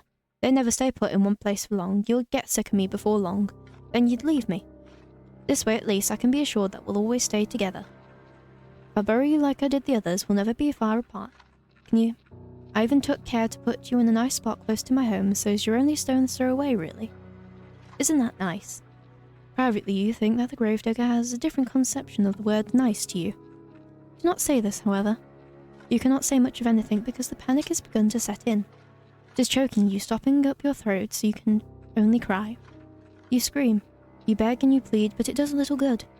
The gravedigger has already buried her mother, she has already buried her little brothers, and she has even buried her father, whom she loved above all else. She thinks by burying you she is doing unto you an act of great kindness. You think that she is going to kill you. In a sense, you are both right. Your opinions so diametrically opposed on this matter, however, that you will never be able to find any common ground. You might as well save your screaming. She will not listen to you. She is beyond listening. Shush, shush, dear. One, says the gravedigger, very gently, just as gently as she spoke last night when she confided in you all her fears. It won't be so bad, really. Nothing will be able to hurt you down there. It'll just be like going to sleep for a really, really long time. You can rest, and while you rest, I'll tend to you. I'll plant flowers on your grave. You'd like that, wouldn't you? This way, we can always be together. And I'll never be lonely again. While the gravedigger speaks, she begins to pile even more soil onto the roof of your coffin. The sound under the dirt on top of you, on your arms, your legs, and your heads, conceals your companion's final words. You cannot hear her. You cannot hear anything beyond the sounds of dirt and the scrapings of the shovel and your own desperate, frantic screams. You scream and you scream and you scream without cease until your throat feels hoarse, but your efforts are in vain. You hammer on the lid of the coffin with as much strength as you can muster, but the lid of the coffin is nailed shut. You are in no position to remove it. All you can do is lie there screaming and crying and banging your fists on the roof of the coffin over and over as more dirt and debris falls on top of you. Eventually enough dirt falls on you to stifle your screams for good. The gravedigger can no longer hear you. You can no longer hear her. You are all alone, trapped in the narrow wooden box which, regardless of what you want, is now your new home. You can smell the soil in the back of your nostrils when you inhale. It is so potent that you can taste it on your tongue. You can taste the eventual, inevitable decay of your own body. You will remain trapped here underground forever and ever, or, to use the less melodramatic terms, until the last drop of your energy escapes you and you succumb to your own slow suffocation. It isn't a very pleasant way to go. But you'll forgive me if my sympathy is limited. You did bring this upon yourself, you know. You reap what you sow, and in your case you made a series of bad decisions which led you to your untimely demise. Now what do you want to do? Will you accept this fate of yours and rest in peace, or will you try to fight against it? Are you not happy with the hand that fate has dealt you? Very well, I cannot blame you. It is quite a grim ending. I would not wish it upon my worst enemy, and you are rather dearer to me than that. Now why don't we give this another go? Just try not to be buried alive this time. I can only endure so much of your screaming. Your fate is once again in your hands. Now I wonder, which path will you take? Very well then, enjoy your eternal slumber. I suppose this is good night for now, but it is not goodbye. Do not escape from me, even if you're buried deep beneath the earth. Where is the will, there is a will, there is a way. Even if the whole world has forsaken you, I never will. I will never leave you. You will never be lonely again. Yes, I thought you might say that. You might have defied me once before, but I can see the fire has long since begun to leave your eyes. You have been subjected to many horrors for one so young. Though even if you were of more advanced age, I fear your faculties would have begun to fail you regardless. Humans are not meant to die as many times as you have. They are supposed to pass on only the once. You have experienced something few others have. In that sense, you are quite fortunate. But I suppose it does not feel like it. I can see how very tired you are, but worry not. I will still be here for you, even though you have shut away far too soon inside your own tomb. Shall never leave you. We did make a contract after all. The world might have forsaken you, but I never will. I will never leave you. You will never be lonely again. So you want to go to the shore? Good idea. What will you discover there, I wonder? The night is far from over, and there are any number of adventures still awaiting you. I hope that you have prepared yourself in advance, and I do hope for your sake that you have learnt how to swim. I have a sneaking suspicion that this skill might come in handy. You follow the path which leads to the shore, supporting yourself on weary, aching limbs, which feel ready to snap at the knee beneath the burden of your weight. You are little more than a wisp of a girl, but you've been running for so long, your feet are so very numb, you feel a great lumbering thing. You need to lie down, and quickly. Your only hope is that you continue to run, that you will find means to escape your current predicament by the shore. You do not know what awaits you, but you have visions of a harbour extending out to the high horizon, cradling a fleet of white-sailed fishing vessels. Surely there will be a kindly fisherman who will be willing to take you far, far away on his boat, to a place where your pursuer will not be able to find you. You can imagine, too, the face of this kindly fisherman, a face you have lifted from the fairy tales you read in abundance as a small child. He will have thick, bushy eyebrows and a dark brown beard streaked through with grey. He will look intimidating at a glance, but he will be fiercely protective of you like a father. You do not know what fathers are supposed to be like. You are only imagining. It is your imagination, however, which grants you the strength needed to keep going. You run to the shore. It takes some time before you finally emerge from the woods, but you finally do it. How much time, you ask? I cannot answer that. Did I not say that time has begun to lose all meaning? The forest is behind you now, at least, and all its awful nightmares, and all the awful nightmares that lurk within it. It is still cold, though, and still foggy. It is still dark, too. The sun has yet to rise. You can see the moon more clearly now as it hangs above your head, round as any pearl or orb or crystal ball. The moonlight shines down upon the vertiginous cliffs which plummet sharply downwards to an array of sharp, spiky rocks below. You felt upon escaping the woods a degree of hope. The sight of those weather-blasted cliffs gives you pause. You inhale. Then you frown. Now what are you to do? Do not think of this plan of yours through very well. Very well. Now, not that you had much of a plan in the first place. There is little in the way of civilization here. The cliffs are far from the village. How far? You do not know. You cannot see any house. Where exactly will you rest your weary head and what of your weary legs? Fitfully you look around. There is nobody to your east, nor is there anyone to your west. There's no point in looking south, that is the way you came. And when you look north, the world falls away from you.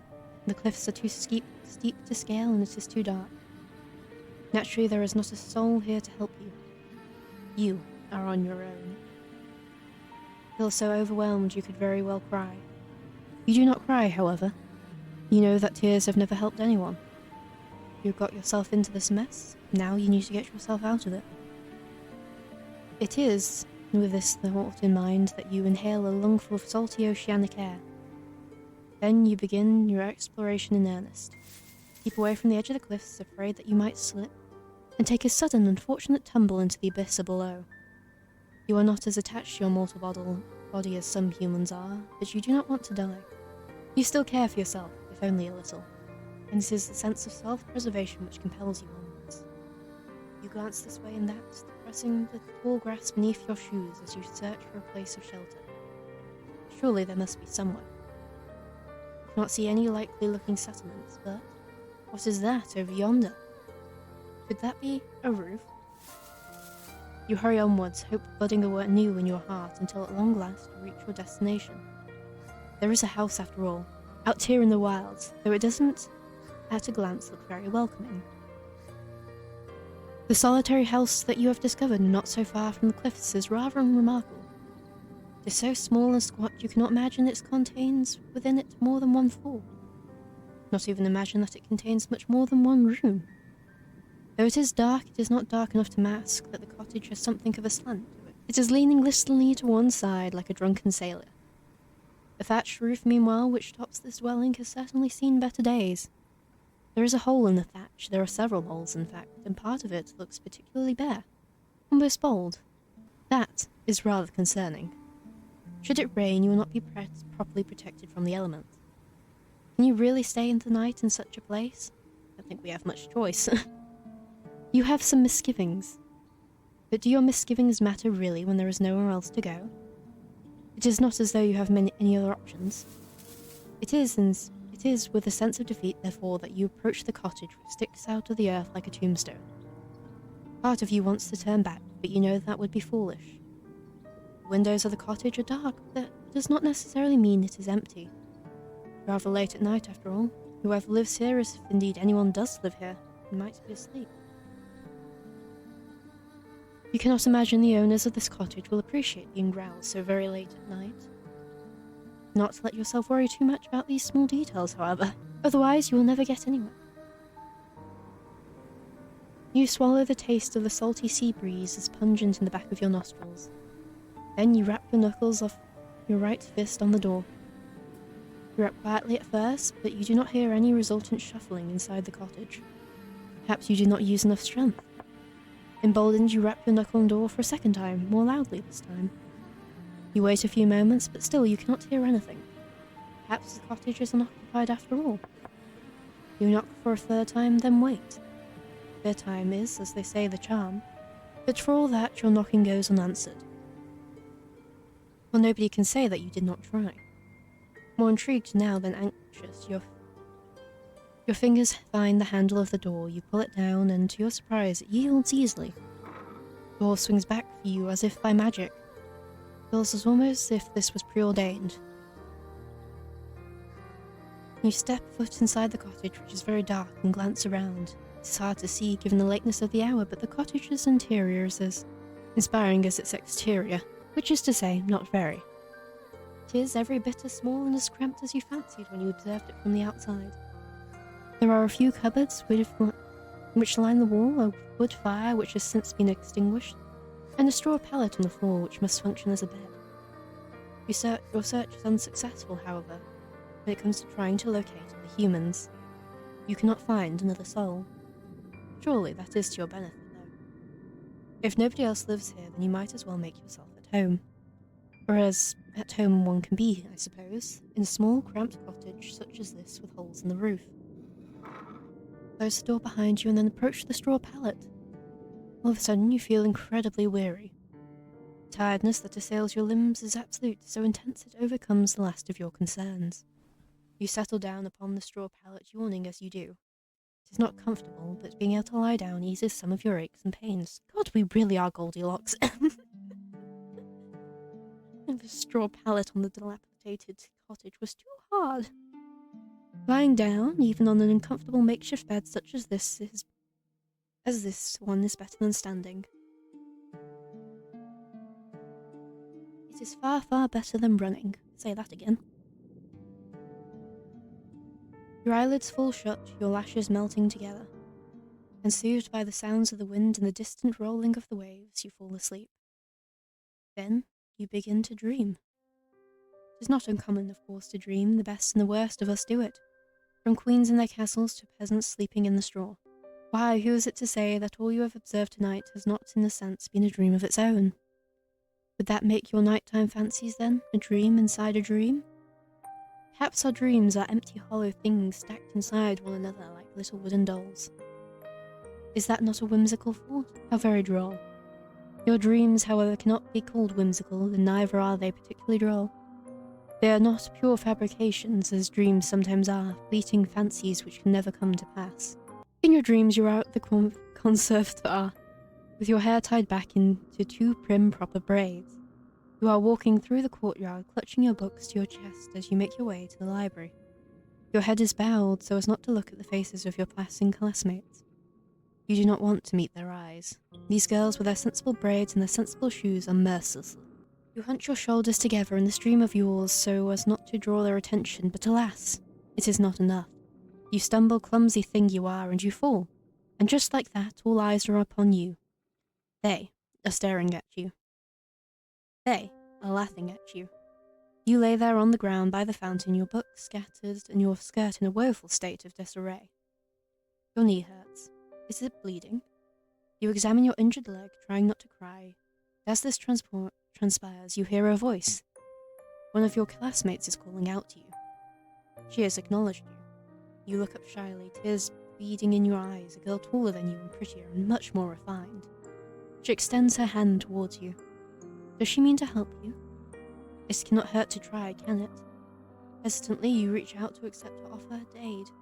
Her fingers curl around yours tightly, perhaps too tightly. Her nails dig into your skin. It hurts. Deftly, the girl pulls you to your feet. Your legs feel weak from your fall and your knees still aching, still bleeding. You stumble, feeling out of sorts, but you are not afforded much of an opportunity to gather your bearings. The girl's hands are on you, on your shoulders. She is laughing at you. Then she is pushing you. The sound of the fountain and the running water which drums against its basin is all of a sudden very loud. It is overwhelming. It surrounds you. Then it engulfs you. It is cold as ice, you cannot breathe. The rushing of the water continues, echoing in your eardrums over and over, and then, no. You do not want to remember this. What good will it do? It is in the past, where the past ought to remain. You are never going back, not even in your dreams. It is this determination which forces you back into the world of the waking with a start. You gasp like a fish as you sit upright, your eyes unnaturally wide. You feel wearied from the lack of sleep in your half-lit eyes. You glance about. Still dark inside your cottage, the sky visible from beyond the window splashed still with stars. How long were you asleep? You are not sure. Your dream was so very detailed, it really did feel that you had been transported into a different time, into a different place. When you inhale, you can taste rank, fortified water in your mouth. Tentatively pat yourself down, your fingers trailing against the front of your uniform. So vivid was your dream, you half expect to find your clothes are damp. This is not the case, however. You are, in fact, perfectly dry. Well, now, what are you to do? Will you go back to sleep? That sounds like the best option available to you. You are very tired. But your senses feel too overwrought all of a sudden for sleep. Do not think you could bear it. On unsteady legs, you rise to your feet and stand by the window. You look out to the starry sky and to the pitted moon which hangs amongst them, and you frown. You can hear the wind outdoors howling like an injured animal, and more softly the ebb and the flow of the waves as they meet the cliffs. But that is not all. What is this sound? Why is it almost like singing? The voice is far away enough that you cannot pick out any individual words, nor even the individual syllables, but there is a haunting quality to it all. The singer, whoever they are, possesses quite the pretty voice, high and clear like a bell. The song is a melancholy one that stirs your heart. Curiosity takes root inside you, as it did during that fateful day you found that book in the library. Logically, you know you should not go outdoors to seek the source of that singing, but emotionally? That is another matter altogether. You really should have learnt your lesson by now. You should know better than to go sticking your nose into business which does not concern you. But naughty little girls such as you never do learn. You cross the old fisherman's cottage as though in a dream, then reach for the handle of the door. The handle depresses easily enough between your grasping fingers and the door opens with a click. The rest of the world yawns before you, framed in the doorway, all of it is bathed in moonlight. You thought it was cold inside the old cottage, but it is colder still now that the door is open. An unpleasant wind rushes forth to meet you, knifing mercilessly through the fabric of your uniform. You look across the cold, inhospitable landscape, your fingers clenched into fists at your side. Then you step out into the unknown. You canvass the cliff's face led by nothing more than that luxurious singing. So haunting and ethereal is this voice as it hangs on the breeze, it would be enough to send 1,000 ships off to war. You keep walking into the night until you reach the very edge of the cliffs, where they drop downwards into empty air. You ought not to go any further, but the voice has yet to cease. You still hear it echoing inside your head. It compels you to act.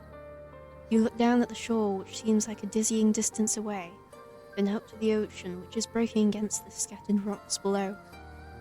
Your eyes narrow with determination, then you take a step towards the cliff.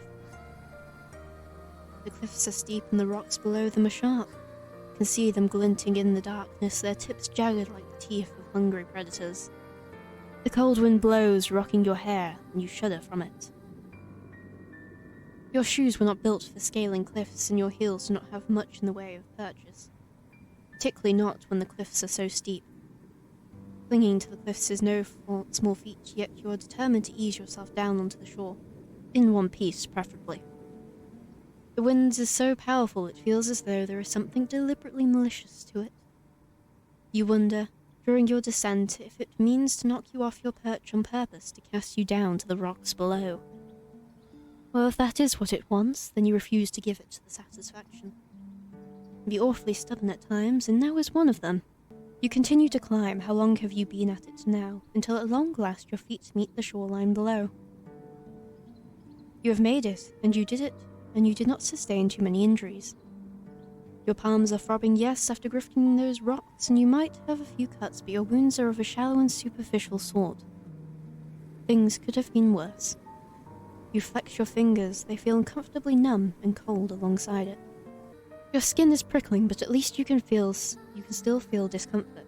At least it is still attached to your bones where it ought to be, your vital organs concealed within the hollow cavity of your body.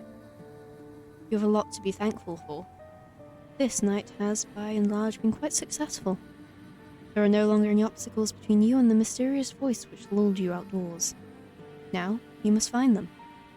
You set off down the shore on the hunt for the singing voice which has captivated you so. You sidestep sharp jagged rocks which jut out of the sand like teeth. The rocks which cannot be circumvented, meanwhile you clamber over. All the while the sound of the sea mingles with that of the singing. It provides an ethereal, haunting backdrop, one which further adds to the surreality of your moonlight stroll. The waves lap against the shore, then recede slyly, pushing and pulled by the bleached white moon which hangs overhead. The oceans that you have seen in your library books were all blue as sapphires, but this ocean is different.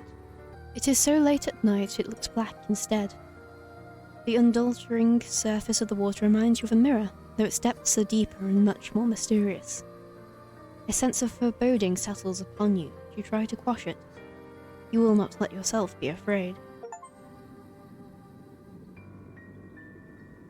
You round a corner, your feet unsteady in their sensible brown shoes, and then, at long last, you see her. There is a woman sitting upon a rock out in the ocean. The woman's eyes are closed and her eyes are parted, her expression soulful. She is singing. Her hair, which is fair, flutters around her face like a shroud, which adds to her otherworldly aura. Her eyes might be closed, but her lashes are long and luxuriant, like a doll's. Her lips, meanwhile, which are parted in song, are soft like the freshly plucked petals of a flower. Her face is perfect, as are her proportions. Her neck is tall and slender like the stem of a flower. As for the lower half of her body, meanwhile, well, 'tis nothing like you have ever seen before. 'Tis here, and here alone, that the woman betrays your narrow human definitions of beauty, for her legs are non-existent. Rather than two awkward appendages, this woman has, instead, the sleek, shimmering tail of a fish. She is not, then, human? She cannot be, not with a tail like that. This unusual sight makes you gasp, and quite audibly at that. Do not mean to be rude, but you cannot help yourself.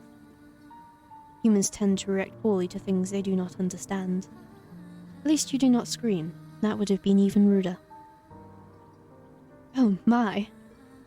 You meant to observe the mermaid from a distance, but it would appear that your shocked gasp was loud enough to attract her attention. The fish-tailed vision sitting upon the rock is looking at you. Her gaze is so piercing it feels almost as if she is looking through you. Your heart seems to stop inside your dress as by some manner of magical spell.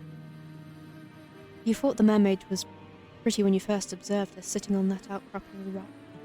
Her face turned in profile. Now she is looking at you. However, you can see that you were mistaken. She is not just pretty, she is beautiful. So much so it is almost unnerving. She looks as though she has stepped out of the pages of a picture book. She is simply too perfect to belong to this world. Perhaps she is in some kind of vision, a waking dream, a hallucination. But no, she is none of those things.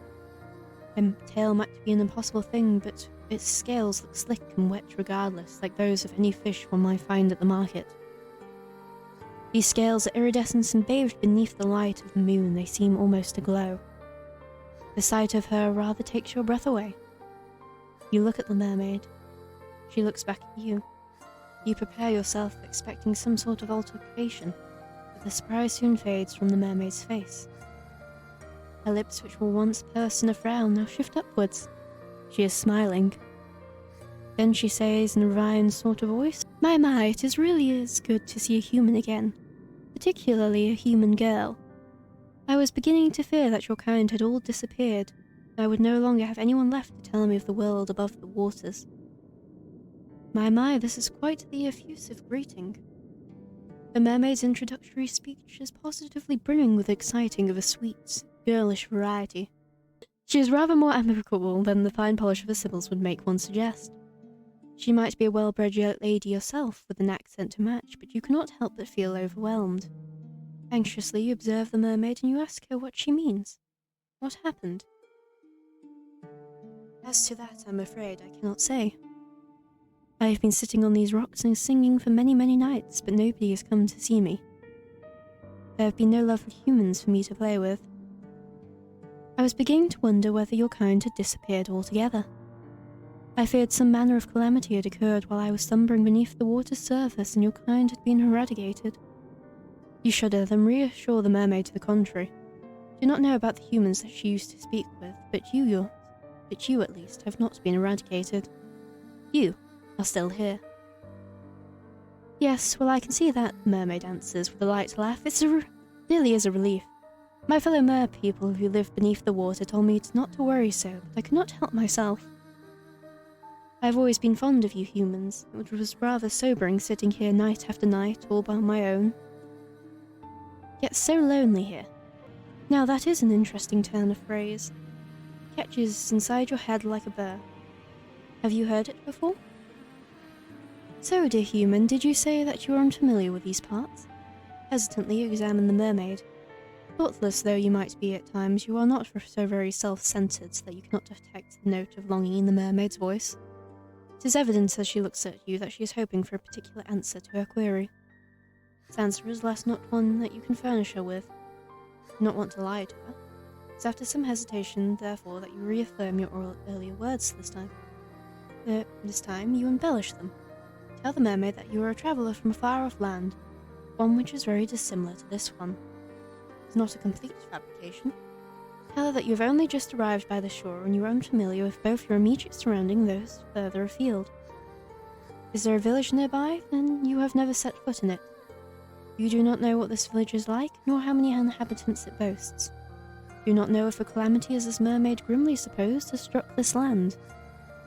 But if she fears all the humans within the immediate vicinity have been laid low by some mysterious malady, she needn't worry overly on that score. You are still alive. Are you? Are you not, you wonder? Enough to satiate her curiosity with the human realm. Yes, that is true, you are. I am grateful naturally for your company, although... Wistfully the mermaid sighs. I was rather hoping you might be able to bring me some news of the nearby village and of its inhabitants. This makes you wonder, was there a particular person from this village she was close to? So, you were able to work that much out, the mermaid answers with a smile. You are an intelligent one, aren't you? Your past professors would beg to differ on that score. You were always awful when it came to the academics, mathematics in particular. You could never get your head around all of them numbers.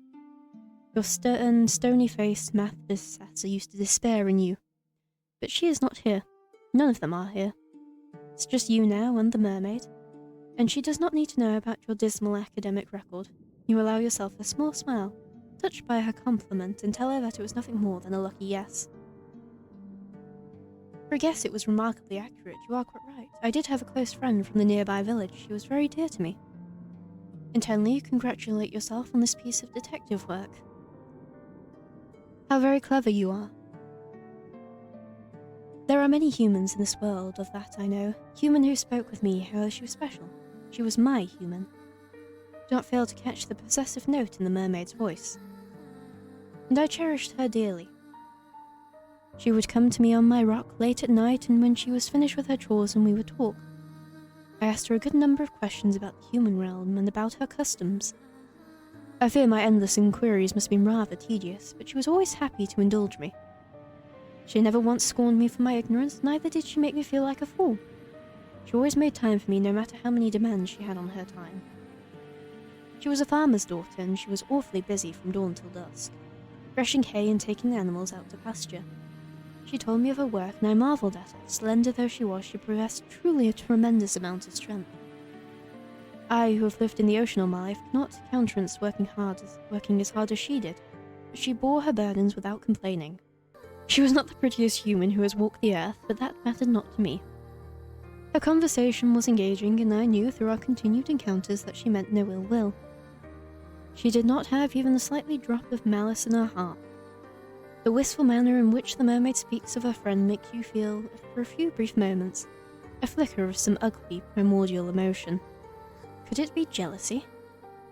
It is painful, isn't it, to hear others wax poetic about those they hold dear, particularly when you yourself have never been regarded in such an intimate manner. You have for many, many years been woefully alone, but you are not alone now. You are with the mermaid and she is with you, and though she might prefer to be in the company of an industrious farmhand, the farmhand is not here. Where did she go? Oh, if only I knew, she quite simply disappeared one day, most as if she had been whisked away by some wicked spirit. That seems like quite the anticlimactic ending for such a close relationship. Did the farmland not tell her companion beforehand that she might one day disappear?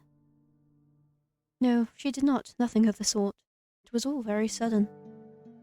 So you ask, feeling affronted upon the mermaid's behalf, did she not give you any warning? Not a single one. And then you ask, did she disappear? I do not know, in truth. Time is a strange concept to beings such as myself, particularly as it seems to ebb and flow differently above and below the surface. You humans have a strange compulsion to pin down and place labels upon everything. You have names for your seasons and for your months and even for the days of the week. It's all very precise. We merfolk, however, do not bother with such affairs, perhaps because we live for so much longer than you humans do. We have no need to obsessively document our days, not when we have so many of them at our disposal. This curious remark catches your attention. How long exactly do mermaids live for? The mermaid does not look much older than you, but you cannot help but wonder. My, nosy aren't we, the mermaid asks as she laughs, a soft tinkling sound like that of a bell which makes you blush. Were you being nosy? Perhaps you were. You have always had a thirst for knowledge, not of the dry, dusty academic variety, but of stories people with strange persons. Literature was the only subject you were ever any good at. Again, it is hard for me to quantify, but to put it in terms of a human like you can understand, I suppose we mermaids can live for centuries. Centuries? That is quite the surprise. But perhaps it shouldn't be. You have been subjected to any number of surprises tonight. What is one more to add to the pile? I have not been waiting quite that long, however, for my friend to return to me. I think it has been but a few seasons. It might not sound like much, but never before have I been so aware of the passage of time. I have experienced any number of wants during my life, but I have never wanted anything quite as badly as I want to see her. I wish she would sit with me and she would talk to me just one more time. But perhaps I am asking for an impossibility. I have been waiting for long enough now to presume that she will not be returning to me. I fear that something must have happened to her, or to her family, or perhaps to her whole village. Hear the worry throbbing in the mermaid's voice, so potent that, for a few moments, you swear you can feel the depths of her sorrow within your own breast. Her sadness over this human girl is a deep, dark thing, almost fathomless. You cannot let yourself indulge in it for too long. Otherwise you fear you might drown in it. Ruefully, you tell the mermaid once more that you cannot help her. You are only a traveller, after all. What do you know of a single insignificant farmhand in the nearby village? Yes, I thought you might say that. It's quite unfortunate, but, well, I ought not to reflect upon all that I am missing. That would be churlish of me, and it would not be fair to you either. Did not approach me, I am sure, with the hope of hearing about all my woes. I should be ungrateful instead for all it is that I do have. I still have my long, long life which stretches before me like a golden cord, and of course, I have you now. Does she? Do I not? I ought to go soon before my absence is noticed. But will you come visit me again tomorrow night? I think I would like that. I have always enjoyed speaking to humans. You make me feel less alone. I cannot help but feel as the mermaid observes you with those enchanting eyes of hers, that she does not truly wish to speak to you for your sake. She wants to use you instead as a substitute for the farmhand that she's been missing so very ardently. The thought stings, though you really ought to be used to it. Still, to be held in lower esteem than a farmhand of all things makes your self-esteem sting. Try not to let the mermaid notice this, though. The woes of your past are not her fault, much as the woes of her past are not yours. It is silly in any case to be jealous of a girl who might very well be dead. We are nice, aren't we? That is what you tell yourself. It is the only way to prop up your bruised sense of self-worth.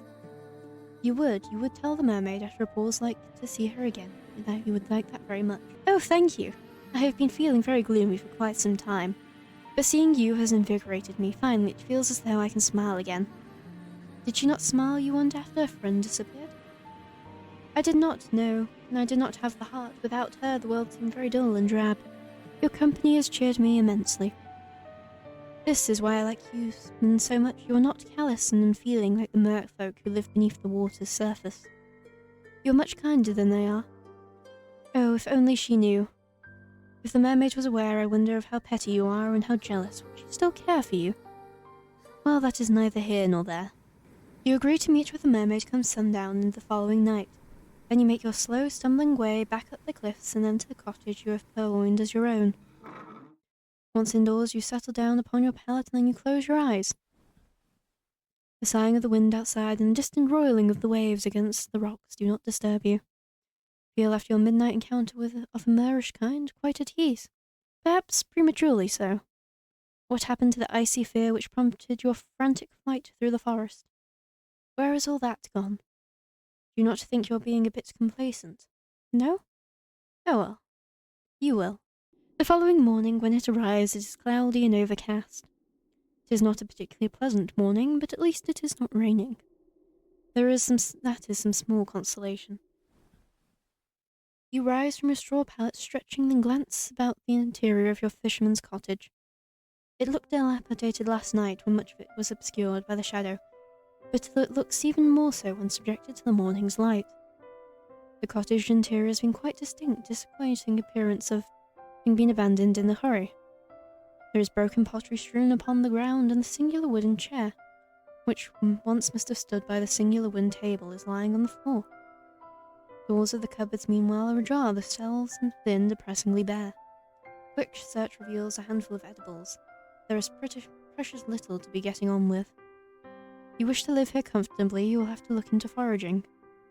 You ate very little last night, and your stomach is empty. It was the malcontented rumblings of your stomach, in actual fact, which roused you from your slumber. Your body seems to be very far away indeed, much like the grey clouds which choke the sky. You are not thinking of your own physical discomforts. You are dwelling instead upon the events of the night prior. You cannot help but think of the mermaid. Did you truly meet an aquatic maiden last night during your nightly stroll, when you could not sleep? It sounds unreal, especially now that the sun has risen, the shadows from the night prior have dispersed. You cannot quite believe it. It must have been a dream. But why then can you recall it so very clearly? You help yourself to the scant food and drink available to you, all while thinking of the next course of action. Now what are you to do? You plan, of course, to return to the shore come nightfall so that you might once again see the mermaid, but the night will not arrive for quite some time. You need to find some means of keeping yourself occupied until then. The uninspiring interior of the cottage does not furnish you with any particular ideas, so decide to go for a walk. Your soul still ache after your excursion last night, but if you go slowly, you ought to be alright. Sorry, rearranging something. This is what you hope, at least. You do not want to spend much more longer than you have in the fisherman's cottage, no matter how cold it might be outdoors. It's almost as cold inside as it is out, and in any case, the cottage is far too small. You leave the cottage behind you and set off. You do not know where exactly you are going, but you suppose it does not matter overly much. You do not have any particular destination in mind. Your meanderings lead you to the cliffs, which are steep and sharp. The drop to the shore is a perilous one, so much so that you have to wonder at how you were able to descend the cliffs at night prior to meet the mermaid. You are rather more determined than you ever realized. Though I, of course, could have told you that much. You are surprisingly capricious for such a small, slender human. You walk along the side of the cliffs, keeping a sensible distance away from the drop to the shore. You might have survived last night's excitement unscathed, but you do not fancy trying your luck. It would be so like you, really, to avoid a drop to your death in the darkness only to stumble during the morning's light and take an irreversible tumble. Your fortunes have never been the fairest. Your meanderings along the cliff reveal you to all manners of curious flora. You thought the night prior that the cliffs were weather-blasted, but you can now see your assumption was incorrect. There are flowers here, very warm and bright, like the sun's light during the summertime. Or you think, with a flush of pleasure, the fair hair of the mermaid whom you are certain you spoke to last night. These flowers are so like her hair, it is uncanny. Step towards the flowers, drawn towards them, and sink down to your knees. Tall grass splashes your ankles like a caress, the morning's dew wetting your skirt. Your clothes are getting damp, as are your legs, but you care not for this minor discomfort. You have just had an idea. Why not make a gift for your new friend? You are sure that she would appreciate it. Why should she not? She told you in a voice which was steeped with dour that she had been feeling lonely. You want to see her again, and when you next see her you would like to make her smile. It is with this thought in mind that you begin to pick flowers which are growing upon the cliffside. These flowers do not have any thorns, and their delicate stems snap easily enough between your fingers. Take care when plucking these flowers to leave a substantial amount of stem intact. You will need these stems so that you might twine the flowers together. You mean to make for your mermaid a diadem, something she will be able to wear in her hair. This tiara is certain to suit her. She is so pretty, anything would suit her. Continue to work slow and steadfast as the weak sun shines. It takes time, but you are eventually able to fashion something you are satisfied with. You only hope the mermaid will feel similarly, if indeed she really does exist. Carefully, you pocket your makeshift diadem and decide to forage for some food. Discover during your search some fruit dreams whose sweet burdens are enough to fortify your spirits. For the present, at least. It is fortunate, really, that you are so excited about your moonlight rendezvous with the mermaid. If you were less focused upon your future and dwelt more in the immediate present, you might have felt more of an appetite. You return to the cottage wherein you meet and to wait for the setting sun. There is very little to do, you soon discover, in the cottage other than checking the cupboards and sweeping the floor. Occupations which both feel depressingly pointless. There are no books to read either, with which you might pass your idle hours. You do, however, busy yourself with trying to light a fire so that you might ward off the cold. The time is horribly slow passing, in part because you have precious little to do, but also because your mind cannot stop thinking of the mermaid. Will she really return to the shore as she said she would? Can you truly trust her? Oh, you hope that you can. If she were not present at your designated meeting tent, you think you would die from disappointment. The seconds continue to trickle by, unchecked by any hourglass, and as they do, the sun sinks beneath the horizon. Part of you worries, however, that it might still be too early to search for the mermaid. Will she be there yet?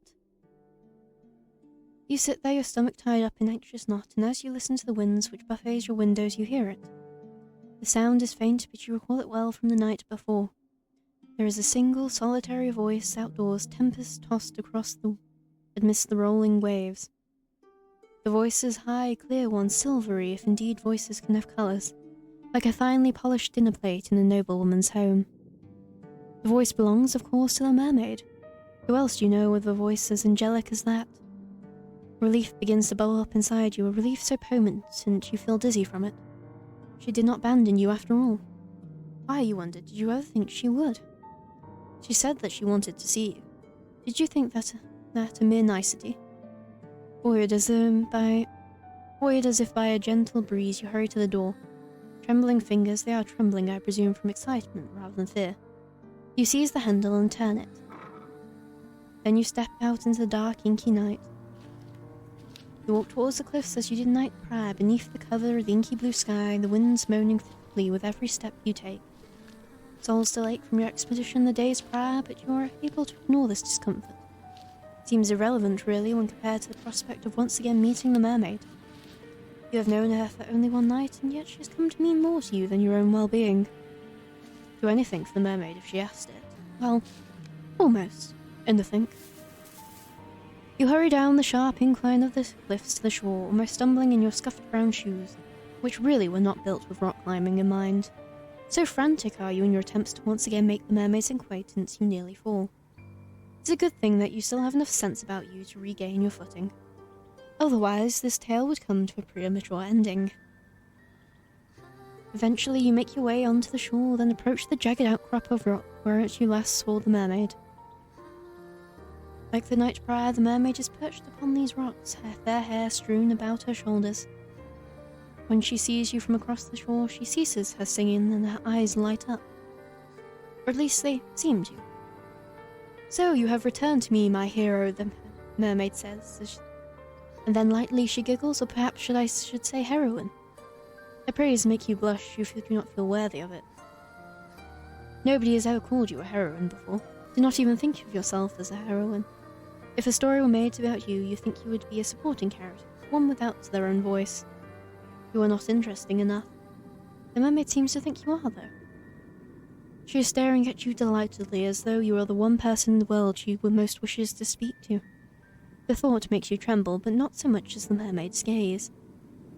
You tell the mermaid that you do not think you are so brave, but she dismisses your would remark with a laugh. I think that you are. I saw the way you scaled those cliffs. I thought that was very heroic. Oh, so she saw that, did she? Then did she see how you slipped down the cliffs, grazing your palms in the process, and how you very nearly fell? You have never been the most graceful of girls, but to have your failings exposed before being as poised and perfect as the mermaid. It stings a little bit, more in fact than the resultant grazes of your palms your clumsiness wrought you. Tell the mermaid that you are nothing so very heroic about all of that. You were simply excited, that is all, to see her again. You weren't thinking. Well, that makes two of us. I was so excited to see you again. She was. Naturally, I had a very good time speaking to you last night. I had hoped that we might resume our correspondence. That is why I came to the rock a bit earlier than usual. I was waiting for you. Did you hear my song? Yes, you replied with a nod of your head. You heard it all the way in the abandoned cottage. Called out to you. That was the general idea. I was singing for you. She was. You do not think that you are worthy of the mermaid song, but if she does not mind dedicating her voice to you then. Well, who else would I dedicate my voice to? There is nobody else to hear me. That is a good point, you suppose. Shyly, you look back at the mermaid. You thank her for her song and that it was very beautiful. Then tell her before you can lose your nerve that you have prepared a present for her too. Oh, you have really? You have. It is a small thing, nothing more than a silly trinket. But if it would not be so much of an imposition then, clumsy fingers you reach into your pocket. For a few minutes you fret that you nearly fall down the cliff might have damaged the delicate chain nestled within. Within it, your worries are in vain. The chain is surprisingly sturdy given that it was only made with a few flowers, and it had held firm against the odds. You handle the chain with great care, all the same, however, as you hold it out, presenting it for the mermaid's approbation. It was for the mermaid that you fashioned this chain. Thought that it would look nice nestled in her hair. You were pleased with the chain when you first made it, but after looking at the mermaids, you begin to reconsider. The mermaid's beauty is otherworldly, so much so it almost hurts to look at her. Your flower crown by comparison seems a very meagre offering indeed. The longer you hold the gift out, the more unworthy it feels. You have half a mind as the second elapses to snatch your silly, wholly unworthy gift back from the mermaid before she can judge you too harshly. But the mermaid's lips curve upwards into a smile, and in a voice so full of gratitude it makes your heart throb, she says, "Oh my, did you make this for me?" "Well, yes," you reply, still feeling a little flustered.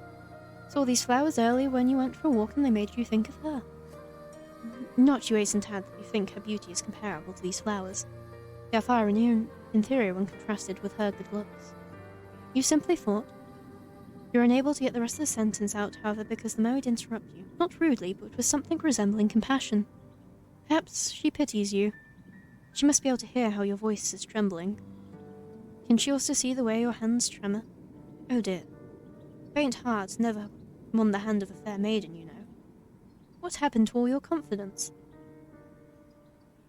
I think that your gift is a wonderful one. I did not expect it at all, but it is really pretty. You look at your feet, too shy to meet the mermaid's gaze. Then you say very quietly that you're glad she thinks so, but she does not need to spare your ego. You have precious little of it left as this is. The mermaid seems touched by your shyness. Perhaps she likes to prey on the self-conscious because she smiles. I am not simply saying these things to spare your ego. I am not like that. Humans might spot attitudes as easily as they breathe air, but I do not compliment others unless I truly mean it. Is that not the point of speech? To have an honest dialogue with one another? If one party in a conversation is without withholding their true intentions, then conversation is impossible. Playing games is a waste of my time, particularly given my time above the surface is so very limited. Blush at this, more deeply still, and survey the mermaid beneath your full fringe of your eyelashes. Then she really does like it? Did I not just say that? Your humans are so funny with all your second-guessing. She was like that too in the beginning.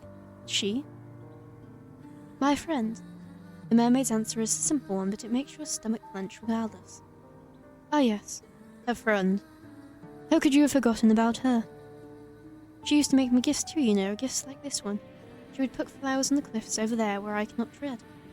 Gestures with one hand to the cliffs which tower above the shore, tall and imposing as though to stab the sky above. She would fashion them into crowns like this one, and bracelets. I was appreciative of her tokens, though she was similarly shy when she first presented them to me. She did not seem to think very much of her handiwork. You and her are remarkably similar, really. There is no growl to them in the mermaid's voice, but her words have rather taken the wind out of your sails. Of course the cowherd gave the mermaid gifts. Why would she not? The mermaid is beautiful. She is so very beautiful, like a sultry goddess, and she seems to invite tribute simply by existing. Were you more religious, or more irreligious, maybe? You might have even considered worshipping her. Though in essence, is that not what you were doing with your flower crown? How silly of you to think that your idea was an original one. I might be accustomed to gifts, but as long as any human has bequeathed me of anything, this is such a pleasant surprise. I am truly thankful for your kindness, dear one. The mermaid leans forward from her rocks as to put the circlet from your fingers. Her benevolent smile all the while is unwavering. And now that I look at your gifts more closely, I think it is some superior quality to gifts my old friend once gave me. Now this isn't enough to make you start, if the touch of the mermaid's fingers upon your own was not. Could your silly gift really be better than those old ones she accepted? I think so. My friend's trinkets were all rather clumsy in execution, though I cherished them none the less. They were very precious to me. They did not last for very long, though. Not when I took them with me to my home beneath the ocean. The water soon rendered the fragile links between the flower stems asunder. Your diadem, however, seems more sturdy. It is, by the same token, very delicate. You must be very good with your hands. Think back briefly on your disastrous sewing lessons in the past, of numerous failed attempts to thread your needle while the other girls giggled at you. And you blush. You think the mermaid's praise might be a touch too effusive. You tell the mermaid as much, but she only laughs. I do not think so now. The mermaid places your floral trinket upon her head, over her long fair hair, and surveys you in a manner which seems almost coquettish. What do you think? You think that the mermaid looks radiant, though it is less because of your gift and more because of her natural looks. Tell the mermaid this, though not quite in the terms this glowing, and she giggles. You are selling yourself too short. I think your gift is lovely, really, and the flowers rather match my hair. Yes, you answer with a nod of your head. That is why you picked those flowers. She is all you have been able to think of. I am glad that you have been thinking of me. I, in truth, have been thinking of you, though I did not wish to say as much. No? No, it would be too embarrassing to confess to how much I have been looking forward to our reunion if you did not feel similarly. I do not care to pine for humans from afar. But if you care for me as I do for you, then it makes me feel less alone. You hasten to assure the mermaid, your face is aflame. Do you ever stop blushing? Goodness gracious! That you do care for her, very much so. You have not known her for a very long time, but she has certainly made an impression upon you. She is such an easy conversationalist, the time simply slips by when you are together. It does not hurt, of course, that she is so pretty. I have heard it said, yes, that my looks are rather appealing. My old friend was similarly complimentary. I cannot blame you humans for being so taken with me. My form is so very graceful. Your legs seem rather cumbersome in comparison to my smooth, sleek tail. It must be so very depressing to lumber around on land as you do, living your days beneath the harsh sun and the cool and feeling moon. Sometimes I rather think I pity you. But the surface is a good deal brighter than it is beneath the ocean, I will grant you that much. You agree with the mermaid, still feeling flushed, that there are some perks to having legs, an agreement which makes the mermaid giggle. I am certain that there are, though you cannot explore the ocean's depths as I can. I presume you've never tried it. Shake your head. No. You have never thought to do so, largely because you have never been so close to the sea before, not in all your life. Although you did not have much opportunity for nautical exploration in the past. You were not allowed to go anywhere then, save to the local church. It was quite a lonely existence. Well now, that is a pity. You were kind enough to give me a gift fashioned from flowers which grow there where I cannot reach them, so perhaps I ought to return the favour. Favour? Yes, that is right. It would seem only fitting that I give to you something which can only be found in the ocean's depths. Perhaps you could look at it as a form of cultural exchange. Oh no, you protest, your eyes wide. You can't possibly put such a burden upon her. You did not give her the gift, after all, because you wanted to receive anything in return. Anything other than her friendship, that is. Her conversation is more than enough to satisfy you. You do not need any physical presence on top of that. The mermaid does not seem convinced, however, by your naysaying.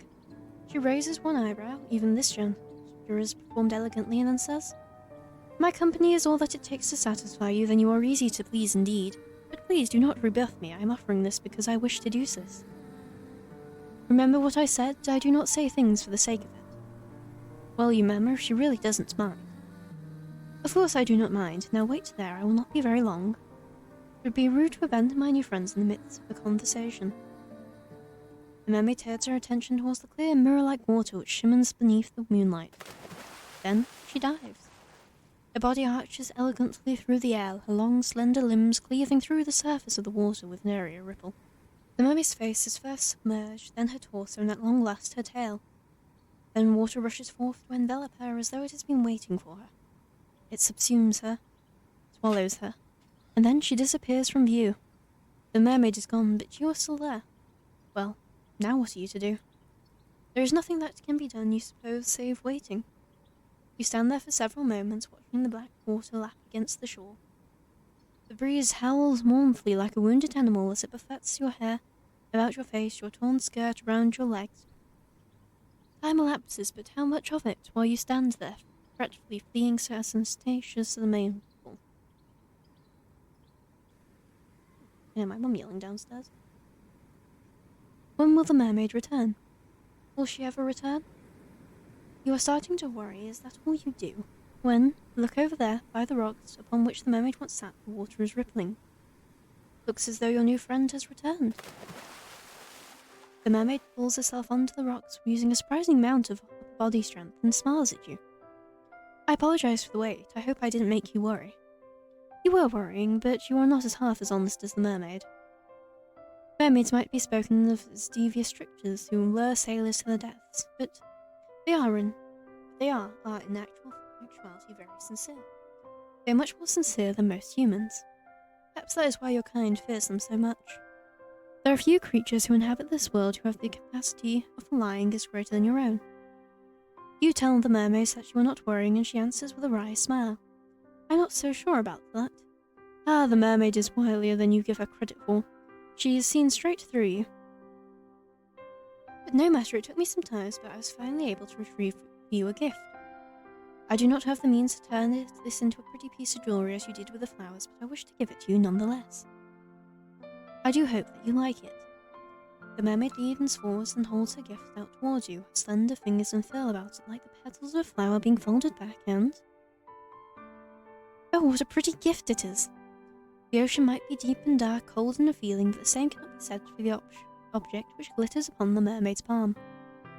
She has fished from the depths of the water a beautiful shell, one which shimmers prismatic colours beneath the moon's light, much like the scale of her tail. The shell is so very pretty it quite takes your breath away. You look at the shell worriedly, your teeth biting your lower lip. That is a bad habit, you know. You will make yourself bleed. Then ask the mermaid if it's really alright. Would a gift like this not be wasted on you? Of course not. I want you to have the shell because it makes me think of you. It does? How so? I thought it should be obvious. The shell is a lovely find. As are you. Oh. Did she just call you lovely? Surely you must have misheard you. I can scarcely believe it. It is an awful lot for you to take in. But... Now why are you gawping at me like that? The wind will change, you know, and then your face will be stuck like that, which would be quite the shame.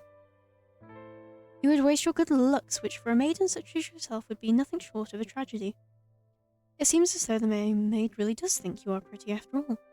The mermaid with her smooth skin and her fair hair. You can scarcely believe it. There is something almost laughable about the mermaid's compliments. How could she call you pretty when her looks are so immediately obviously superior?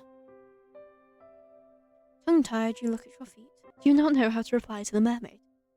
You have half a mind to refute her words, to tell her that you are not really pretty. But not really. But you fear that might look rude. Do not want to rebuff the mermaid's well wishes. There is nothing for it, then, but to take the shell which the mermaid retrieved from the ocean depths for you. Do not think that you are worthy of it, but neither do you want to refuse it. Now that is a surprise, the mermaid says, amused as you reach for the shell. I did not think you would be bold enough to take it. Not without more coaxing on my part. You have exceeded my expectation. What a good girl you are. Your heart flutters with this praise, and it flutters all the more when your trembling fingers brush against the mermaid's palms. She presses the shell into your skin, and your own fingertips tighten about it. The shell is sharp and pointed and digs uncomfortably into your skin. It hurts, but there is pleasure in the pain. This too feels like a gift from the mermaid. Do not want to spurn it. Even pain can be a precious thing when dealt by one whom you care for. You never knew that before. You hold on to the shell to your heart, which is beating in a regular rhythm and look at the mermaid. Then very softly you thank her. It's quite alright, it seems only fair after you shared part of your world with me. I wish to share part of my world with you too. Humans cannot normally descend beneath the ocean's depths, and even if they do, they cannot remain there for very long. You are far too fragile. Would that I could, I would bring you with me to my underwater kingdom where we might be together.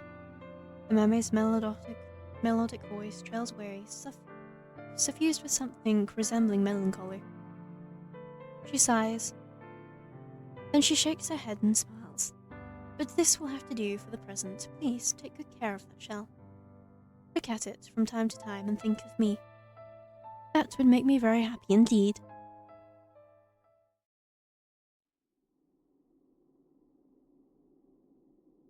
Days pass following this nightly encounter with your aquatic acquaintance with an almost intolerable slowness. You enjoy the hours of sunlight as best as you can by going for long, bracing walks amidst the heather, foraging for berries and fruits among the hedgerows. We've really forgotten about whoever was chasing us, haven't we?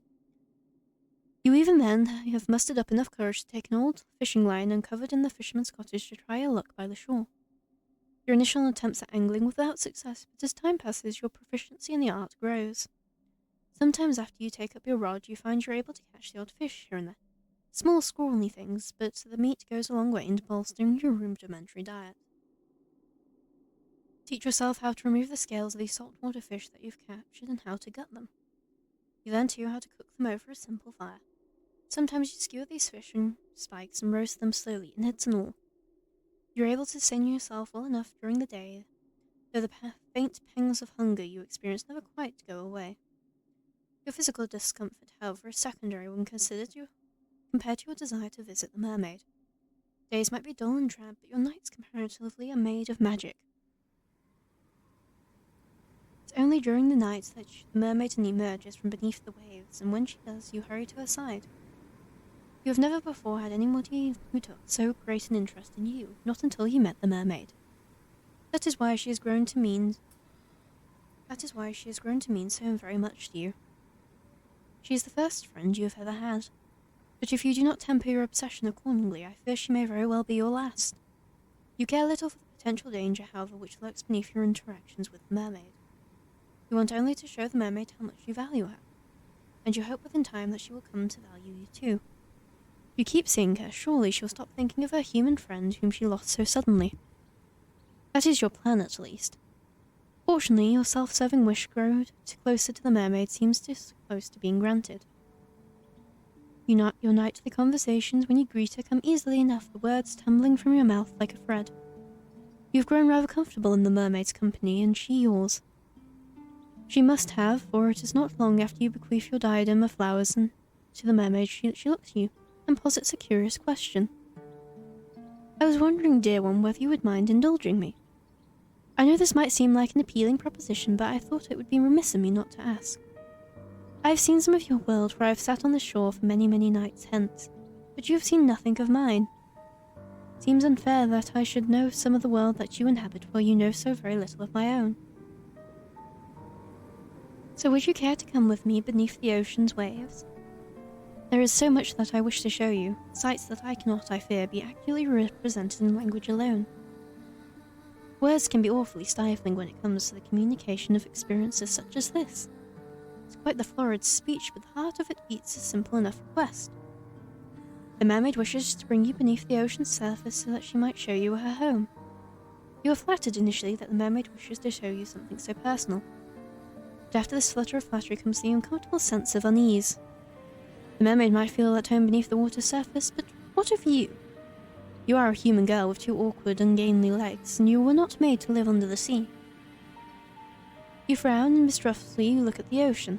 It's late at night, as it always is when you go to speak to the mermaid, and the water does not look blue. It appears instead to be obsidian.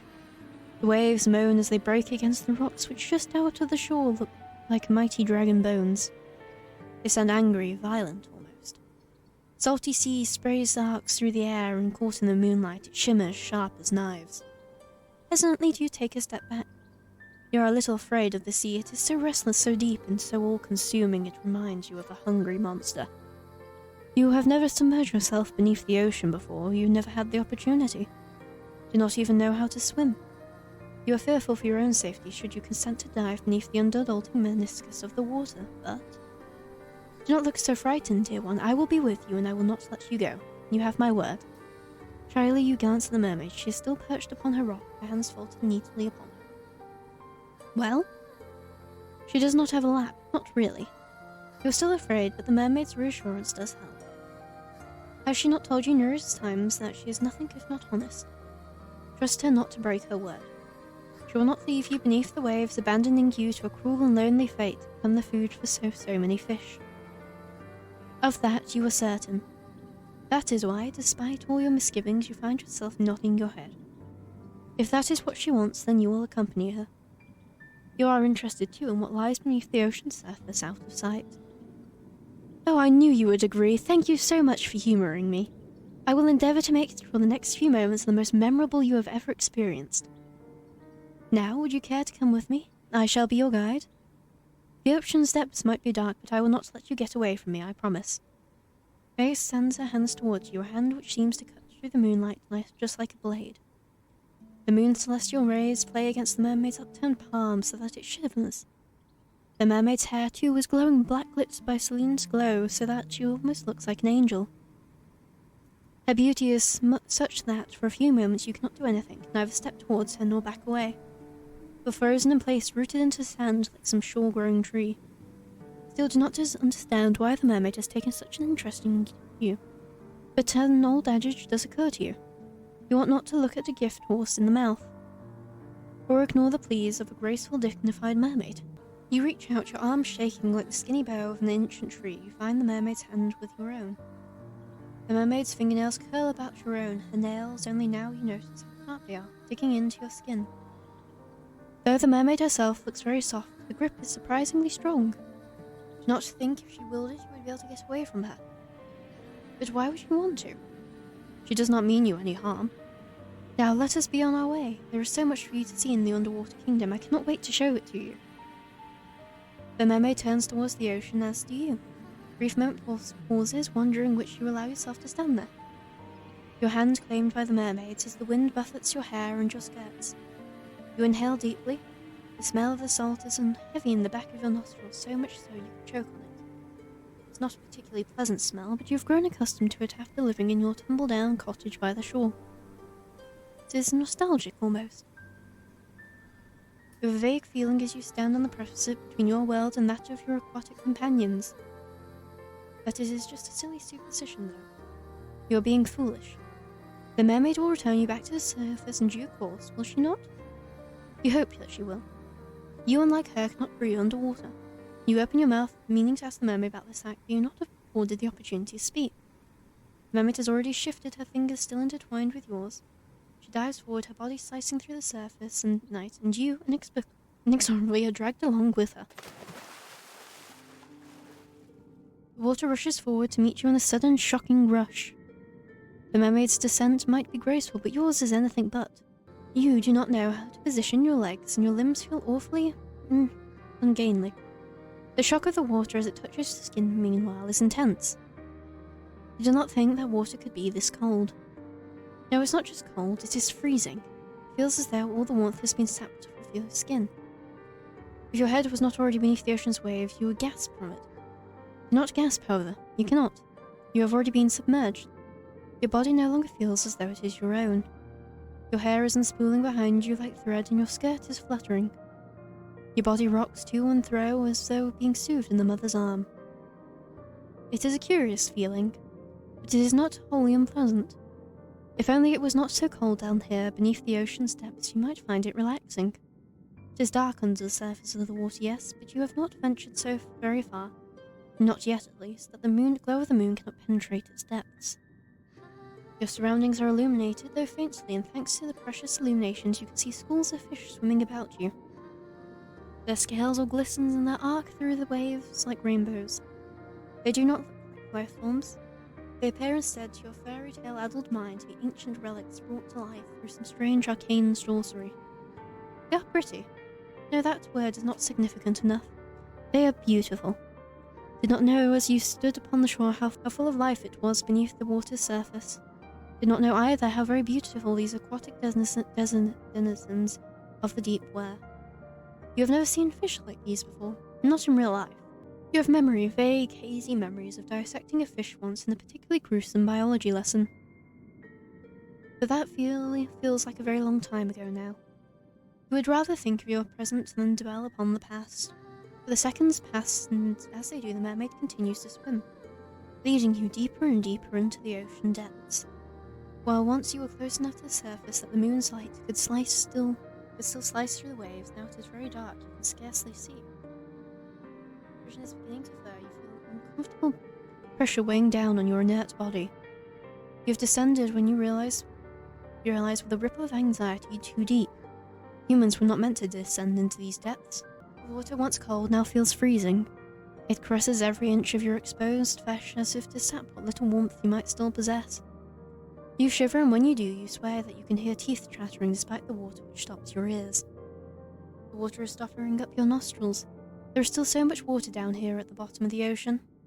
It is endless. A mermaid might be able to breathe underwater, but you are not so very fortunate. Your body is far less sophisticated than hers and requires oxygen with which to furnish your body with continued strength, not salt water. But the thought of trying to inhale with endless water which surrounds you makes you shudder. You would rather not attempt it. You do not have gills. When will the mermaid take you back to the surface? Surely she must know that you have fast begun to near your limit. You have been under the water for too long, and it is too cold, and it is so dark now, in any event, you cannot see much of anything. The joy you once felt during your underwater adventure has begun to dissipate, just like the last of your oxygen you still possess. It is time to return to the surface now. But how are you to communicate this to the mermaid? You cannot speak, and she is not looking at you. She is staring instead fixedly at something beyond your comprehension, something far away, perhaps in the underwater gloom that you cannot see. Not knowing what else to do, you try to pull your arm free from the mermaid's grasp. You hope that this will signal to her that she has grown too carried away in her endeavours, that she ought to cut your short expedition and return you to the shore. Mermaid does not direct, however, to your attempts to escape her. Her grip does not slacken as you had hoped from about your wrist. In fact, it's quite the opposite. It feels as though she is gripping you more tightly than she was, as if to prevent your escape. But why would she do that? You tap on the mermaid's shoulder to get her attention, a gesture which prompts her at long last to turn. Hair billows out around her, suspended in water like a shroud. Then she says in that calm, measured, incredibly reasonable voice of hers, "Yes, dear one? What is it?"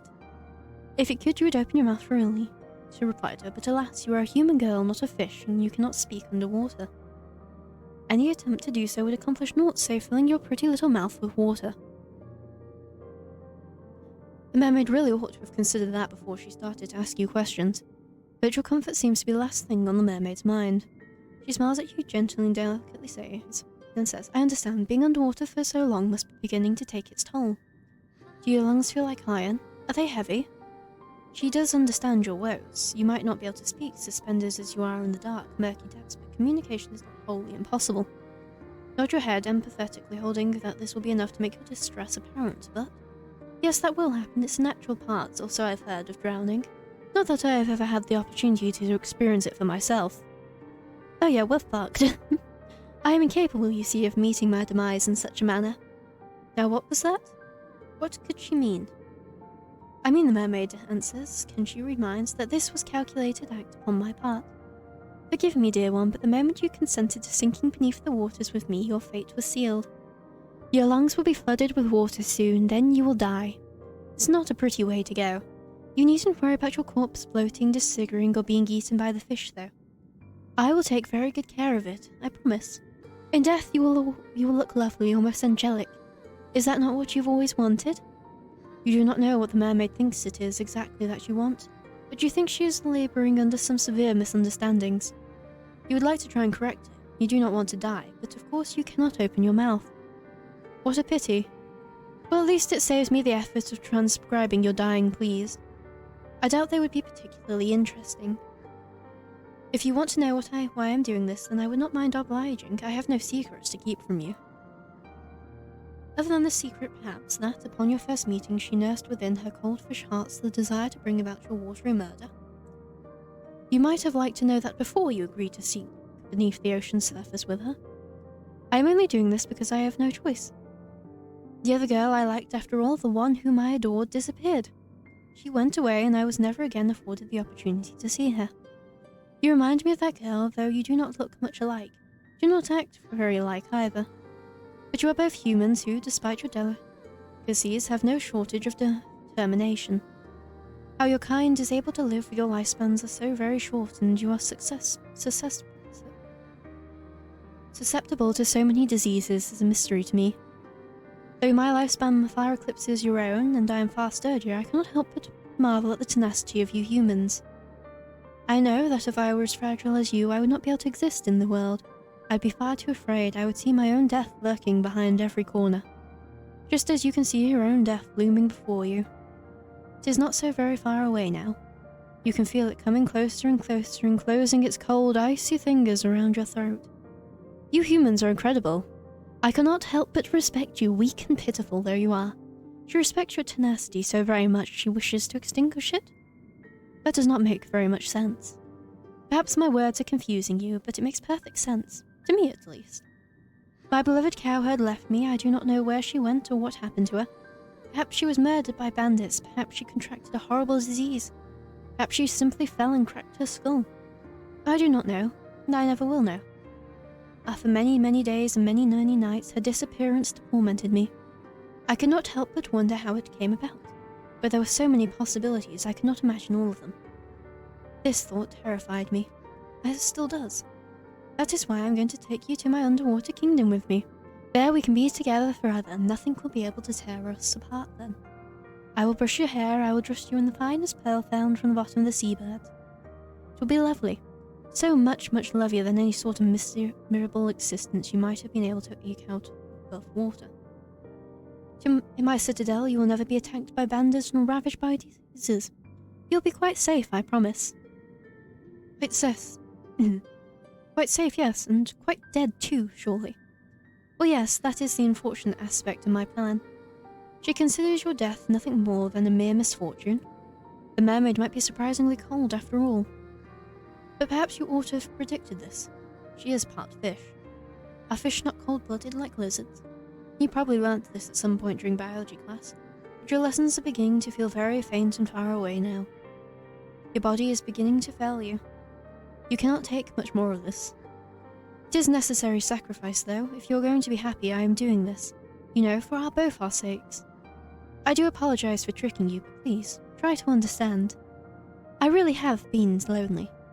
You would be more inclined to sympathize with her, perhaps, if her loneliness was not ushering you into your inevitable demise.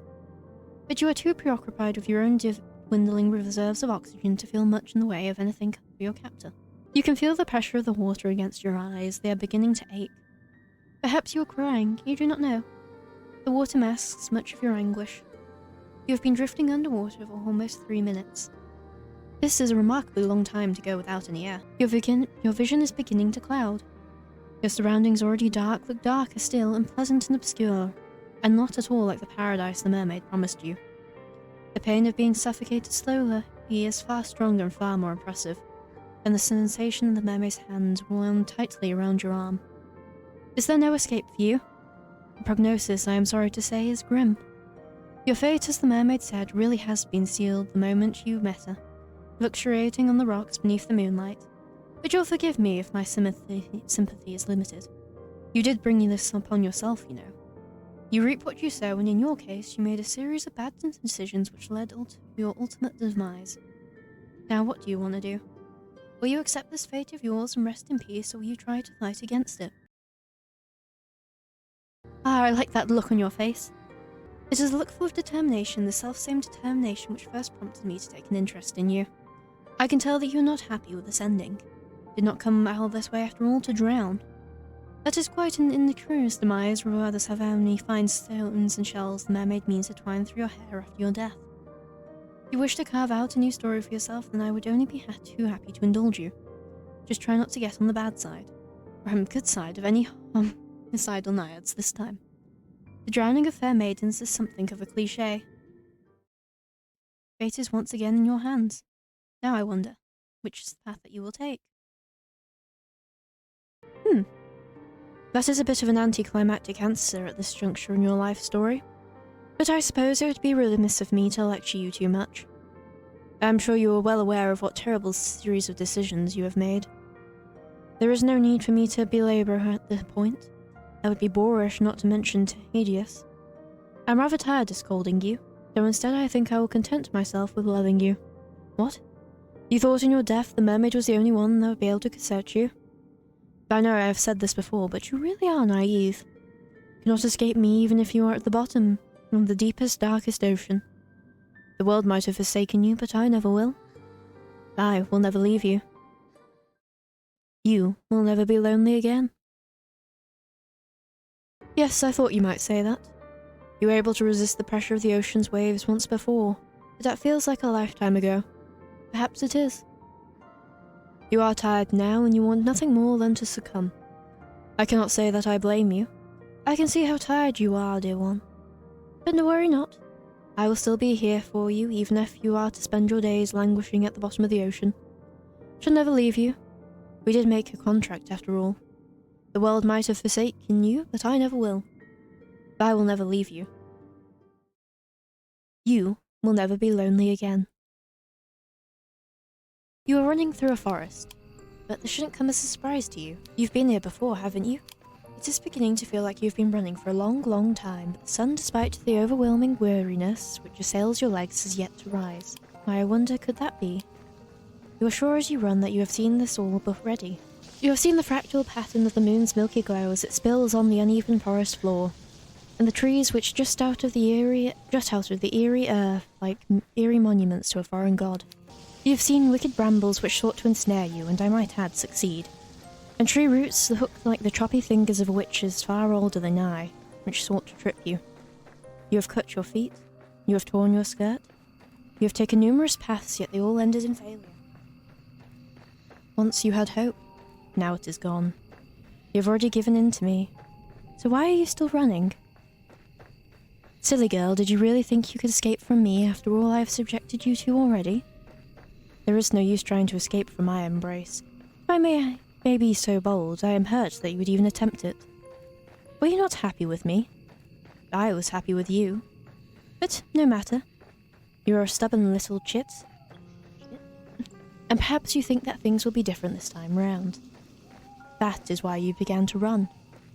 I can see, despite the fear in your eyes, that your resolve has not burnt out. Not just yet.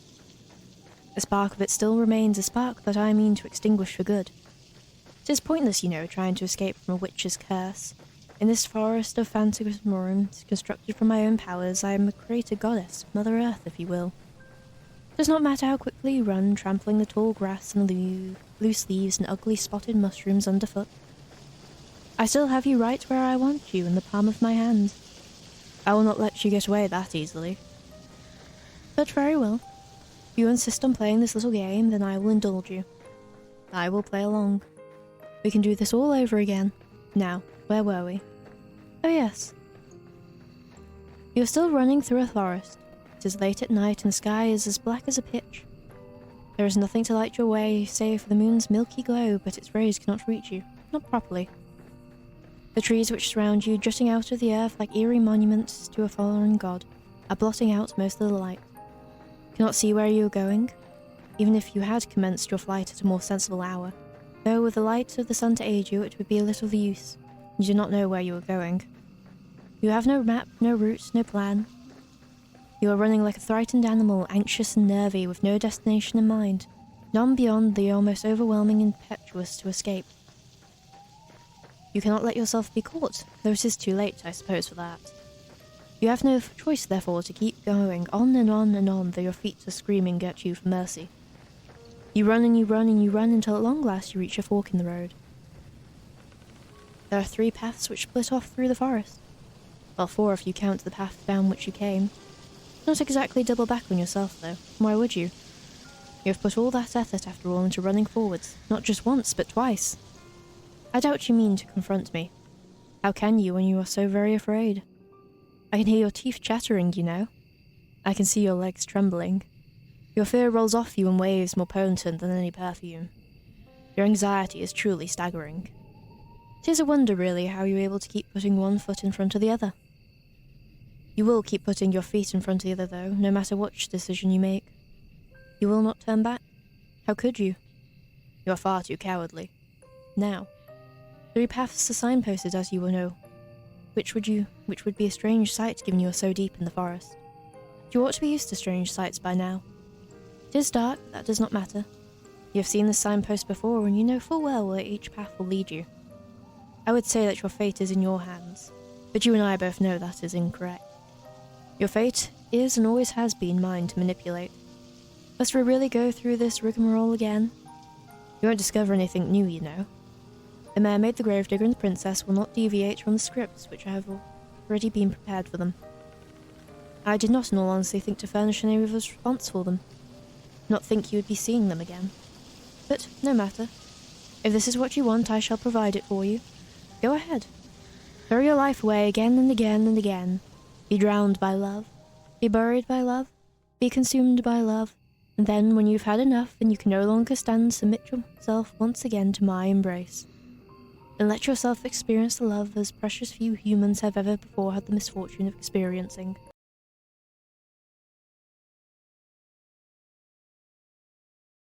So you've come back here, have you? That does not come as much of a surprise. They're presented with 3 potential paths. It is not as though traversing any of them would have any particular impact upon your ultimate fate. In the end, you were always destined to return here. Did you really think you had a choice? How hopelessly naive of you. I thought you were smarter than that. Your breath, which once escaped your lips in sharp, ragged gasps, is now on the verge of petering out altogether. Your lungs feel deflated as though they have been punctured. Your blood is rushing through your temples and heed the overwhelming surge. Your stomach, meanwhile, has twisted itself into knots. Your body feels heavy, your legs in particular, they no longer wish to obey you. You take a stumbling step forward and your foot gets caught in the tree root. You are certain that you have passed this route once before already, that you sidestepped it, but perhaps your memory is beginning to fail you just like the rest of your body. You gasp, surprised, and pitch forward, dull and senseless like a sack full of potatoes. Your arm hits the ground with a crack, one which makes you cry out in pain. Tears begin to bead on your eyes, wet and salty tears which you cannot stymie. You are not as resilient as the GraveDigger, nor as carefree as the Princess. You lived underwater like the Mermaid, then nobody at the very least would be able to tell you were crying. But you do not, and I can. Believe me, I can. Your arm aches dreadfully, but you can at least still feel it. Your poor feet, meanwhile, have gone quite numb. You would try to stand had you the energy, but you know as you sit there dazed that this would be a futile effort. You cannot stand, not any longer. It hurts too much. You really have been through a lot tonight, haven't you? I fear I have not been very kind to you, but you ought to be accustomed to hardship. Why, then, are you crying? You've always been a crybaby. That's why they teased you so much. It's because they knew they'd be guaranteed a reaction. You are very predictable. Even now, after you try to borrow my power for your own purposes, you have not changed at all. As you sit there sobbing, you hear, or you think you can hear, footsteps approaching you. There to your right is a snapping of twigs, to your left the telltale rustle of leaves. Your every sense feels razor sharp, honed to a knife's point by anxiety. You're so panicked you feel as you're going to be sick. If you want to vomit, then why not? There is no shame in it. There is nobody here to judge you. Nobody but me. I have always been here, you know, and I will always be here, no matter how fast you try to run or how far. Do you really think you could escape me? Poor sweet child. Poor little fool. I did tell you, did I not? A contract with a witch is binding. No amount of physical difference between both of us could ever sever it. I told you I would never let you be lonely, and I meant it. But I have had rather enough of these little games. It is time for me to collect my collateral. A soft gasp escapes from your throat as you feel my arms wind their way around your back. Naturally you know whose arms they are. They are mine. I have been watching you all night, and this is the first time I have reached out to you in such a direct manner. Did you not expect me to be so forward? I can hear your heart fluttering in your chest. It is beating very quickly like a startled rabbit's. Your breaths are short and sharp. It is a cold night, and though I am not holding you, you are still shaking. I wish you would tremble not so. Everybody fears the unknown, but we are not strangers. We have spoken before, have we not, when you first called me forth from the ether using that book you found in the library? You were desperate enough then to turn to the occult for help. You pleaded with me to use your magic for your behalf. You begged me. You implored and you entreated and wailed and you whined, and though I had some reservations, you forced my hand. I had no choice, not in the face of your desperation. You did not want to be lonely anymore. You wanted to have a friend, someone who would always be there for you, no matter what. You wanted somebody to love you. Is that not what you demanded of me? Is that not what I have given you? You might think of me wicked, but I have been awfully cruel yourself, to run from me after I made all your wishes come true. I did think, you know, about punishing you for running away from me. I thought of poking out your eyes so that you may never see anybody other than me. I thought of cutting you off your long, lovely hair so that nobody would ever think you of you beautiful but me. I thought of breaking your legs so you might never be able to escape from me. I turned all these intriguing ideas over mine, but I am a merciful witch. Though you hurt me, I did not wish to hurt you. You asked after all that I love you, and this is what I did. I have drowned you in my love. I have buried you beneath my love. I have swallowed you with my love. And you have always been a sad, lonely girl, one who has been starved of affection. Nobody has ever cared for you. Your life has always been a barren, empty wasteland, one devoid of any fonder feelings. That is why I had to drown you, you see. That's why I had to bury you. That's why I had to swallow you. In the end, I was doing you a favor. I was doing it all for you. In a sense, you are very lucky. Do you know that? There are few people in the world who have had the privilege of being loved to the brink of insanity quite as many times in one night. There are few people in the world who can claim to have been loved by a witch. You have experienced so much love it ought to have slaked you in your unquenchable thirst. You know now what it feels like to be adored. I have more than upheld my end of the bargain. Now I think it's time that you do the same. From this night forth, you and I will always be together. Then I shall be able to love you endlessly. You will never be lonely again.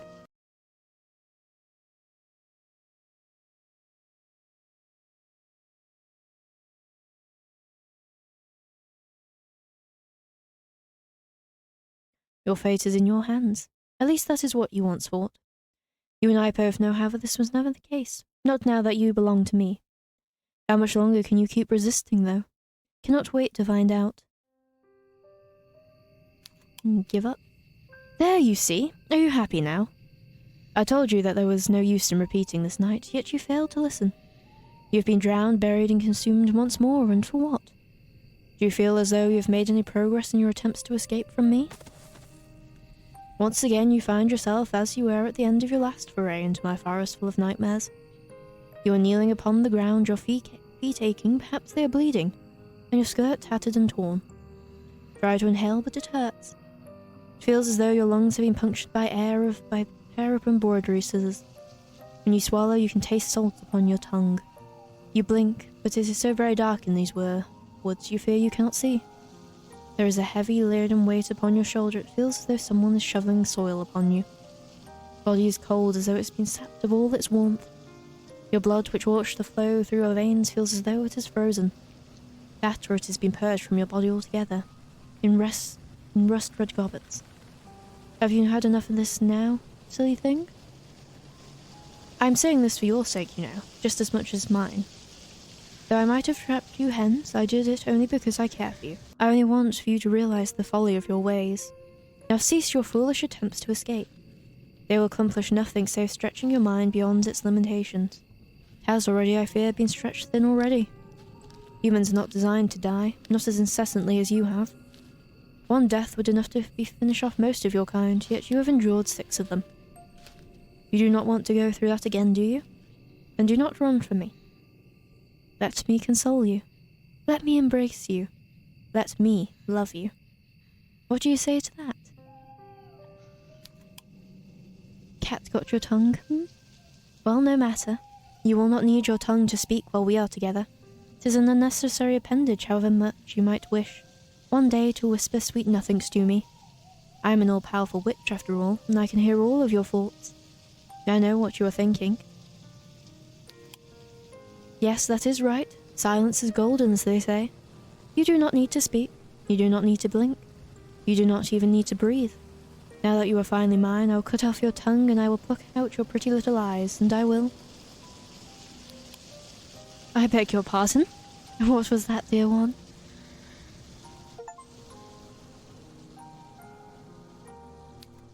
I said no, I am not your dear one. I never wanted this. What? You would defy me still after all you have endured? Were 6 deaths not enough for you, you gluttonous girl? Do you wish for more?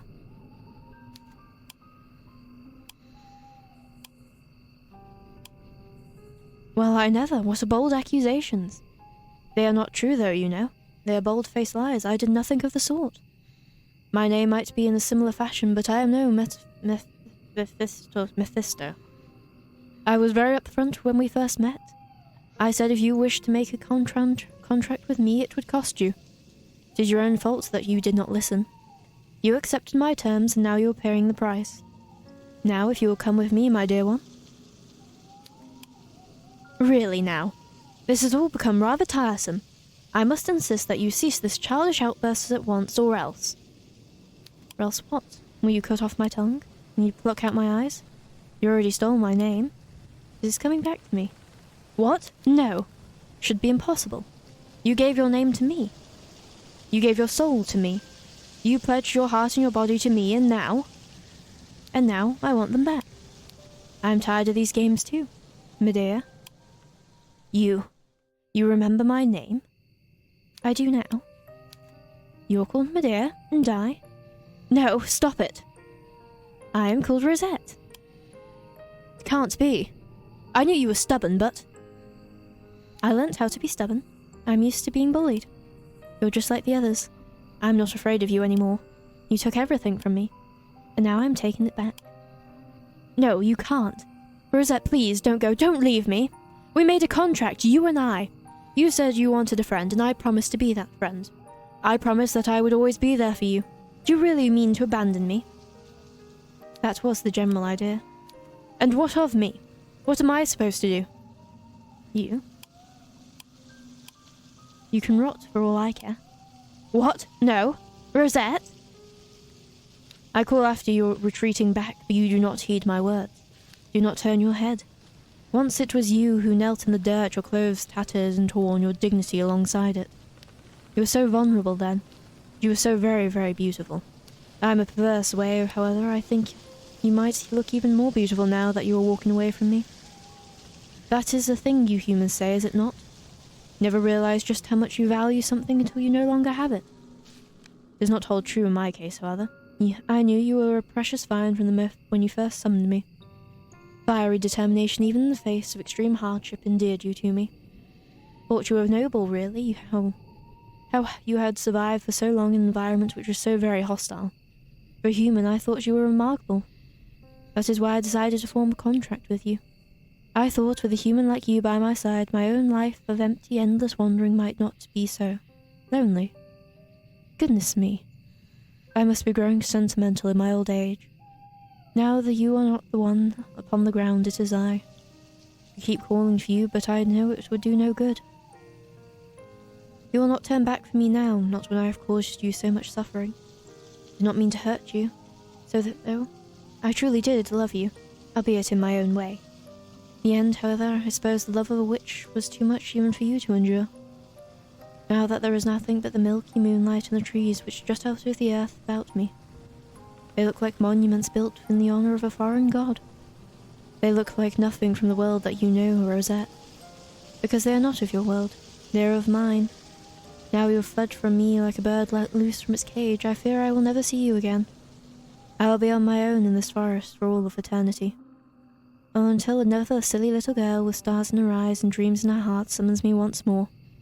It has happened a handful of times in the past. It might one day happen again.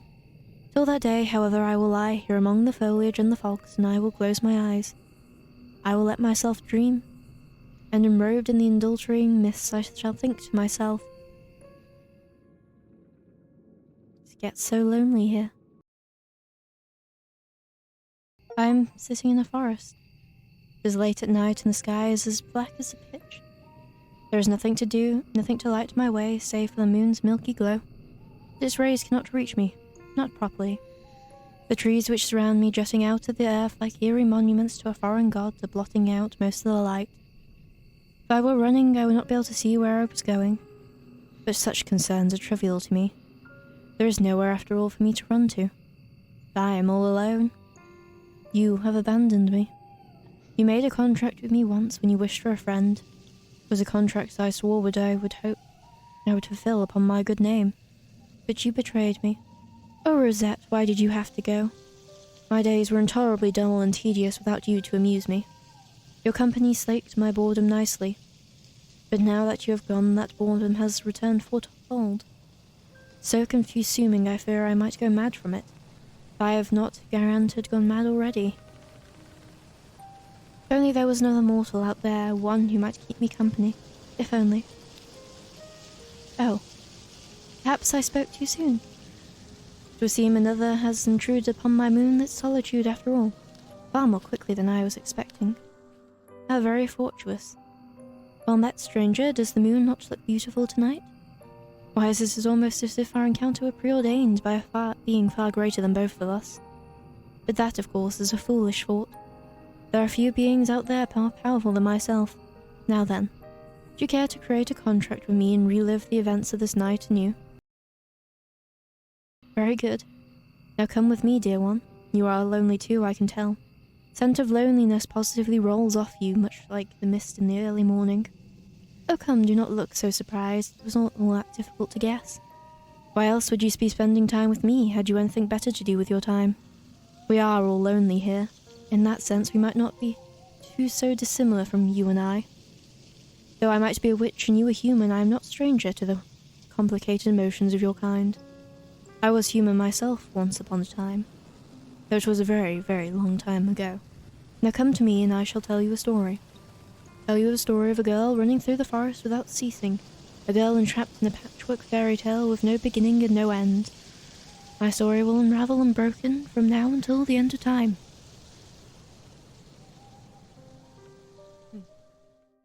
And if you allow yourself to become submerged within it, we never need to be lonely again. Oh? Do you not wish to stay with me, dear one? Very well. You are awfully cruel, but I can understand how you feel. I am a benevolent witch, regardless of what some people might say. I would never force you to do anything, not against your will. My love is, and always has been, reciprocal in nature, though she did not appreciate that. Now, if that is all, would you like to run along? No good can come, you know, of soliciting with witches in the dead of night. You had best be on your way, and quickly. Otherwise, I might just change my mind. After all, it gets so lonely here.